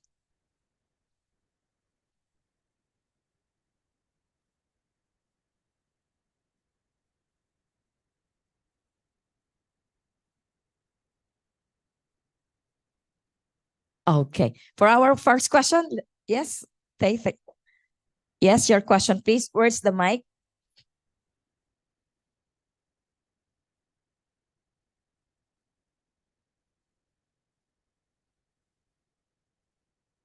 Actually, I don't have, this is not a question. Your paper is highly respected because those papers contribute for improvement of practices and replication to other contexts that needs it. But when it comes to the paper, that has something to do with, I don't have the title, no, but that has something to do with migration of younger women. If I will get the title, can I have the time to? The title, Women's Opportunities to Migrate at a Young Age, Taking Advantage of the Momentum of Demographic Bonus. I like the title, the topic, but how I wish another paper be made or be conducted wherein adding more variables like equating geographical benefits or bonus geographical benefits of younger women migrated somewhere as geographical benefits versus environmental threats and coercion. Oh. So in that case, perhaps we will not be updated, not just the benefits that these young women has from geography, but also what are the threats and coercion these young ladies, young women, most likely experience being vulnerable at that with all this vulnerability. Vulnerable society, the VUCA society. Another thing is with the one that presented paper that has something to do with milk tea industry. Milk tea. Yes. Assessing by Myla Hernandez, assessing the knowledge, attitudes of practices of milk tea shop. In the Philippines, that is one of the booming industry. The only thing that I noticed was there is less government, especially the Department of Health. In fact, they lack mechanism to monitor and regulate the proliferation of this industry that is, with due respect to industry, let's say business establishment, have this kind of business that strictly implementing standards, safety standards. But there are others in the black market engage this kind of business without observing and adhering standards, The health safety and standards. security That is standard. why, yes, there are some cases of poisoning happening in the Philippines. Yes. In fact, worse because some of them, died in that food poison and that poisoning of that particular milk tea. No? And then another thing is that has something to do with BPO industry.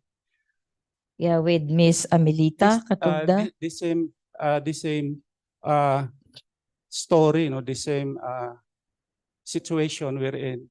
Parang, I speak dialect, Tagalog. It seems that the government has less attention of what is happening now to our BPO worker, BPO employee. The graveyard is in the night shift. Yes. They are sitting 8 hours, more or less, or more. And there is less blood circulation. That is why most of the BPO employees experience early diseases, early ailment because of that. Including the AIDS, sir? Yeah. And in fact, most, if not all, employees are, taking for granted with this situation. Kaya that is why it is a sad reality among the BPO employees, when in fact they are one of the major contributor to our economy, Yeah, booming true. economy. So perhaps this study will serve as eye opener because it has policy implication to our political leaders to do something. And then another thing is in the online, I like that also the paper of, I do not know if she is an attorney from India. Yeah, Koyal Roy. Yes. She mentioned about, the paper mentioned about the importance of the law and efficacy of TI parade or test investigation, identification. To variables equated, implication, criminal justice system, I think. Yeah. Constitutional laws, and the other one. My question is, as a researcher, and with this result, disturbing result, and that in a way, one of the most important characteristic of research is that the result must be disturbing so that it can catch attention. If it is not disturbing, it might be forgotten. Now, yeah, you're true. My question is, with this output of her research, since this is highly perhaps we can say there is a policy implication, legal policy implication. Because as she presented the recommendation, there is no mention about a recommendation to be submitted to the law-making body, because the variable mentioned about the constitutional law, which is the mother of all laws, and the law-making body of India is the parliament. So what will be the to the end of this paper or the researcher, what is the future of this paper, the result of this paper rather? Is there any way of sending or furnishing an executive report out of the result of this paper to the policy making body, the highest the highest law making body of their land? Because that concern is also concern of the Philippines. Thank you. Okay, thank you, sir. One at a time, please. One at a time. Maybe we can hear from them. From the young age. Anyway, I'm not asking, no? Only only the paper from India. Yeah. But the rest, I'm just commenting. All right. So no need for them to. It's up to them to react to my reaction. But as to the paper, which is highly legal in yes nature, I want to know how he or she inform or communicate the result to the concerned government body, which is the parliament, because the parliament in India is the law-making body. Ours in the Philippines is the Congress, but theirs is parliament. Yes, sir. So anybody from the paper presenters for your reactions?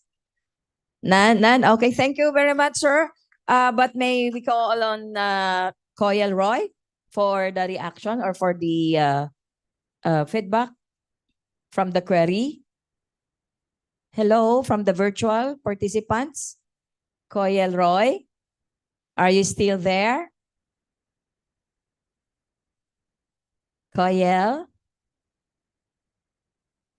All right, but let's proceed with the virtual questions we have here.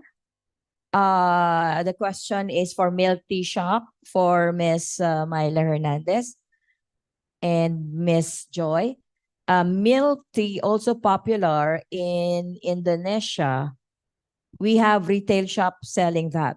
How to implement sanity more affordable since sanitation. Sorry, sanitation more affordable since most of milk tea shops are small company. Yeah. Thank you for your question. Sanitation, yeah. How to implement sanitation more affordable? Okay, thank you for your questions. As a researcher, I recommend to attend the seminars, training, and workshops that are related to the safety and sanitation, especially for the proper handling of foods. Maybe the local government of your area are offering that kind of seminars, so that is free, so more affordable. Attending on that kind of seminars will help you to gain knowledge, to improve your skills, to improve your skills in food business operations like the milk tea shops. Okay, thank you. So the answer is just coordinate with the government office, okay, that is in charge for this kind of business, and to avoid the poison incident.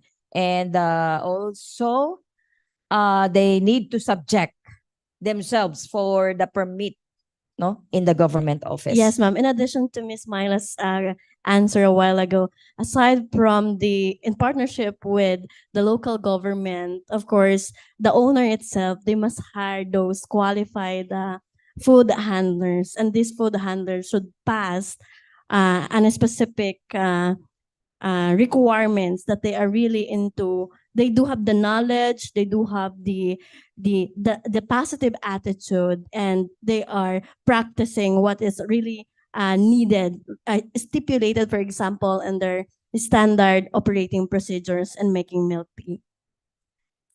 That's all. Okay. Thank you. Thank you. Anything, anyone else from the audience?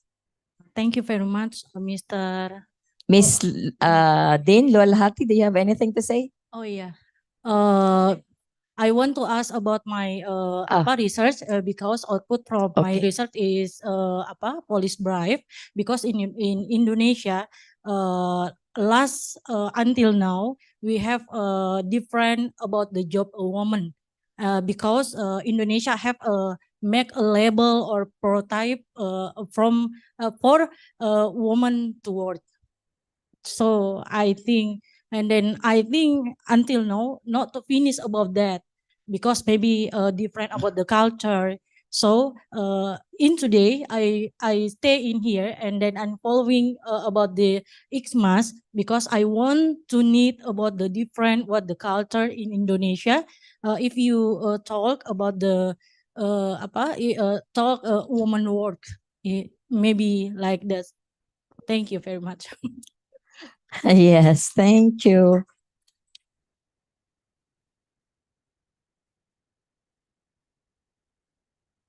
Okay, in addition with Dr. Chavez, regarding with the concern of 8 hours sitting on the BPO employee. So now I'm handling ergonomic subjects. So I'm to the employers of the BPO, they should have some kind of ergonomics concern or seminar regarding with the benefits of their employee, because it is very important the health of their employee.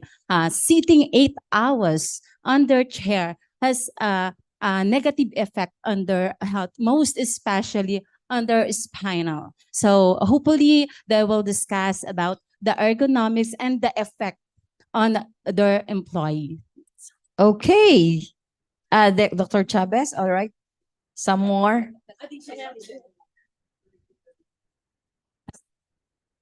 The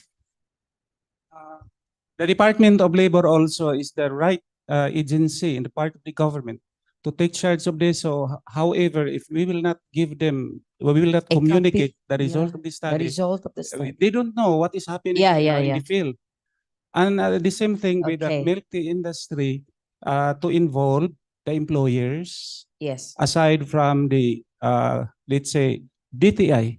DTI is the one in the Philippines, is the regulating body for, the regulating agency for legalization of business. Yeah. That's why we've mentioned that we need to subject Yes, and of themselves course, for a the permit. Department of Health and the BFAD, Yes, Bureau okay. of Food and Drugs. These are the Yes. government agencies that have the fund.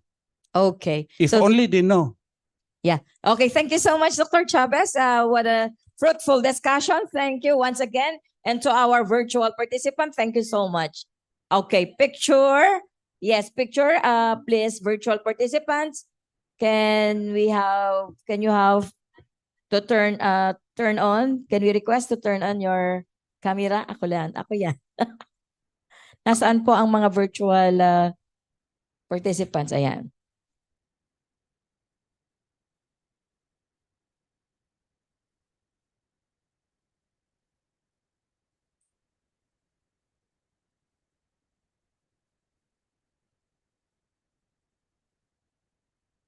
For the virtual participants, let us all wait for the best presenters and best paper. Don't close your Zoom yet.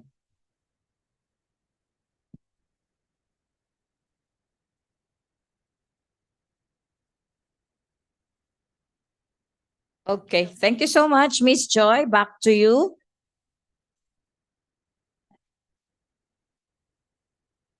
All right, thank you so much to our presenters and to our engaging audience. And now we're down to our last keynote speaker.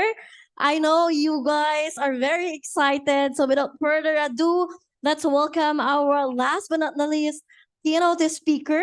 And she is the founder and chairman of Smart Indonesia Academy, the School of Management and Consulting, a reputable learning and course board with distinguished national and international scope accreditations.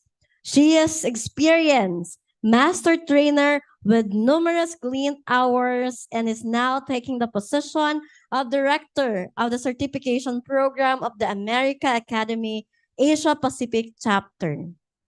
She has an extensive experience in developing high network client relationship, and referral networks, in overseeing small businesses and large corporations. Daily activities which lead her to become a qualified economist. With an extensive background, she brings over 17 years of experience as a leader banker, an executive leader in banking industry, including Indonesian state institutions affiliated with the government. Additionally, she has spent 2 years as the division head of public relations and communications of the government board in Indonesia and another 2 years as a strategic alliances head division. Over 2 decades, she had dedicated her career to economics and management, with a specific focus on seeking the most effective methods in management, Islamic banking, and Islamic finance. A published author, professional practitioner, an expert in end-to-end management consulting. She has invested her expertise in various roles, demonstrating a commitment to identifying outstanding management professionals in her current research objective. Please join me in extending a warm welcome to our last key speaker, Ms. Tanti Widya Nordiana, book author, founder, and chairman of Smart Indonesia Academy Indonesia, with the topic Islamic versus Conventional Finance, the role of Islamic and conventional instrument on the stability of Indonesia's financial sector. A round of applause, please.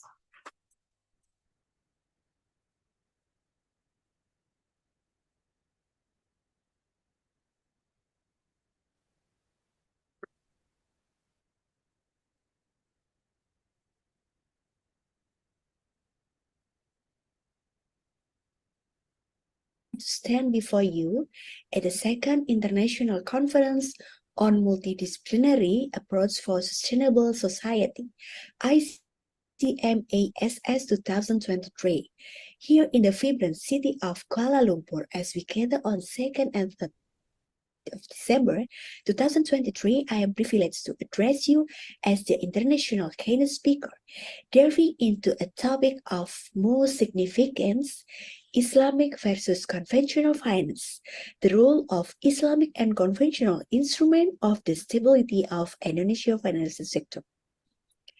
In exploring this theme, we aim to navigate the critical intersection between financial and sustainability, with a particular focus on the unique context of Indonesia, the dynamics between Islamic and conventional financial instruments play a pivotal role of shaping the stability of Indonesia's financial sector, presenting us with an opportunity to understand and contribute to the broader discourse on sustainable development. As we engage in discussion over the next 2 days, let us collectively explore innovative solutions and foster interdisciplinary collaboration that can drive positive change in the financial landscape. May our deliberation during ICMASS 2023 pave the way for a more sustainable and resilient future for Indonesia and beyond. Introduction to the Indonesia financial sector. The financial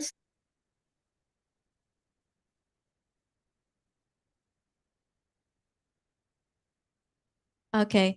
Sorry for the technical difficulty. Miss Tanti will be presenting live via satellite. I'm just joking, just kidding. Via Zoom, of course. Just kidding. I'm just breaking the silence, and I just like to know if you are still with us. Go ahead, Miss Tanti.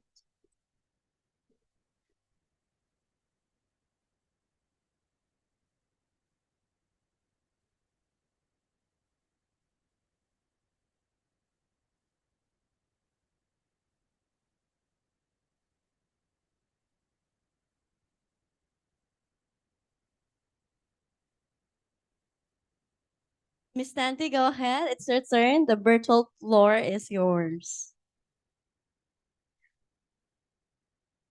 I think your microphone is muted.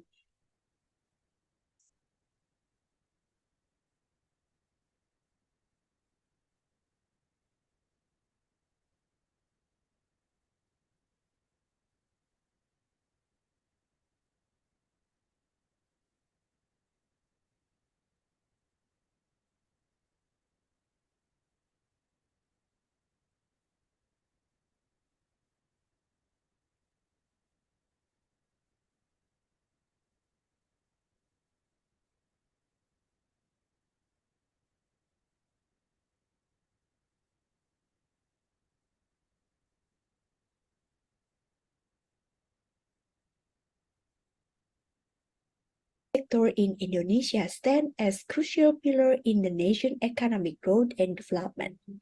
In recent years, with Indonesia's rapid advance on the global stage, questions concerning the stability of financial sector have become increasingly prominent. The existence of Sharia compliant and conventional financial system has significant implications for the stability of Indonesia financial sector. This distinct system also impact the resilience on economic growth to the country. The existence of Sharia compliant and conventional financial system has significant implications for the stability of Indonesia financial sector. Furthermore, this distinct system also influences the resilience and economic growth for the nation. Good afternoon, Miss Sharia. Tanti. I Okay, believe good afternoon. I'm so sorry about this internet connection here. No worries, Miss Tanti. That's our problem also in the Philippines. Yeah, okay. Okay, we can start now from this topic about comparing comparing and conventional and Islamic financial sector implication for Indonesia financial sector stability. Okay, we would like to understand the introduction to Indonesian financial sector. That is the financial sector in Indonesia stand as a crucial pillar in the nation economic growth and development. In recent years, with the Indonesia rapid advancement on the global stage, questions concerning the stability of the financial sector have becoming increasingly prominent. The existence of Sharia compliant and conventional financial system has significant implications for the stability of Indonesia financial sector. Okay, we would like to understand about financial sector. That is another research that is also explained that this distinct system also impact the resilience, the economic growth, of the country, of course. The existence of Sharia compliant and conventional financial system has significant implications for the stability of Indonesia financial sector. Furthermore, this distinct system also influence the resilience and economic growth of the nation. Okay, we would like to understand the financial landscape of Indonesia presents an intriguing duality between Sharia compliant and conventional financial system. That is, the Sharia commercial bank in Indonesia are divided into two main categories, that is regional development banks and national private banks. The financial landscape of the Indonesian present, this is duality between the Sharia compliant and conventional financial system. In the realistic, this is they have one state-owned banks that is about 18,000 banks, and then number 2 regional development bank that is 5,100 banks. The third national private bank, 7,000 banks, and foreign banks branches. That is about 27 banks. Thus, as 2021, the total number of conventional commercial banks in Indonesia has reached at a staggering figure of 30,000 banks.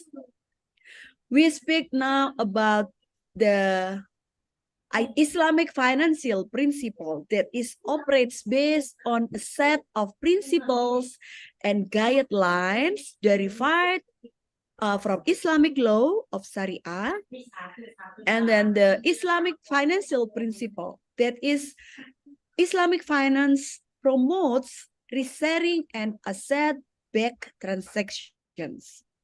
The Sharia finance is guided by Sharia principles, operating based on resharing and adherence to ethical and moral standards. Conventional finance relies heavily on interest-based transactions. This is the opposite, right? And then the stability of Indonesia economy can be improved through the use of Islamic financial instruments. Riba is considered unfair and exploitative in Islamic economics, and its avoidance is a fundamental principle. Instead, Islamic finance promotes risk sharing, that is mudarabah, and asset-backed transaction or musyarakah, where profits and losses are shared among involved parties. Okay, we talk about now this conventional financial instrument. While conventional finance is fundamentally interest-based. As this duality continues, it raises critical question about how this differing system impact the stability of Indonesia financial sector. Conventional financial instruments are those that are not compliant with Islamic law. The most common types are stocks, bonds, and mutual funds. These instruments are widely used in countries with predominantly non-Muslim populations. With comparison between Islamic and conventional financial instruments, Islamic finance prohibits interest-based transactions and support ethical investing based on risk sharing, profit sharing, or asset-backed funding. And then the stability of the Indonesia financial sector, we speak about the stability, about the topic of this conference also, that about stability. The duality of Sharia compliant and conventional finance introduce a unique dimension of the assessment of financial sector stability in Indonesia. Research has indicated that presence of Islamic financial institution can diversify risk, as this institution operate based on different principles and may be less vulnerable to specific financial crises. We speak the influence of two systems can also be observed in the lending practices of the bank. About the Islamic banks driven by Sharia principles are prohibited for charge or paying interest. Yes, instead they operate on a profit and loss sharing basis, utilizing instruments such as mudharabah and musyarakah. In contrast, conventional banks operate with interest-based loans and are subject to fluctuating interest rates determined by market force and central banks. A diverse financial system can enhance the financial sector stability through risk diversification. During economic downturn or financial crisis, Islamic banks with their distinct risk-sharing model may exhibit greater resilience compared to conventional banks. This resilience arises from the practice of sharing risk and profits as opposed to relying solely on fixed interest income. The diversity of financial products and services offered by Islamic banks may also contribute to this resilience. Additionally, the asset-backed nature of Islamic finance ensures that investment are rooted in the real economic activities contributing to financial stability. We speak about the uniqueness of Islamic financial instrument. We speak that the unique of Islamic financial instruments, the unique aspect of Islamic finance ensure that investment are backed by the real economic activities and assets, aligning them with principles of justice and social equity. Then when effective risk management is a key in maintaining the stability of the diversified financial sector, which in turn plays an important role in maintaining healthy economic growth. Financial system diversification supporting growth and stability.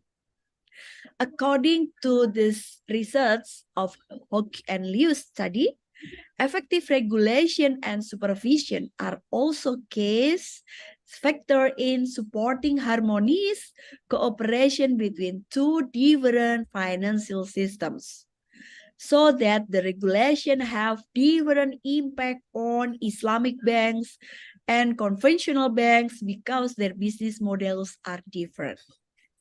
The significance of collaboration and coordination among diverse financial sector stakeholders is equally apparent.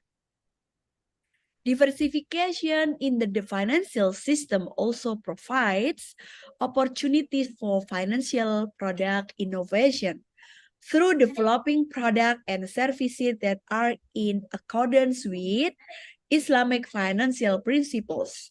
Financial sector management can support sustainable economic growth. Lastly, education and providing good information to the public about the difference between Islamic and conventional finance are important elements in supporting financial inclusion. Then challenge to the stability of the Indonesia financial sector. Indonesia faces challenge to its financial stability from external factors and the use of both Islamic and conventional financial instruments. And then we make this conclusion. An examination of the duality of financial system in Indonesia involve both Sharia compliant and conventional financial system reveals several significant findings. The findings that the coexistence of two systems plays a crucial role in influence the stability of the financial sector. Given the large number of financial institutions operating in Indonesia, managing this diversity in major challenge. Effective regulation and strict supervision are key elements in maintaining financial sector stability. It's evident that a diverse financial system with presence of Islamic banks hold positive potential in supporting Indonesia's economic growth. Islamic financial principles such as the prohibition of interest riba guide financial practices in Indonesia, creating opportunities for individuals to choose financial solutions in accordance with their values. then effective risk management and strong collaboration among stakeholders are essentials in maintaining stability and supporting the growth of the financial sector. The key support the stability and growth of the Indonesia financial sector. Authorities and regulators must continue to strengthen regulation and supervision to ensure that Islamic financial principle can be effectively integrated into the existing regulatory framework. The governments and relevant institutions need to focus more on educating and providing better information to the public about the difference between Sharia compliant and conventional financial system. The important to continue promoting financial product innovation that align with Islamic financial principles. The financial sector management needs to actively support the development of new product and services that can meet the needs of individuals and business with various financial background. Thank you for allowing me to share my insight on the important topic of Indonesia financial stability and the role of Islamic versus conventional instruments. Have a great day. Thank you very much. Thank you so much, Ms. Tanti, for sharing the topic about the Indonesia's financial stability. And now we will proceed to the awarding of certificate to our dearest session chairs and presenters. Allow me to read the citation. Certificate of appreciation is given to in recognition of contribution as session chair at the International Conference on Multidisciplinary Approach for Sustainable Society, organized on the 2nd to 3rd day of December 2023 at Kuala Lumpur, Malaysia, signed Dr. Iman Parshe, Dr. S.P. Sahu, and Associate Professor Cheryl Shariba Renamarin Morales. The certificate of appreciation is hereby given to Professor Luwalhati A. de la Cruz.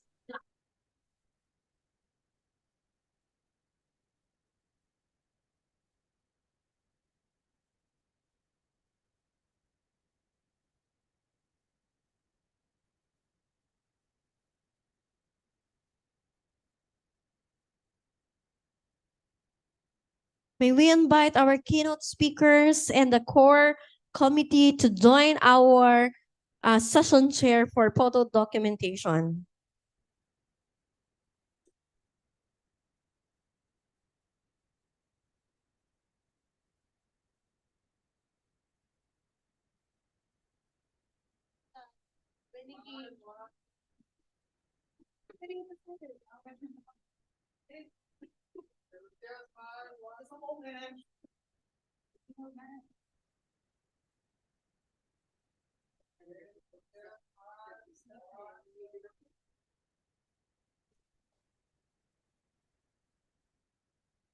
All right, thank you so much. The same certificate of appreciation is given to Dr. Marilyn F. Isip, as session chair of this international conference.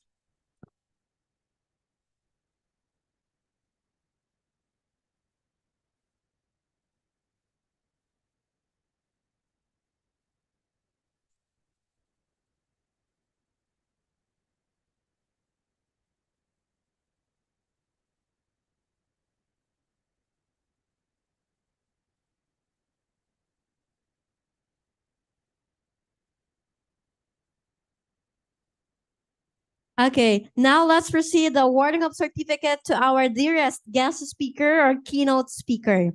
Certificate of appreciation is given to in recognition of contribution as guest speaker at the International Conference on Multidisciplinary Approach for Sustainable Society, organized on the 2nd and 3rd day of December 2023 at Kuala Lumpur, Malaysia. Signed, Dr. Iman Parshti, Dr. S.P. Sahu, and Associate Professor Cheryl Sharima Renamarin Morales. This certificate of appreciation is given to Dr. Iman Parse. And for the certificate of Miss Tanti, we will be sending it via mail. All right. Now, moving on, we will be presenting the certificate for our presenters. As we call your name, kindly be here in front. And our core committee, kindly join our presenters. The certificate of presentation is given to Divayani Sentosa and Dimas Haryo Pamungkas of Indonesia Palm Oil Strategic Studies Indonesia, presented the research paper entitled Biodiesel Mandates in Indonesia, a Strategic Pathway to Net Zero Emission by 2060, in the International Conference on Multidisciplinary Approach for Sustainable Society, organized on 2nd to 3rd day of December 2023 at Kuala Lumpur, Malaysia. Signed, Dr. Vijay Anand Atabali, Dr. S.P. Sahu, and Associate Professor Cheryl Sharima Rinomeron Morales.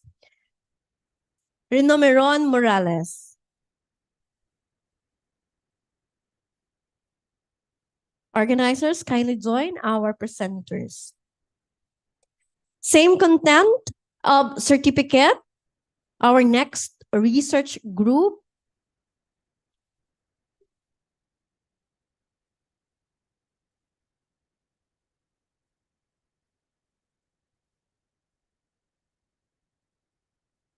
And may I invite Ms. Okta Dianti Kartika Padmansi with the same research paper.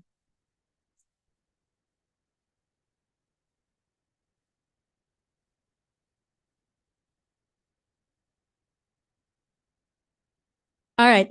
Same certificate of presentation is given to Dimas Haryo Pamungkas, Divayani Sentosa, and Okta Dianti Kartika Padmansi for the research paper entitled An Analysis of Potential Augmented CPO Production in Indonesia to Comply with the B100 Mandatory Biodiesel Program Without Deforestation.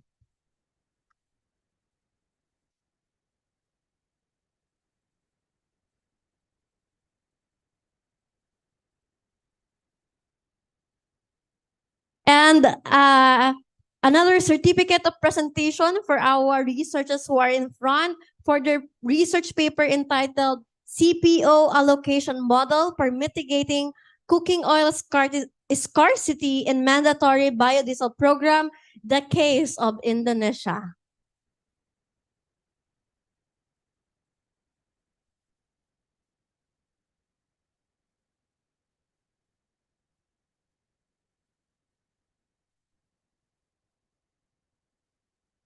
All right. Moving on, let's have certificate of presentation is given to of Mindanao State University Tawi-Tawi College of Technology and Oceanography, Philippines. Presented the research paper entitled Preserving Cultural Heritage, Introducing Tawi-Tawi Delicacies and Teaching Geometric Figures Among Primary Graders. Ms. Sheila Mar J. Jodan and Haru H. Agik II.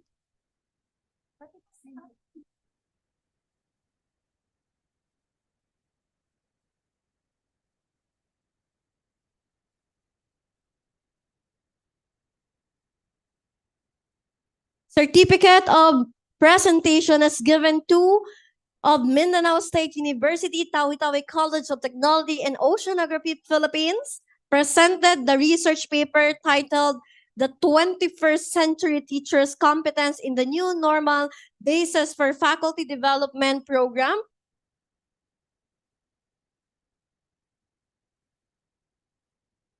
In the International Conference of Multidisciplinary Approach for Sustainable Society, organized on the 2nd to 3rd day of December 2023 at Kuala Lumpur, Malaysia.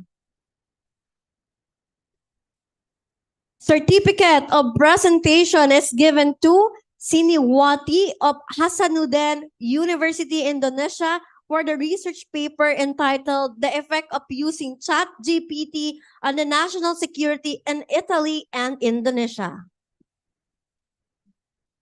Certificate of Presentation is also awarded to Mosharani Osmani for the research paper entitled Women's Opportunity to Migrate at a Young Age, Taking Advantage of the Momentum of Demographic Bonus.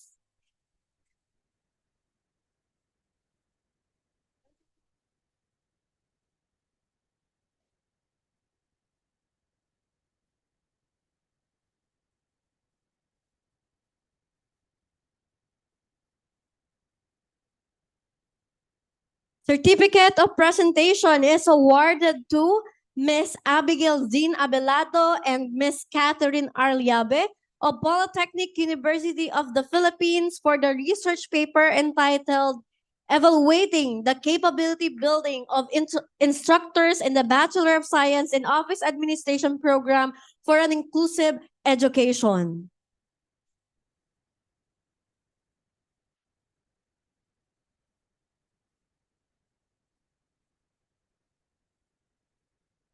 Moderator.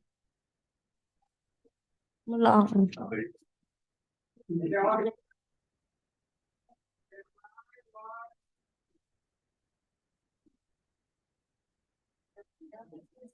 All right, the certificate of presentation is given to Myla Hernandez and Mila Joy Martinez for the research paper assessing the knowledge, attitude, and practices of food handlers, implication for food safety and sanitation. And the certificate of appreciation is awarded to Miss Amelita F. Katugda for the research paper, The Motivational Framework and Job Efficiency that Affects the Work-Life Balance of an Employee Working in the BPO Industry in Parañaque with respect to day shift and night shift.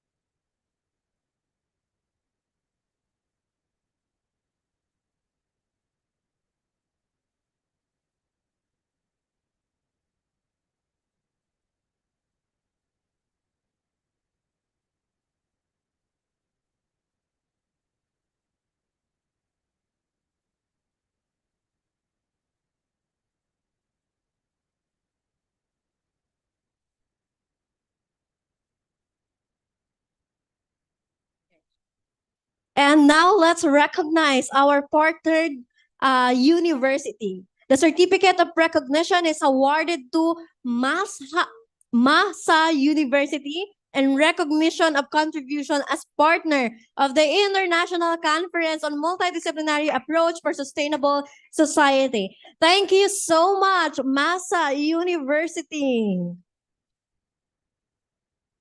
All right. Moving on, I know you guys are excited for the best presentation and best paper. All right. Okay. For the best presentation, the certificate of achievement is awarded to Octadianti Kartika Padmansi. Congratulations.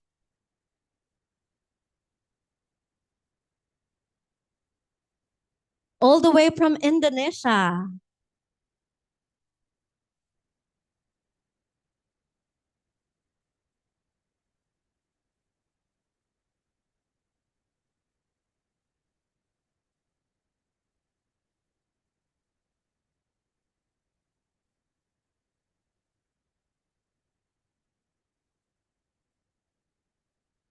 And for our best paper, the certificate of achievement is given to Miss Sheila Marie J. Judan. Congratulations all the way from Tawi-Tawi, the Mindanao State University. Congratulations, ma'am.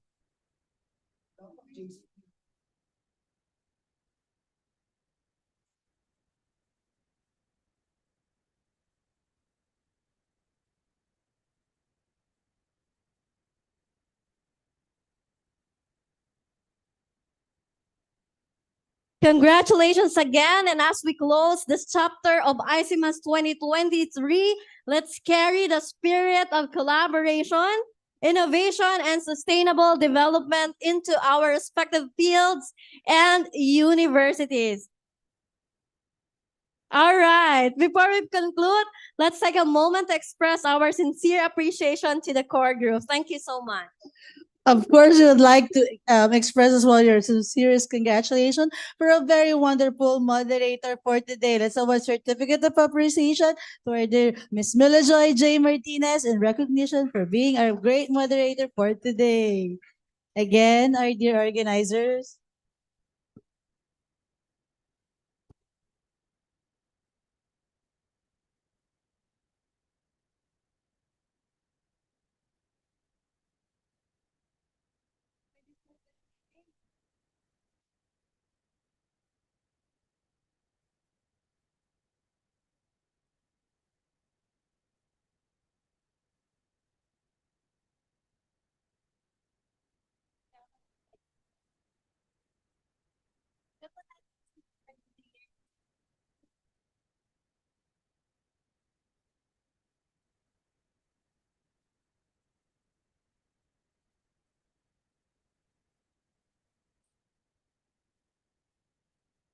To formally close our program, may I invite Dr. Sahu to close our program today. Thank you.